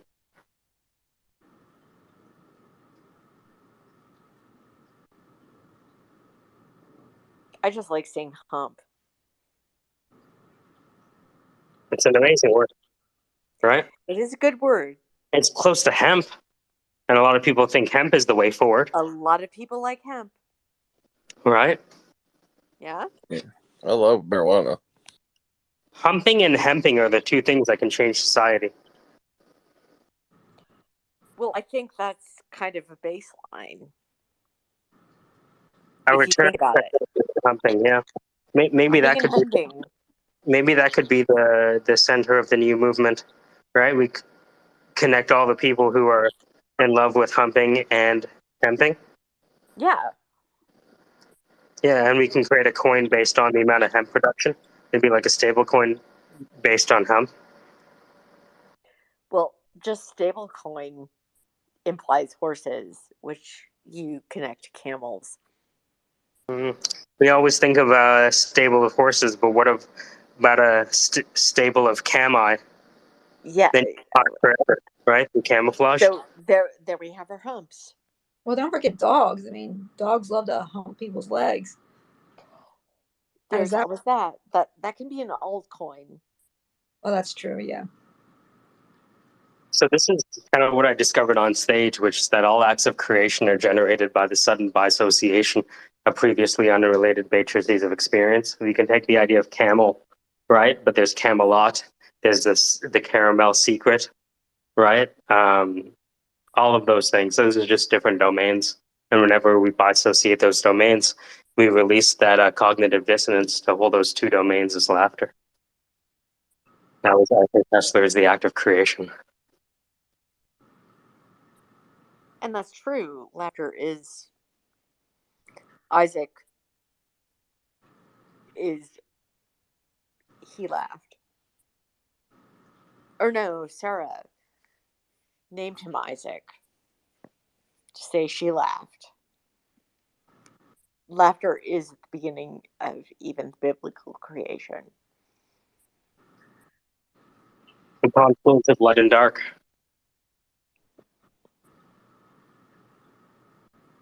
That's really profound. I have a tear in my eye now.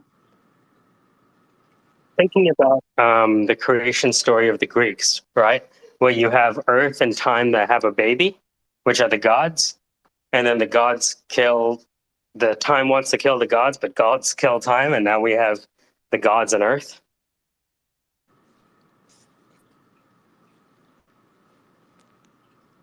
That is true.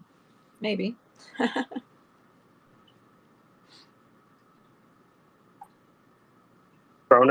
Kronos and Rhea have children, which are the Titans and the gods. The gods have a target on their back because it is foretold that time is going to be killed by one of its offspring. Time tries to eat all of its children alive. Zeus escapes, grows big, and wisdom pops out of Time's head before he dies. Yeah, typical family, they have their problems, but work them out by killing each other. Seems reasonable. I mean, the gods split sides on the Trojan War. Sorry, the Trojan War. Sorry for the Noam Chomsky linguists listening. The Trojan War. Yeah, I've known many families like that over the years. They just get sick of their kids and kill them off and move on with life. Only to have one come back and commit a mass murder. Kind of rough. Or one marry their mom. Or that, right. Yeah, that's pretty essential Greek. It's very hurtful because I always befriend people whose family ends up, they end up like killing the entire family, and then I have no friends anymore because they're all dead. It's depressing. I have no children, so I'll always be your friend, Sandra.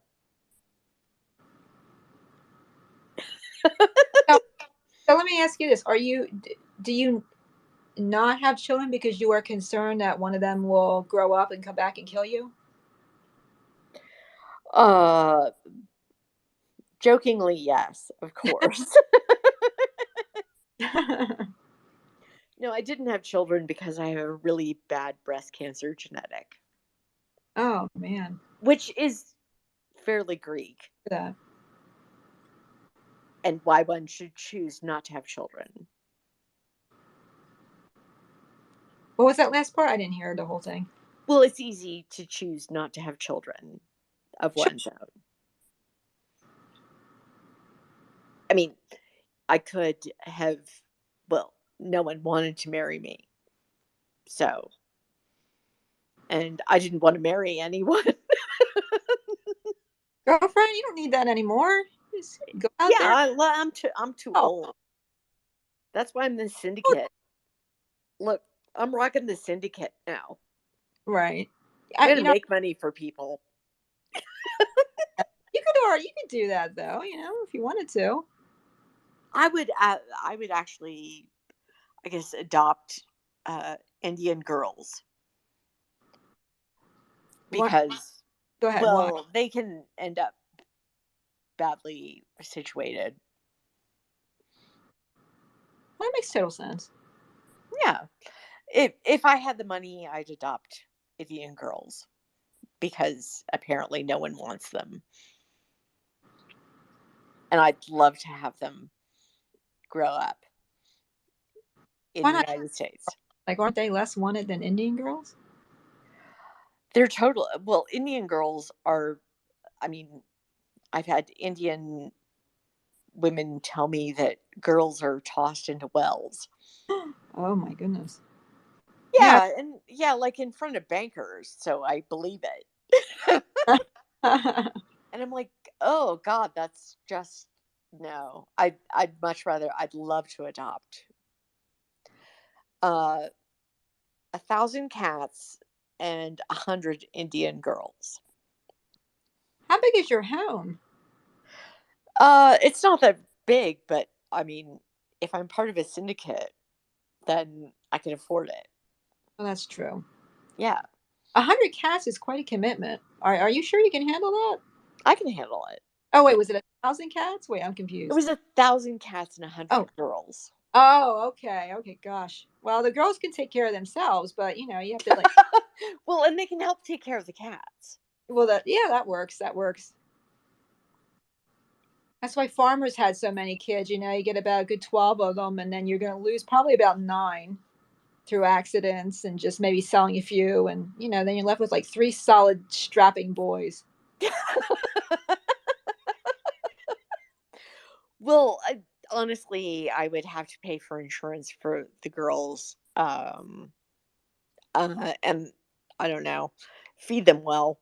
They might become strapping, but uh, they'd definitely be able to take care of the cats and be educated in pretty good schools around here in Arizona. Oh, so you're not going to homeschool 100 children? Strangely, no. I'm a little judgmental about that, I got to say. Oh, do you homeschool? No, I don't. I'm just, but because there's 100 of them, you know, I think that's your responsibility because you're overburdening the state. You know. Yeah, but I'd be paying so much taxes because I'm making so much money from the syndicate. But yes, you're right. That's I rescinded what I just said. No Then. problem. No problem. That's just the way the US works.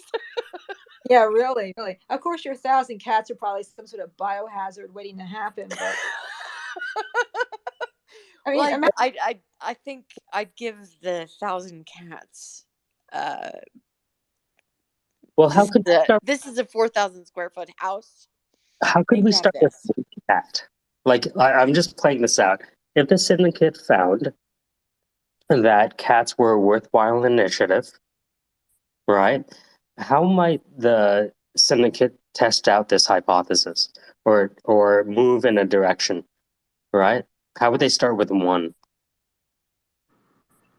Well, if you look on Instagram, there are actually cats that press buttons that use words, which I think is close to artificial knowing. I won't call it intelligence, but they ask for things like being petted or food. I she'll send it to you. wow.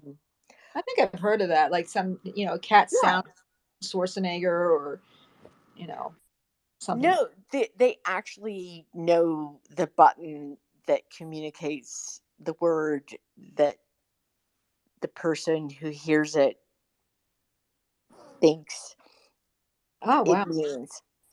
It's very, very close. See, if my cat could like have a key on the keyboard that was like that would say like a profanity at me, that would be the first thing it would hit constantly. I know, that's my cats too. But no, they're like pets. Litter box, clean. See, now that makes And sense. but then the human says, hearing this, oh, I have to clean your litter box, which could be almost all the time, just like food or petting. which is why I'm suspicious, but it's interesting and I'm watching it. And I would be happy to experiment with this for the Syndicate. I like this idea. Yeah. Because out of 1,000 cats, we're going to at least have 10 that are smart enough to press a button. maybe even 100. Yeah. Depending on the button, they can communicate all sorts of things. I guess we're not to the point where we could like implant an AI into the cat. As long as it didn't hurt the cat, I wouldn't be opposed to implanting something. Right. Well, I'm assuming it wouldn't, but right, that's a concern. But assuming it couldn't, that might be fun. Well, if the Syndicate is supporting my cats, then fun. Yeah, the kids, no. Right. Well, you know, the funny thing is, back in I think it was like 60s or 70s, there was a movie about a cat from outer space. I think it was a Disney movie. It was a cat from outer space that had a collar on it, that it was like a really intelligent cat, and it was helping the main character, and it was just like, who came up with this crazy movie idea, you know? It was Cat's Eye. It was a good movie. Yeah, it was a good movie. I liked it.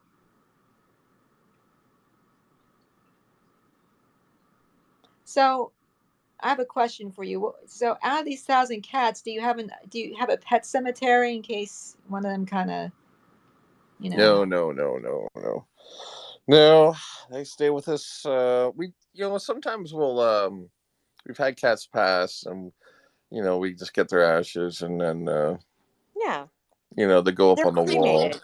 Yeah, they're They're cremated, cremated and put in a beautiful cedar box. yeah, that With kind their of thing. name. We had a Yeah, pet cemetery in our behind our barn. yeah. Super Well, creepy. fun. What if like this is like the most beautiful potential move from Web 2 to Web 3, which is Web 2 monetized cats, right? Or at least attention economy cats. What if we could have a Web 3 where we gave the cats back all of the royalties? You know what I mean? Like if we could turn the cat sanctuary into a cat Are fucking you saying awarding cat reparations before? creating reparations for cats by giving them better contracts so they don't get treated like Motown artists. I definitely think that we should step in before they go through. I suspect that most cats don't have a better contract than how I just generally treat my cats. So they'd be negotiating down. Like, what if a cat went viral that you could afford, more like meat food rather than the hard stuff, right? Good for you, cat. Here's some actual tuna. You want to create a decentralized social media cat platform where cats earn the royalties, and if you even stitch with another cat in For, cat collaboration, for you can far still too get long, royalties traced back to you. for far too long, cats have been driving the internet without recompense. For we put cats on shirts, cats on mugs, cats on cats, right? Right. And what do they get in return? What, electromagnetic radiation at best? And we think cats are assholes, but maybe we're like sending out cyclops beams of electromagnetism every time we try to report them. And it's This like is when they hit us, it's like they're trying to tell us, like, look, the phone that you have in your hand is not your friend, it's your enemy. I'm a descendant from Cleopatra's pet. Why won't you listen to me? just years and years of cat resentment. I like this. I think that this is better than my idea when I was listening to Gemma and Sandra speak, which was creating a Pavlovian click farm with the cats so that the syndicate could monetize. But now you're thinking about the cats, and I like that. If we can show that we can improve the life of the cats, maybe we can improve the lives of their owners afterward. Do you even know how much power cats have, Mike? Cats actually, when they look over your shoulder, like they're looking at, and you're like, what? There's nothing there. They're seeing ghosts, and in I've seen India, that. I've seen a and cat follow like a line on the wall that wasn't there, and it scared the shit out of me. yeah, well, in India, they believe that cats actually argue for you in the afterlife. Oh, That you're a good person. So you need a oh. So how well you treat a cat means how well they argue. They're like your lawyer in the afterlife. God, really? You're in trouble. I love that. Entirely possible, but no. Oh man, I better get 1,000 cats too. Yeah, and if they all start looking over at your shoulder, you can be like, "What Okay, so this is perfect. So if it is true that cats are negotiating with ghosts to keep their owners alive, then if we could monetize cats and make sure they receive a lot of that money through proper nutrition, then isn't that the best thing that we could do to stay alive, which is to treat our cats well? Right, like a Yelp for cats, and then the cats will rate the humans, and if the humans fall below a certain point, they're out of there. You euthanize the human. Helps the climate, I think that might work. I'm all in. I had actually no. I mean, I just saw this spiritual angle which we were looking for, but yeah, I mean, if we could actually understand the cats, which I'm saying on Instagram, there are cats that communicate. We could teach them to communicate how good their owners are, and if, like Sandra said, we fall below a certain level. I think that's a very effective monitor of society. I mean, I think that would tremendously elevate the vibrational frequency of all of us to have cats rate us on a scale of like 1 to 10. If you're like around like a 3, you're just a piece of shit. You got to go. I love the idea of a cat-driven reputational identity. Now, of course, we mostly, 80% of us would be dead instantly, but great for the other 20%. It's kind of like an Atlas Shrugged approach to society. I mean, we're just gonna, the 20% separates and kind of lets the other 80 die off and kill each other. Oh, exactly. Because the cats chose us. I think that's fair. You can't have dogs do it. No, dogs would love everybody, and we'd be totally overpopulated. Right. It would be like that. It would be like that Star Trek episode from the classic series where everybody's up against the wall, and that episode was so creepy. Gee whiz. And they're choosing like, okay, we're going to hit this button, and then 1,000 people from this sector of the planet have to go to this chamber and kill themselves because they died in a game. Crazy stuff. So cats are better judges of humanity. Well, Hypothesis. If we have to choose anyone or anything. I think the idea of a return to a Cleopatrian way of living, where we have a symbiotic relationship with cats because they keep us alive by mediating between the guillotine of the outer world, right? Very powerful stuff. However, they are the only household pet that if you die, they eat you. Unlike dogs that wait as long as they can, cats will immediately start to eat you. Because they know how worthless you are. That's the thing. False. I think that they're just despicable animals. They're just hungry, and you're the only food. You usually give them food, so then you Dogs become wait. food. I'm going to tell you, dogs wait. Dogs totally we wait. know who's Dogs definitely will not going starve to be to death part of. with you.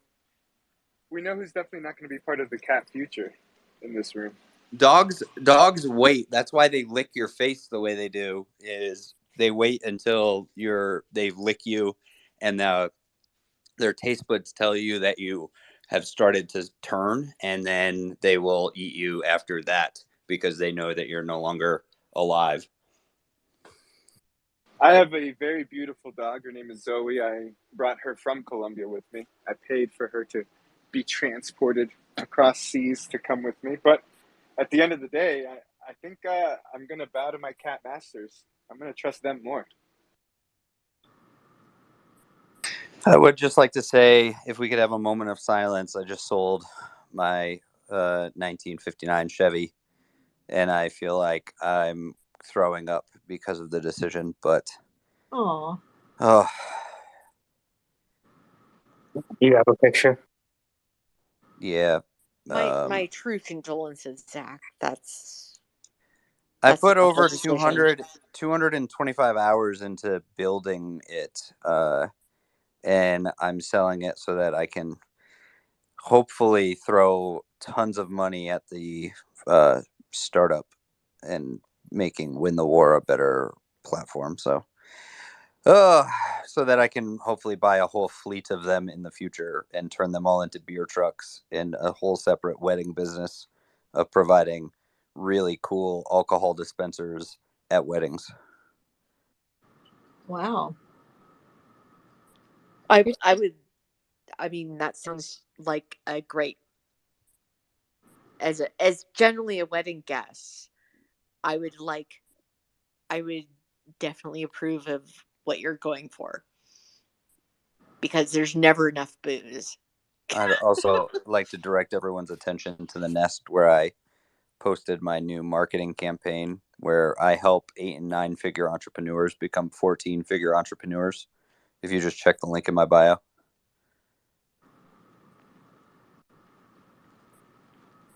Hold on, are you becoming the new Andrew Tate? He is the anti-taint. Oh no, please don't make me the anti-taint. I don't have the abs for it.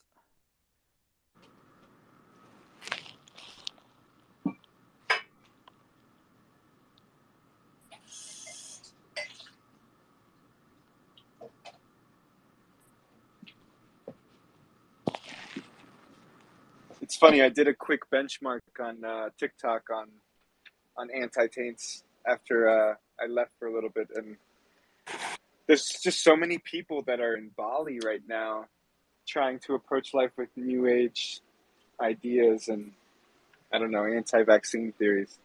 Just I new think world. that here's the thing though, is so many people in Bali because they're just trying to be contrarian, or are they there because they actually are willing to take the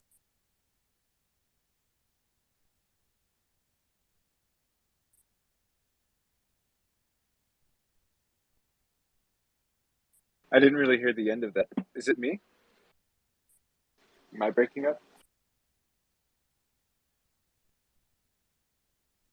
Are they in Bali for the spirituality, or are they just in Bali to party? The thing And is I'm probably misquoting Zach on the last part of that sentence. when you go to an island jungle, or like a jungle island, and you realize a lot of them are there to party, but the ones that stay are kind of like the weird ones. that I remember when I went to Tulum last year, there was a lot of expats like from Britain, from Europe, and they called themselves Tuluminatis, and they were the weird ones of the group. They were the ones that you didn't really want to talk to. You just wanted to party. I guess that's the thing, right? Is like, are you there just to, have a good time, or like a lot of people are just taking pictures from their Instagram steps and being like, moving to Bali was such a great idea and it's such a way to unwind, and yet they fall into the same status quo of, clout chasing that they tried to get away from. So it doesn't really make sense, right? Like, You can't escape yourself, Zach. You can't escape are you yourself. telling me that just everyone's a horrible person and no matter where they try to do it from, they're just going to be shitty people? I will say, that's one of the things that I learned about myself, is that my shittiness followed me no matter where I expatted to. So I had to kind of fix that shit up myself.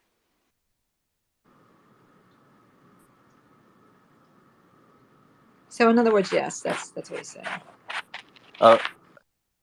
Oh yeah, Anthony. I don't know if you were here for it, but there's certain people in this room that require a yes or no. I'm sorry. They Yes. they enjoy risk. They just want yes or no's. Wow, you were actually listening to that, Zach? I'm a And very you remember. I'm a very good listener. Well, then you must be a very good husband. I mean, my wife tends to think so. You sure about that? Yes, I agree with his wife. But does she have cats? That's what I was No, going to say. she, as I, do not like cats. Actually, in New York, where she's living right now, she does have a cat. Because she's at her parents' house. She's been there since January.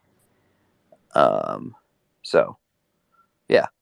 We spend 9-ish months a year long distance.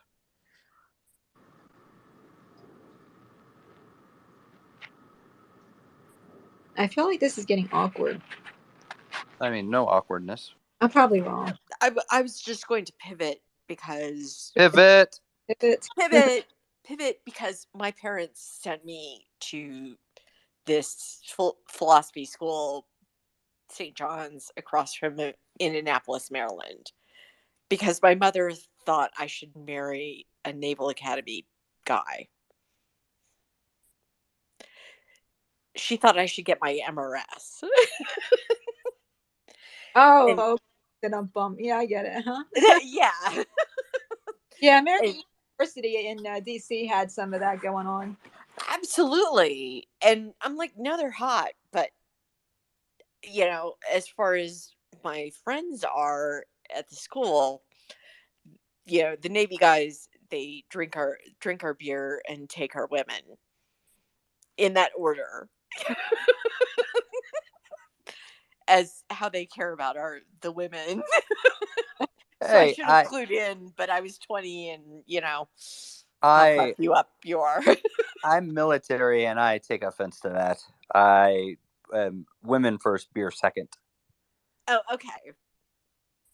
Fair enough. But I'm also Army, so maybe that explains it. The Navy has a weird thing about being, So the Navy is squids. The Marines are jarheads. The Army is green boys? I don't know. What's the Army? Except for the best military institution in the world. We don't have. I don't know if we have a. You don't have a nickname? Marines are jarheads and leathernecks. Yeah. Squids in the Navy. Navy The Coast Guard. squids. The Coast Guard just doesn't count. Yeah, the Coast Guard's just Air Force. I've always heard is like fly boys. The Army doesn't really have one. I guess that's because you're the center point of our defense. Like War Dogs, maybe? I feel like I've heard something. I have no. War Dogs is a Marine thing. I have a noob question. What is the difference between the Army and Marines? The Navy. No, I mean, like, you have like an Army soldier versus a Marine soldier. They're both ground foot troops, right? I mean, they're different specialties, but I'm just trying to understand the difference. The Marines are meant to be a more expeditionary troop. Okay, that's what I thought. Yeah.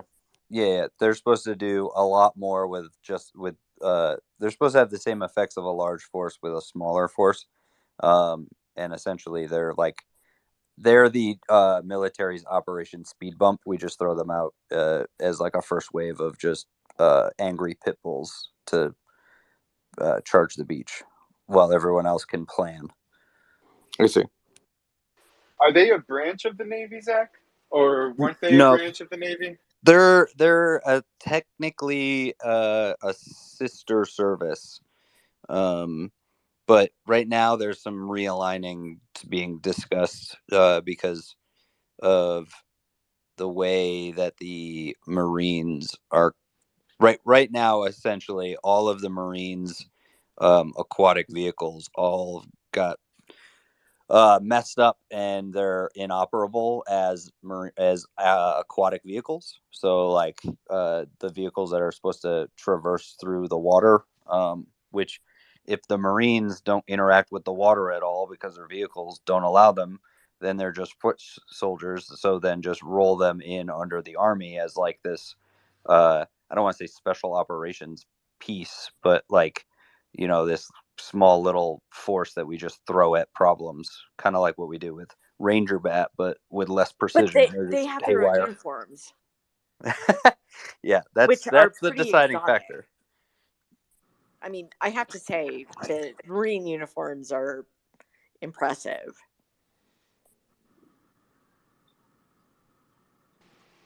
There's a story just from because I volunteer for Toys for Tots, and the Marines always show up in full dress, and I'm like, the Army's new dress uniforms, the pinks and greens. I'm just so excited. I can't wait for mine to arrive. I just ordered. oh, awesome, pink! I love pink. Well, it's technically off tan and green, but it's the 1950s World War II uniforms.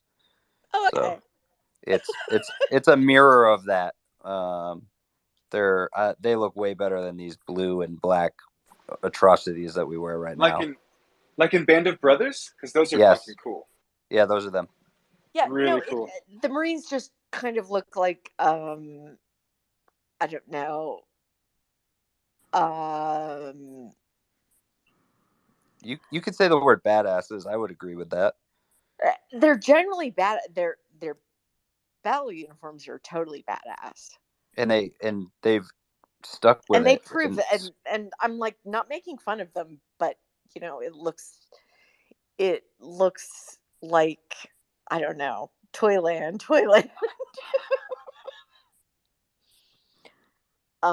They're very decorated for how badass they are, which I wouldn't do that, but I'm not on the uniform commission.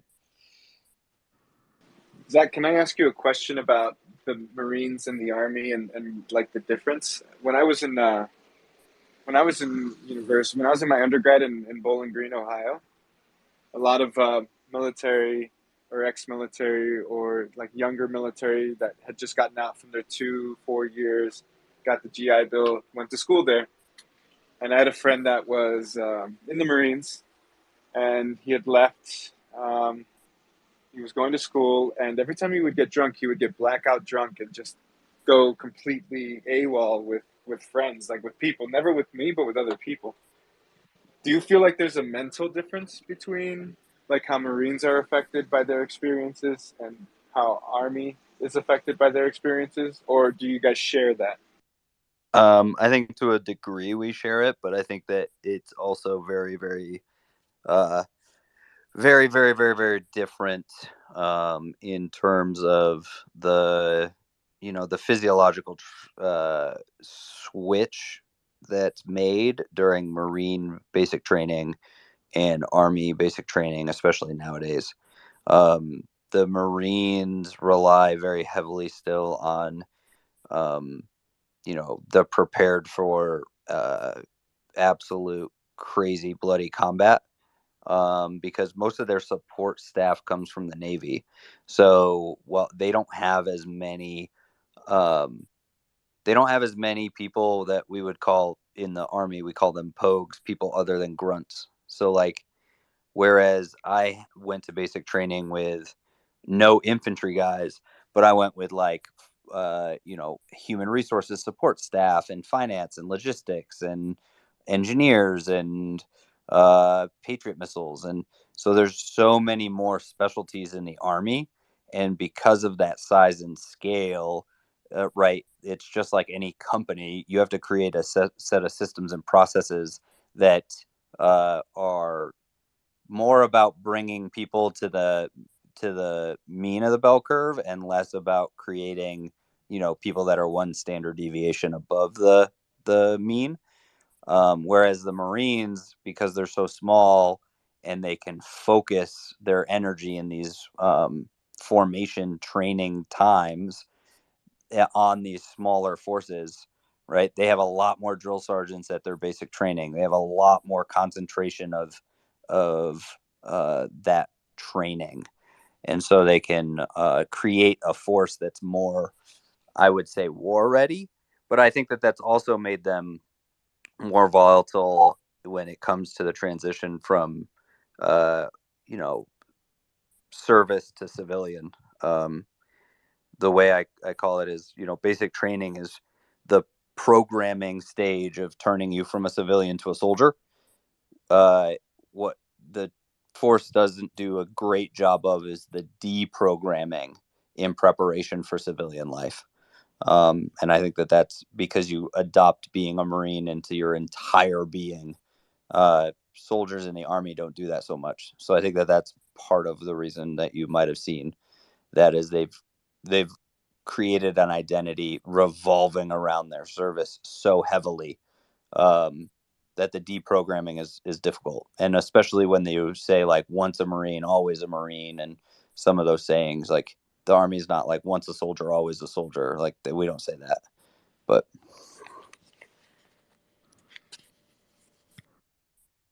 So it's a distinct mentality that does kind of permeate from the Marines that kind of separates them from the rest. I wish there yeah, was more services for transition into civilian life. My dad was in the Navy 25 years as a chief petty officer, and it's hard to see him kind of suffer through a lot now at his older age, 62, and physically, but also kind of mentally and emotionally. It's I hard.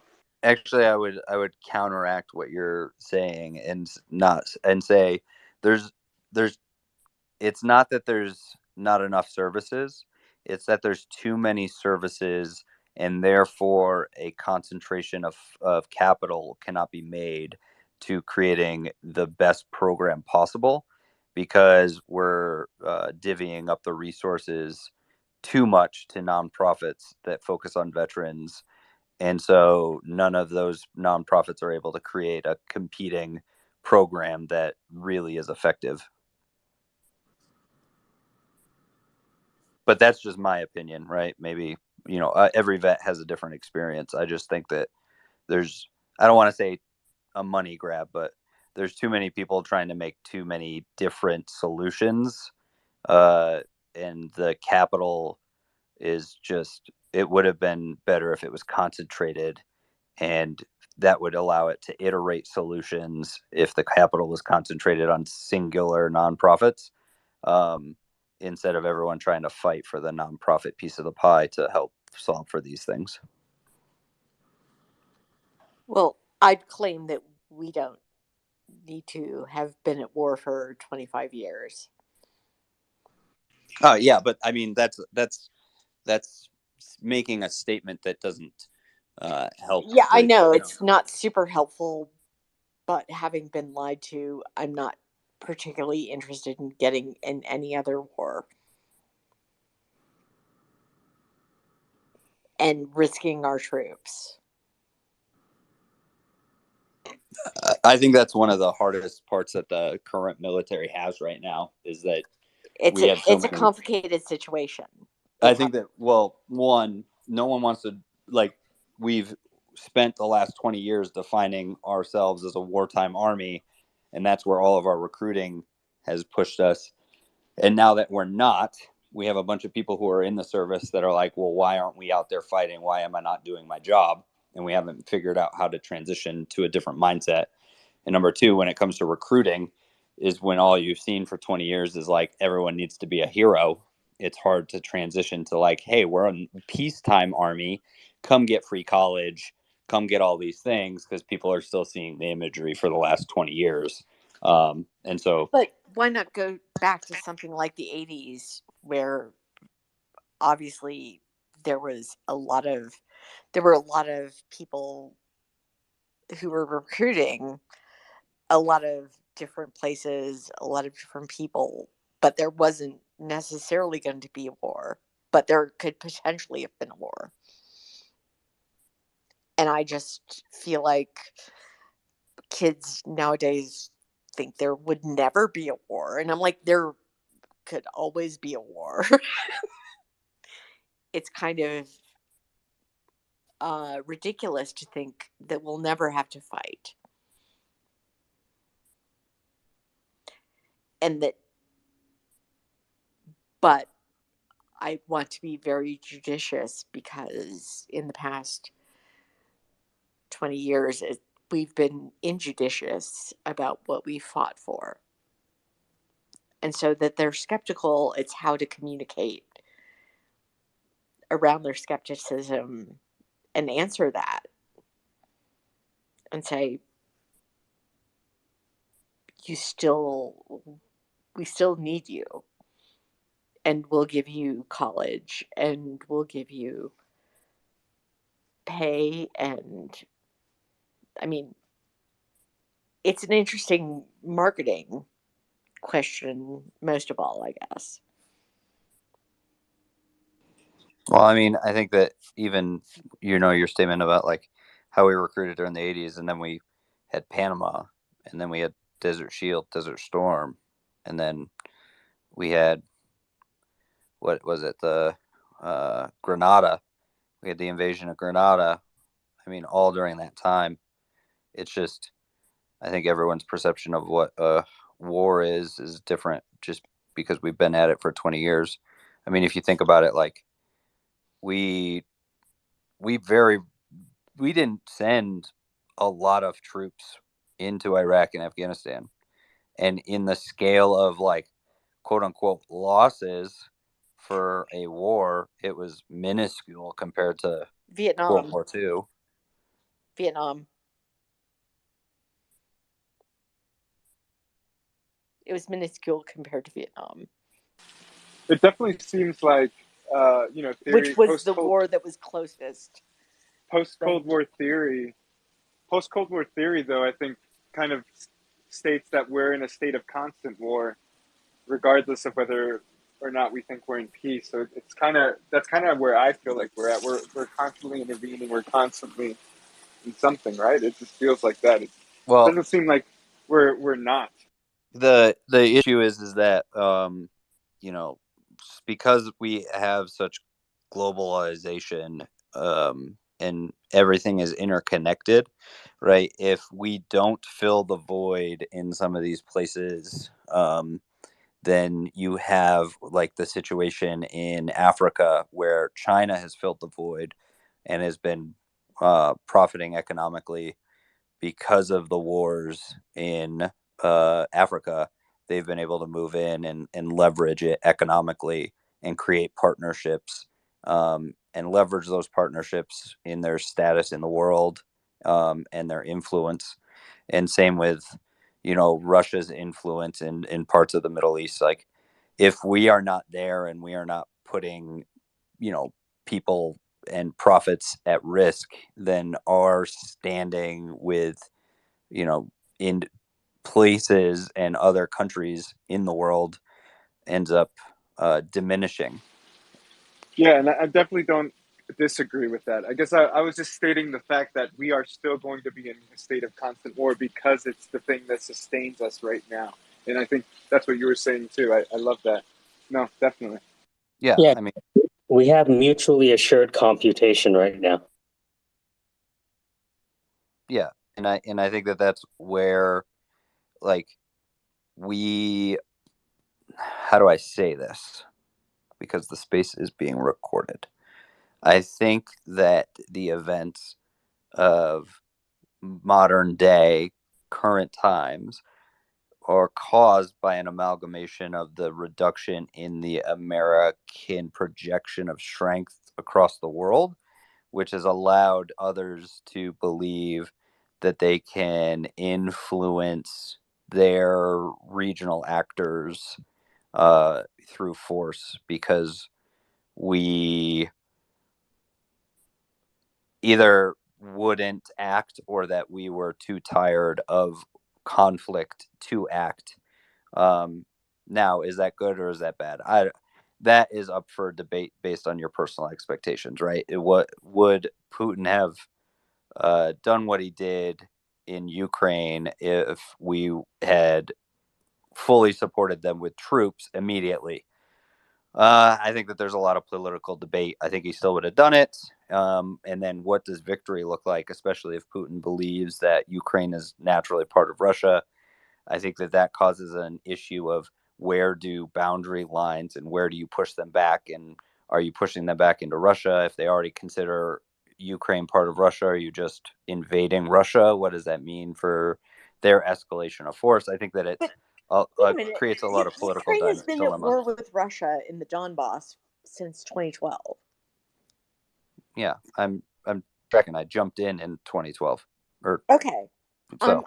I'm Yeah. just saying personally that I'm saying if we had reacted in a different way in Georgia, if we had reacted in a different way in Crimea, well, then with more force and support, would they have felt like they can continue to gain territory through this? When I was there, Ukrainians were telling me that what ended up happening is that these Russian oligarchs and billionaires were buying up all of these apartment buildings and then kicking out the Ukrainians that live there, and then Russian supporters and speakers were moving inside of Ukraine. And then once they had were doing in Israel. That's and then interesting. once they had built up a specific amount of, oh, these are Russians living in Ukraine, we need to protect them, that gave them the authority to move in and try to annex that portion. And so I I love think that. but this is in the Donbass in 2012. I mean, no, this was in I'm talking Crimea. Yeah, Crimea, Donbass, that same region. Yeah. but They were why doing don't that. we expect Ukraine to know who their neighbors are when they're attacking them? And why is it 2022 and we're sending them money and we're like ifing, butting about NATO, etc.? I'm like, why didn't you ask for this when it was easy to give it to you? They had been asking for it way before. The issue is that at the time, the Ukrainian government, before Zelensky, was so much under the thumb of Putin that many of NATO believed that they were just going to be an offshoot rogue supporter of him, and that they were going to be his bad actor within NATO. So that's why we didn't grant them NATO. Then Zelensky took over and he said, we don't need you, we're going to do this on our own. And it wasn't until because of the way we kind of treated Ukraine in the moment, and then I think that he was doing a really good job of leading his country until it became apparent that there was going to be a large scale invasion. And at that point it was too late, because once NATO, if we had granted them NATO, before Russia invaded, especially, like, imagine if we had invited them into NATO, knowing the intel was pointing towards a Russian invasion, just to try to protect them, what it would have Russia done to the had large already scale. invaded. Yes, I'm We talking couldn't about. invite them into NATO because it would have been a nightmare. It's a That's what I'm nightmare saying. now. Yeah, I'm saying is that the transition between them being a figurehead for Russia trying to join NATO with the level of corruption that they had. They're slightly less. They were slightly less than a proxy war, but now it's a total proxy war between the U.S. and the U.S. former USSR. That's just me speaking. I think it's super interesting that they took. I love the fact, Zach, that you had like ears to the ground. Like they took a play, like a play from Israel's kind of playbook, right? They just kind of buy the territory and then they start to colonize it, and then they say that's Israeli. That in a year or two, they just kind of claim it. And that's kind of what Russia did. That's interesting. That's really interesting.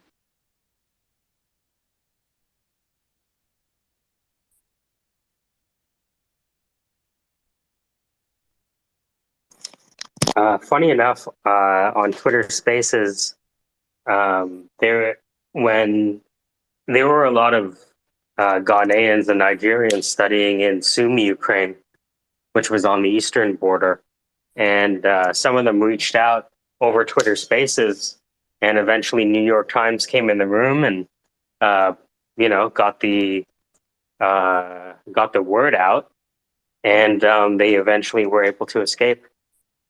So, yeah, I don't pretend to understand kind of what's happening in the 8-level chess, but yeah, Twitter Spaces was literally a way that we were able to get people out.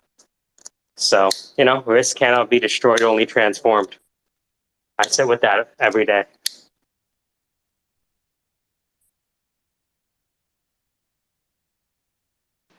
Does anybody remember how long ago Twitter Spaces was launched? It was only 2 months ago, wasn't it? 2 or 3 months ago? No, it was here for like a year, maybe 2 months. I think it's a year and a half ago. What? Yep. Sorry, I got a phone call from the mechanics helping me sell my truck. What's going on? Year and a half ago, when did Twitter Spaces happen? Oh. About 18 months ago. Has anyone used Wisdom? I got an invite and I signed up, and all I keep getting is notifications and being told I need to get on there and start talking. No, I haven't. Essentially, what happens with Wisdom is when you are speaking, the number of people in the group, you get like wisdom tokens based on how many people listen for how long, which can be exchanged for like cash. But like the spaces are supposed to be like, you're supposed to be like an expert in a specific field to open a space, but then they don't like restrict anyone. So like, I don't know, I got asked to join this platform Learny and start teaching leadership on this platform, and I was just like, so what is your way of venting or vetting the content creators? And they're like, oh, we don't have that. We believe everyone has the opportunity to be a teacher and to let everyone know. And I was just like, I have a problem with, like, I get the idea that everyone can be an expert in any way, but I also think, exactly like my post says, is like, there's a lot of people making 4 figures claiming to help others make 6 figures in this world, and I'm just like sick and tired of it. That's why there's nothing saying in any of my posts that say like, I will help you make money. Like, no, I'm just going to help you be better. That's all. Will we Well, ever stop trust people you from being about the able to military. sell? I'm sorry, I was speaking. I trust you about the military, like I think you would trust me about gemology.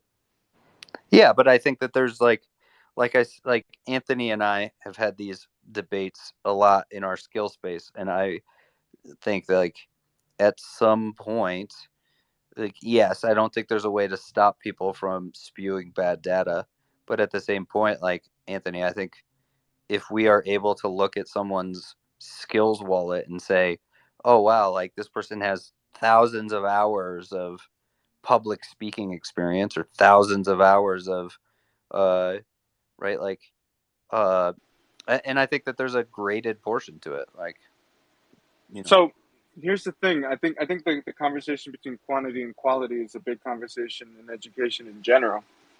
One of the problems in universities is you have these professors that are really hired for their research abilities, right? So they're not necessarily hired for their ability to transfer knowledge and experience to others, but for their ability to research and to investigate. And this is a huge problem because you do have professors that have logged in thousands and thousands of hours in a classroom, but they're really bad teachers still. So this is where, again, I think that it's hard to talk about quality as just quantity, but it's also hard to say, quality comes from. It's hard to measure quality, I guess is what I'm trying to say. There's a difficult metric to approach that. You can look at even results. So, business leaders that have led businesses, but they're not interested in teaching, right? And they're not interested in, and they may not have the ability to actually transfer experience and knowledge to others. So to find that skill in itself, I think is really interesting. I think that there is a feat. I think there is an interesting feat to kind of harness, because again, just because you're successful doesn't mean you're the best teacher. That's another aspect of teaching that happens today. Yeah, they talk about that in the talent code. Is the coaches are not always the best coaches are not always the people who were top in their craft that they're coaching. Um, but I don't think like you need to be the top in the craft to be a good coach and a good teacher. That's not what I'm saying. But I think that what you are teaching or coaching on, you need to have the information correct, because it has to be grounded in some sort of doctrine to be able to coach and teach at all, right?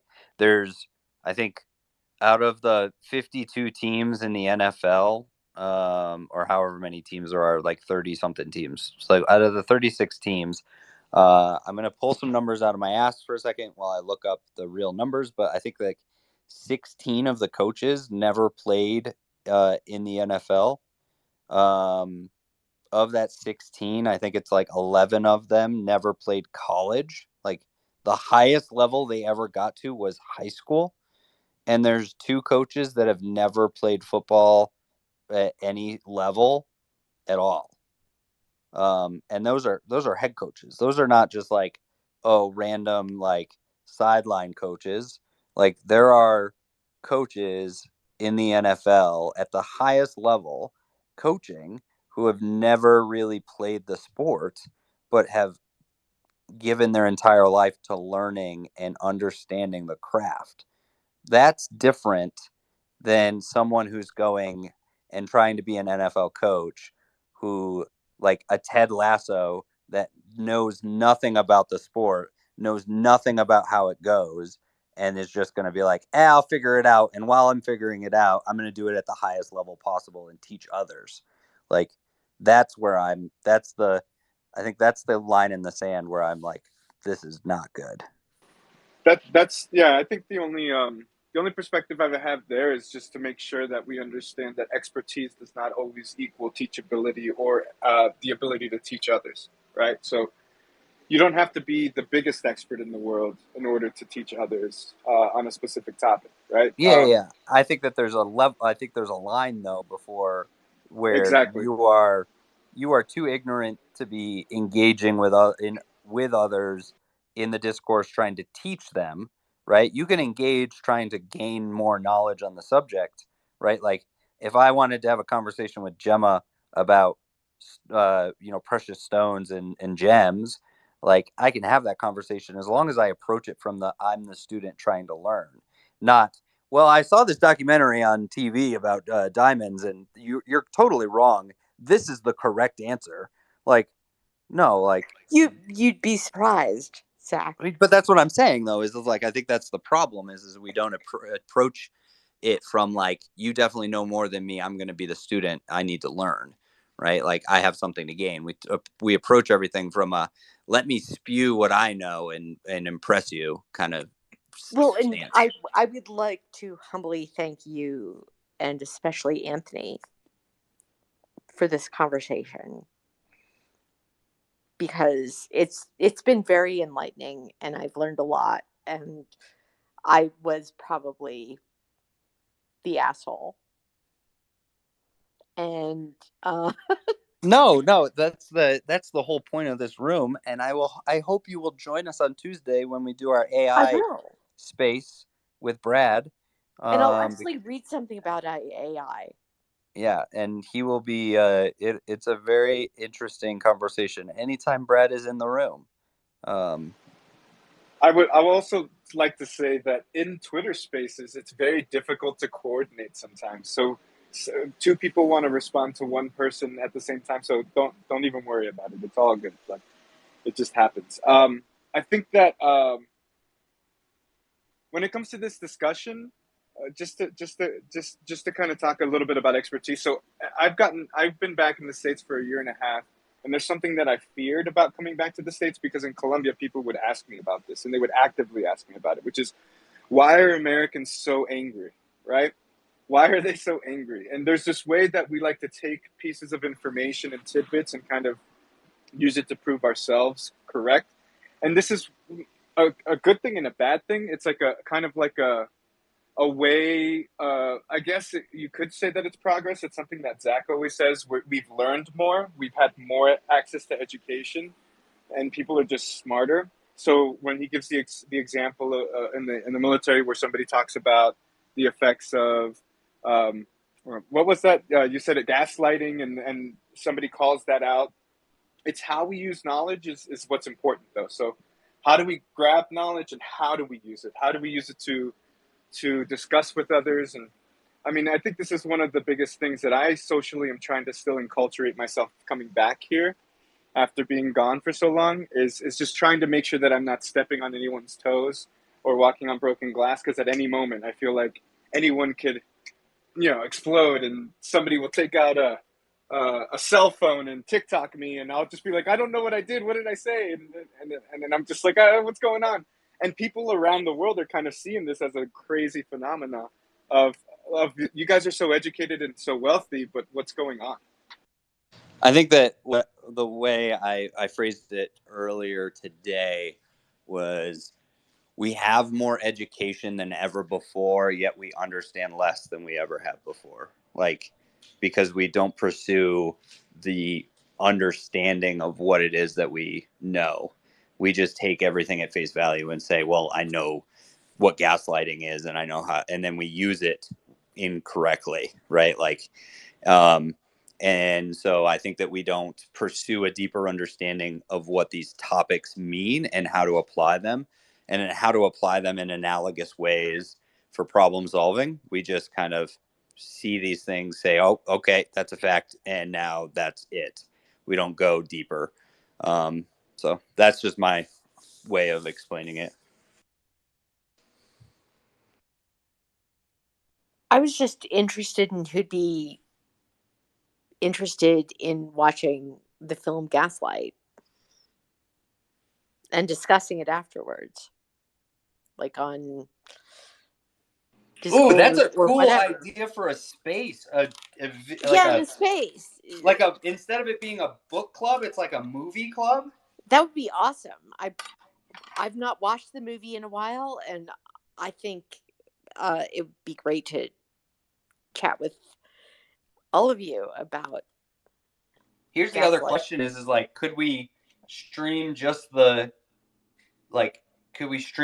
movie on a platform and then take the conversation over to Spaces? I don't know. Like, I'm always looking at new ways to like leverage this.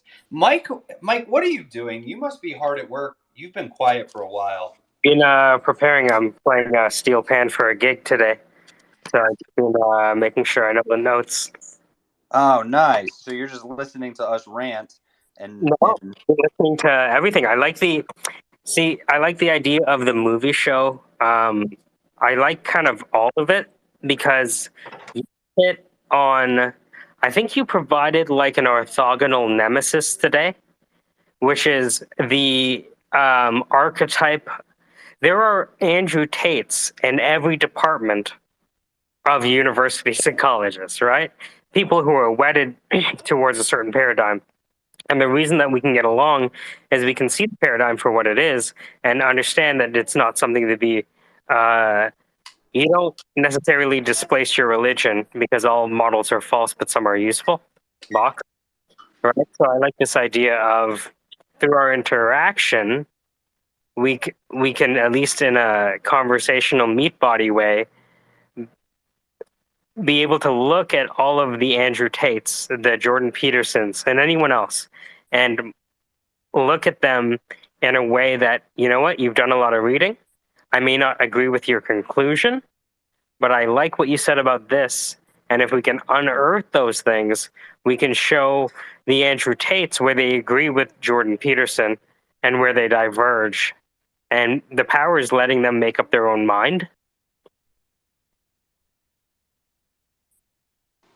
Have you ever seen that scene, Mike, from I Heart Huckabees, where they make the guy realize, one of the main characters realize that he's been telling the same story over and over again, and it's this existential crisis that he flows into because he's like this alpha businessman, strong, and now he's like going into an existential crisis. Are you saying that you would like to trigger that in Andrew Tate? Because that would be amazing.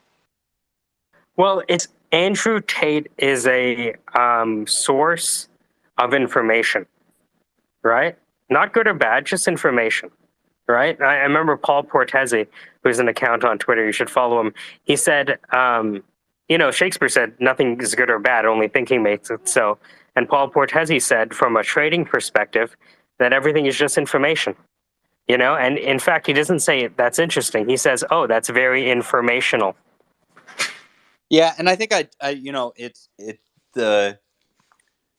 it's arbitrary which individual it is, right? I just picked Andrew Tate because I just think he needs to be stopped, and I think that the way in which he's been able to creatively structure the way he markets himself to become a public figure through, I don't want to say abusing, but leveraging his, a small following to build a bigger following, to build an even bigger following. Right. He's weaponized a small following to create what he has. It wasn't like he, was on a ton of podcasts and was like a really great speaker in the beginning. He just got a very small rogue group of people who believe this thing enough for them to create all of these fan pages to give him the notoriety, which is then giving him the money to get more notoriety, which then increase the money to get more notoriety. It's like this recurring circle. I don't think we're ever going to live in a world where Andrew Tates don't exist. That's okay with me, right? As long as it can be like, look, of the hour that you have, these are the nuggets that we believe are true, but we have to understand when they're true by phase, by scale. And I also think that, I don't care if he exists, but I would like it if there was just as loud of a voice saying, no, this is wrong, and here's why, and articulating it appropriately, and people understanding and believing it the same amount, right? Well, I'll compare this to music. Every time that there was a song released by Motown, in Jamaica and in Trinidad, they made a Caribbean cover of the song, right? And I'll be honest with you, maybe it's because I'm biased. I'm from the West Indies, from Guyana. I prefer the Jamaican and Trini versions of a lot of Beatles songs compared to the original Beatles songs. Maybe that's heresy. But, in the similar light, every publication, see, there's content creators and then there's a whole content that's created after the content's created, right? So Joe Rogan is like an 8-hour podcast, but 99.9% of people don't listen to the podcast. They listen to the 60-second soundbite, right? And therein lies, I was doing work for a comedian and we're promoting her album. She's a Caribbean comedian. And I noticed that our 13-second clip did better than all of the other clips we did combined. So that ability to encode a lot of information through comedy in a short period of time, it's really effective. But we're going to be building it slowly. I'm about to leave for this gig. This has been great. Gemma, we met you for the first time. And I'm a weirdo in that I don't care if people are getting along or not. I give a fuck if people are getting along. It's thesis, antithesis, synthesis. The Hegelian dialect. Hegelian dialect. Which is actually not the Hegelian, but the Kantian or Fichtean dialectic when I put it to Reddit. I called it the Hegelian dialectic, and somebody showed me that Hegel never used it, but Fichte did. So there we go. Hey, could you record your gig for us? Because I'd love to see that later, or at least some kind of snippets. I'm going to take some videos of the thing. I'll post it. They're doing the Africa Canadian Investment Summit. So it's also Caravana weekend, so we're going to a park. I hope they have electricity so I can play the music. So I've just been like getting all the music because I don't know how the Wi-Fi is going to be, right? And then what I do when I go to the gig is I pretend I'm an actual DJ and like turning down the music, even though I know the music is fading out, and then like turning up the music because I know like right. And people will be like, "Whoa, you can control your computer with your hand." I'm like, "Yeah, look, I can do it from across the room. Look, follow me." Okay, hold on. Follow me in 2 minutes when the music is about to end. Why do we have to go when the music's about to end? Never mind. Never mind. That'll cost you. That's part one of the magician AI cybernetics class for Afrobeat.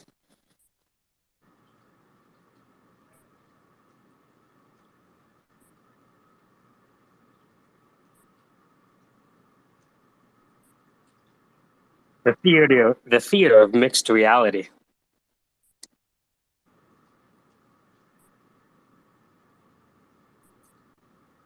We'll have a good time at your gig.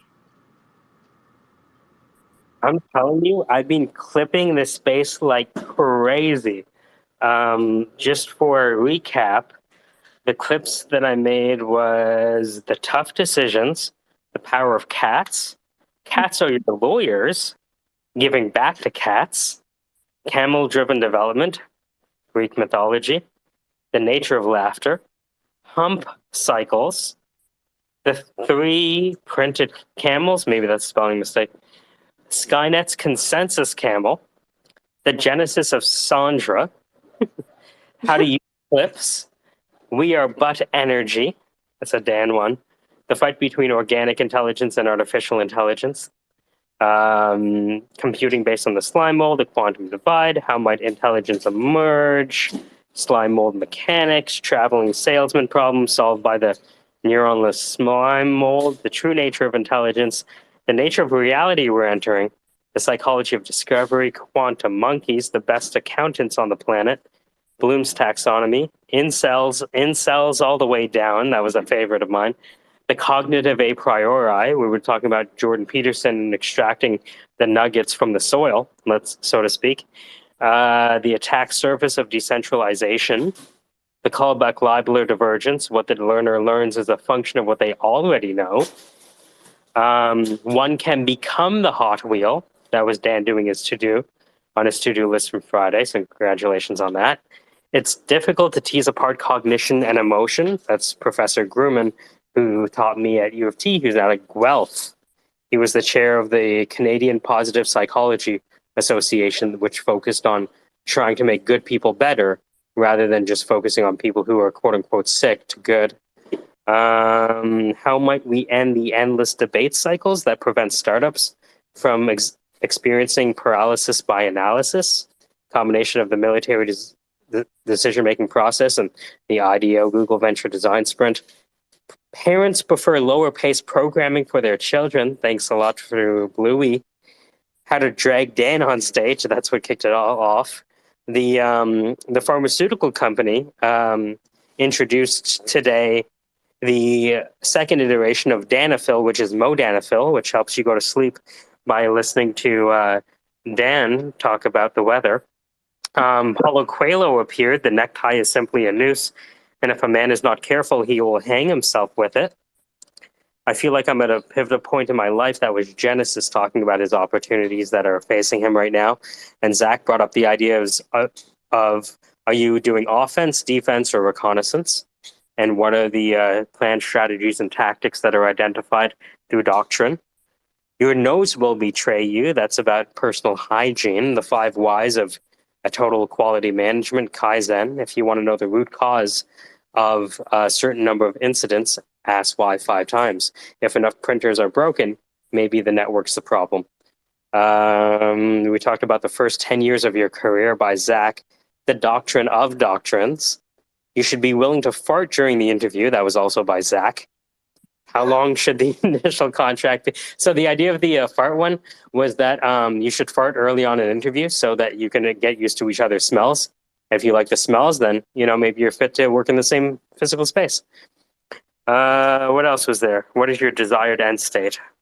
Which is, receipt of mission oriented, the Paraprodoskian. Yeah. Good times. Wow. It sounds like a good time. Yeah, I'm sorry I missed some of it. So I feel like I should put this on my CV. I have a question. Are you able to sell tickets to spaces now? Yes. What? What? Do you have to Yeah, like for do you have to real. have one of those accounts that allows you to like super follow and all that, or I'm not sure. I've never I tried it. literally just went to try to see another space, and it was like ticket sales have ended. Sorry. And all I could do was share the space. I was like, "What the hell?" Yeah, I think that's bullshit. Well, I think it's awesome. Like, sure, like free medium, but also like I said to you, Mike, I think that this is going to end up being where you can record and clip podcast episodes and content and media all at once. Yeah, I mean, we're doing it in real time right now. I think there is value being created, and Peter Thiel said that a business creates X value and captures Y% of X. I'm right now in the phase where I want to be able to prove out the velocity of value as quickly as possible, and I think if we do that, then we can choose amongst the most broad selection of revenue models. I would just like to say, Mike, again, I would like a small percentage of the cap table. I've been bringing all the talent. No, that's a given. It's one of those things where I haven't figured out that, and I guess what I should do is talk to Dr. Wetzel, who was he used to be the associate director. Don't even think my cats won't fuck you, Mike. Well, I mean, to the spin from the Dow, right? If you screw me over, my Cat cats will fuck you. driven development. The more we support the cats, the more they can mediate our lifespan with the ghosts. Exactly. And I have the cats. Never forget. Well, Never forget it who just has the cats. this just brings up a weird parallel to the conversation I had with Anthony earlier. Is imagine where if everyone like this group, right, came to the space, and let's say Gemma had 3 things that were clip worthy, and they got clipped, and every engagement she got paid just based on that, right? Like it's based on what is the entertainment value, and I guess that's the thing is like, what is the lifestyle proposition of being in these spaces? Based on the time. I don't know. It's And interesting what's the the way where contract? Because of entertainment's going. course Mike has the host. And even if more people clicked on my thing, I'd still owe Mike. I would owe you because we discussed things. I would No, owe I think that's Anthony. I think I that's would owe false. Santra. I think that's false. I think that Mike owes you because you brought the viewership to the content with your poignant points that were clip worthy. Not, I don't think you get paid. I don't think Mike sure gets a percentage for providing the space for you to make those points. But I think that overall, if you're the talent, right? Like directors don't make as much as the movie stars in movies, right? Like producers don't make as much on a movie as the movie stars get paid. Yeah, but I'm not actually bringing people to this space. I just entered accidentally and became entertaining. Yeah. But I So think that individuals who see the clips and listen to your points are like, wow, I really need to check that space out. And if they join and you're not here, versus if they join and you are here, they might stay. I think that that's the point is like people will go to a movie to see, Ryan Reynolds, regardless of what his role is, right? I went and saw Green Lantern just as much as I like seeing Deadpool, just because, I mean, I think Ryan Reynolds is everyone's man crush. So, or is that just me? Well, Green Lantern, are you kidding? that's just you. I'm joking. But yeah, I think the entertainment's No, he's going to not. change. But that doesn't mean setting up a percentage or a ticket price wouldn't keep more people out than you'd want, than you'd profit from as your ticket price. Yeah, I like the idea of, well, right now the phase of reconnaissance is, do the clips generate organic attention, which is comment shares? That's what I want to know. Well, and then I can invite my friends. Well, yeah, everyone, you should invite all your friends. Well, this is my third account. What did you? Who are you hiding from, Gemma? I'm not hiding from anyone. I'm just trying out my new name, Gemma. Gemma, the Gemini gemologist. Yes. And now I have to like go to a lawyer and get my date of birth fixed. But no, Mike, I just Sandra? enjoy hanging out with a lot of people Yeah. and talking about different things. Mike, I have to go and get some actual, I think, work done. Gemma, Sandra, Mike, it's been a pleasure. Good to see you. Yeah, we're just about to walk out the door too to go play. Like Sandra, as always, Zach, Gemma, we met you today. I hope we get to see you again. I don't Meow necessarily, meow. I necessarily have an intention for this, other than the fact that people are actually taking what they're hearing and doing something in the real world.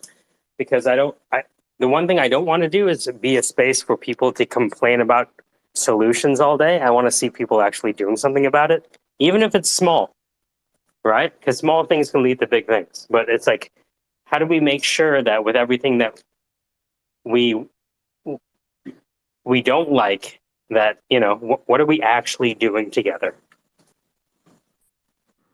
Cool. You're right. All up, guys. Looking forward.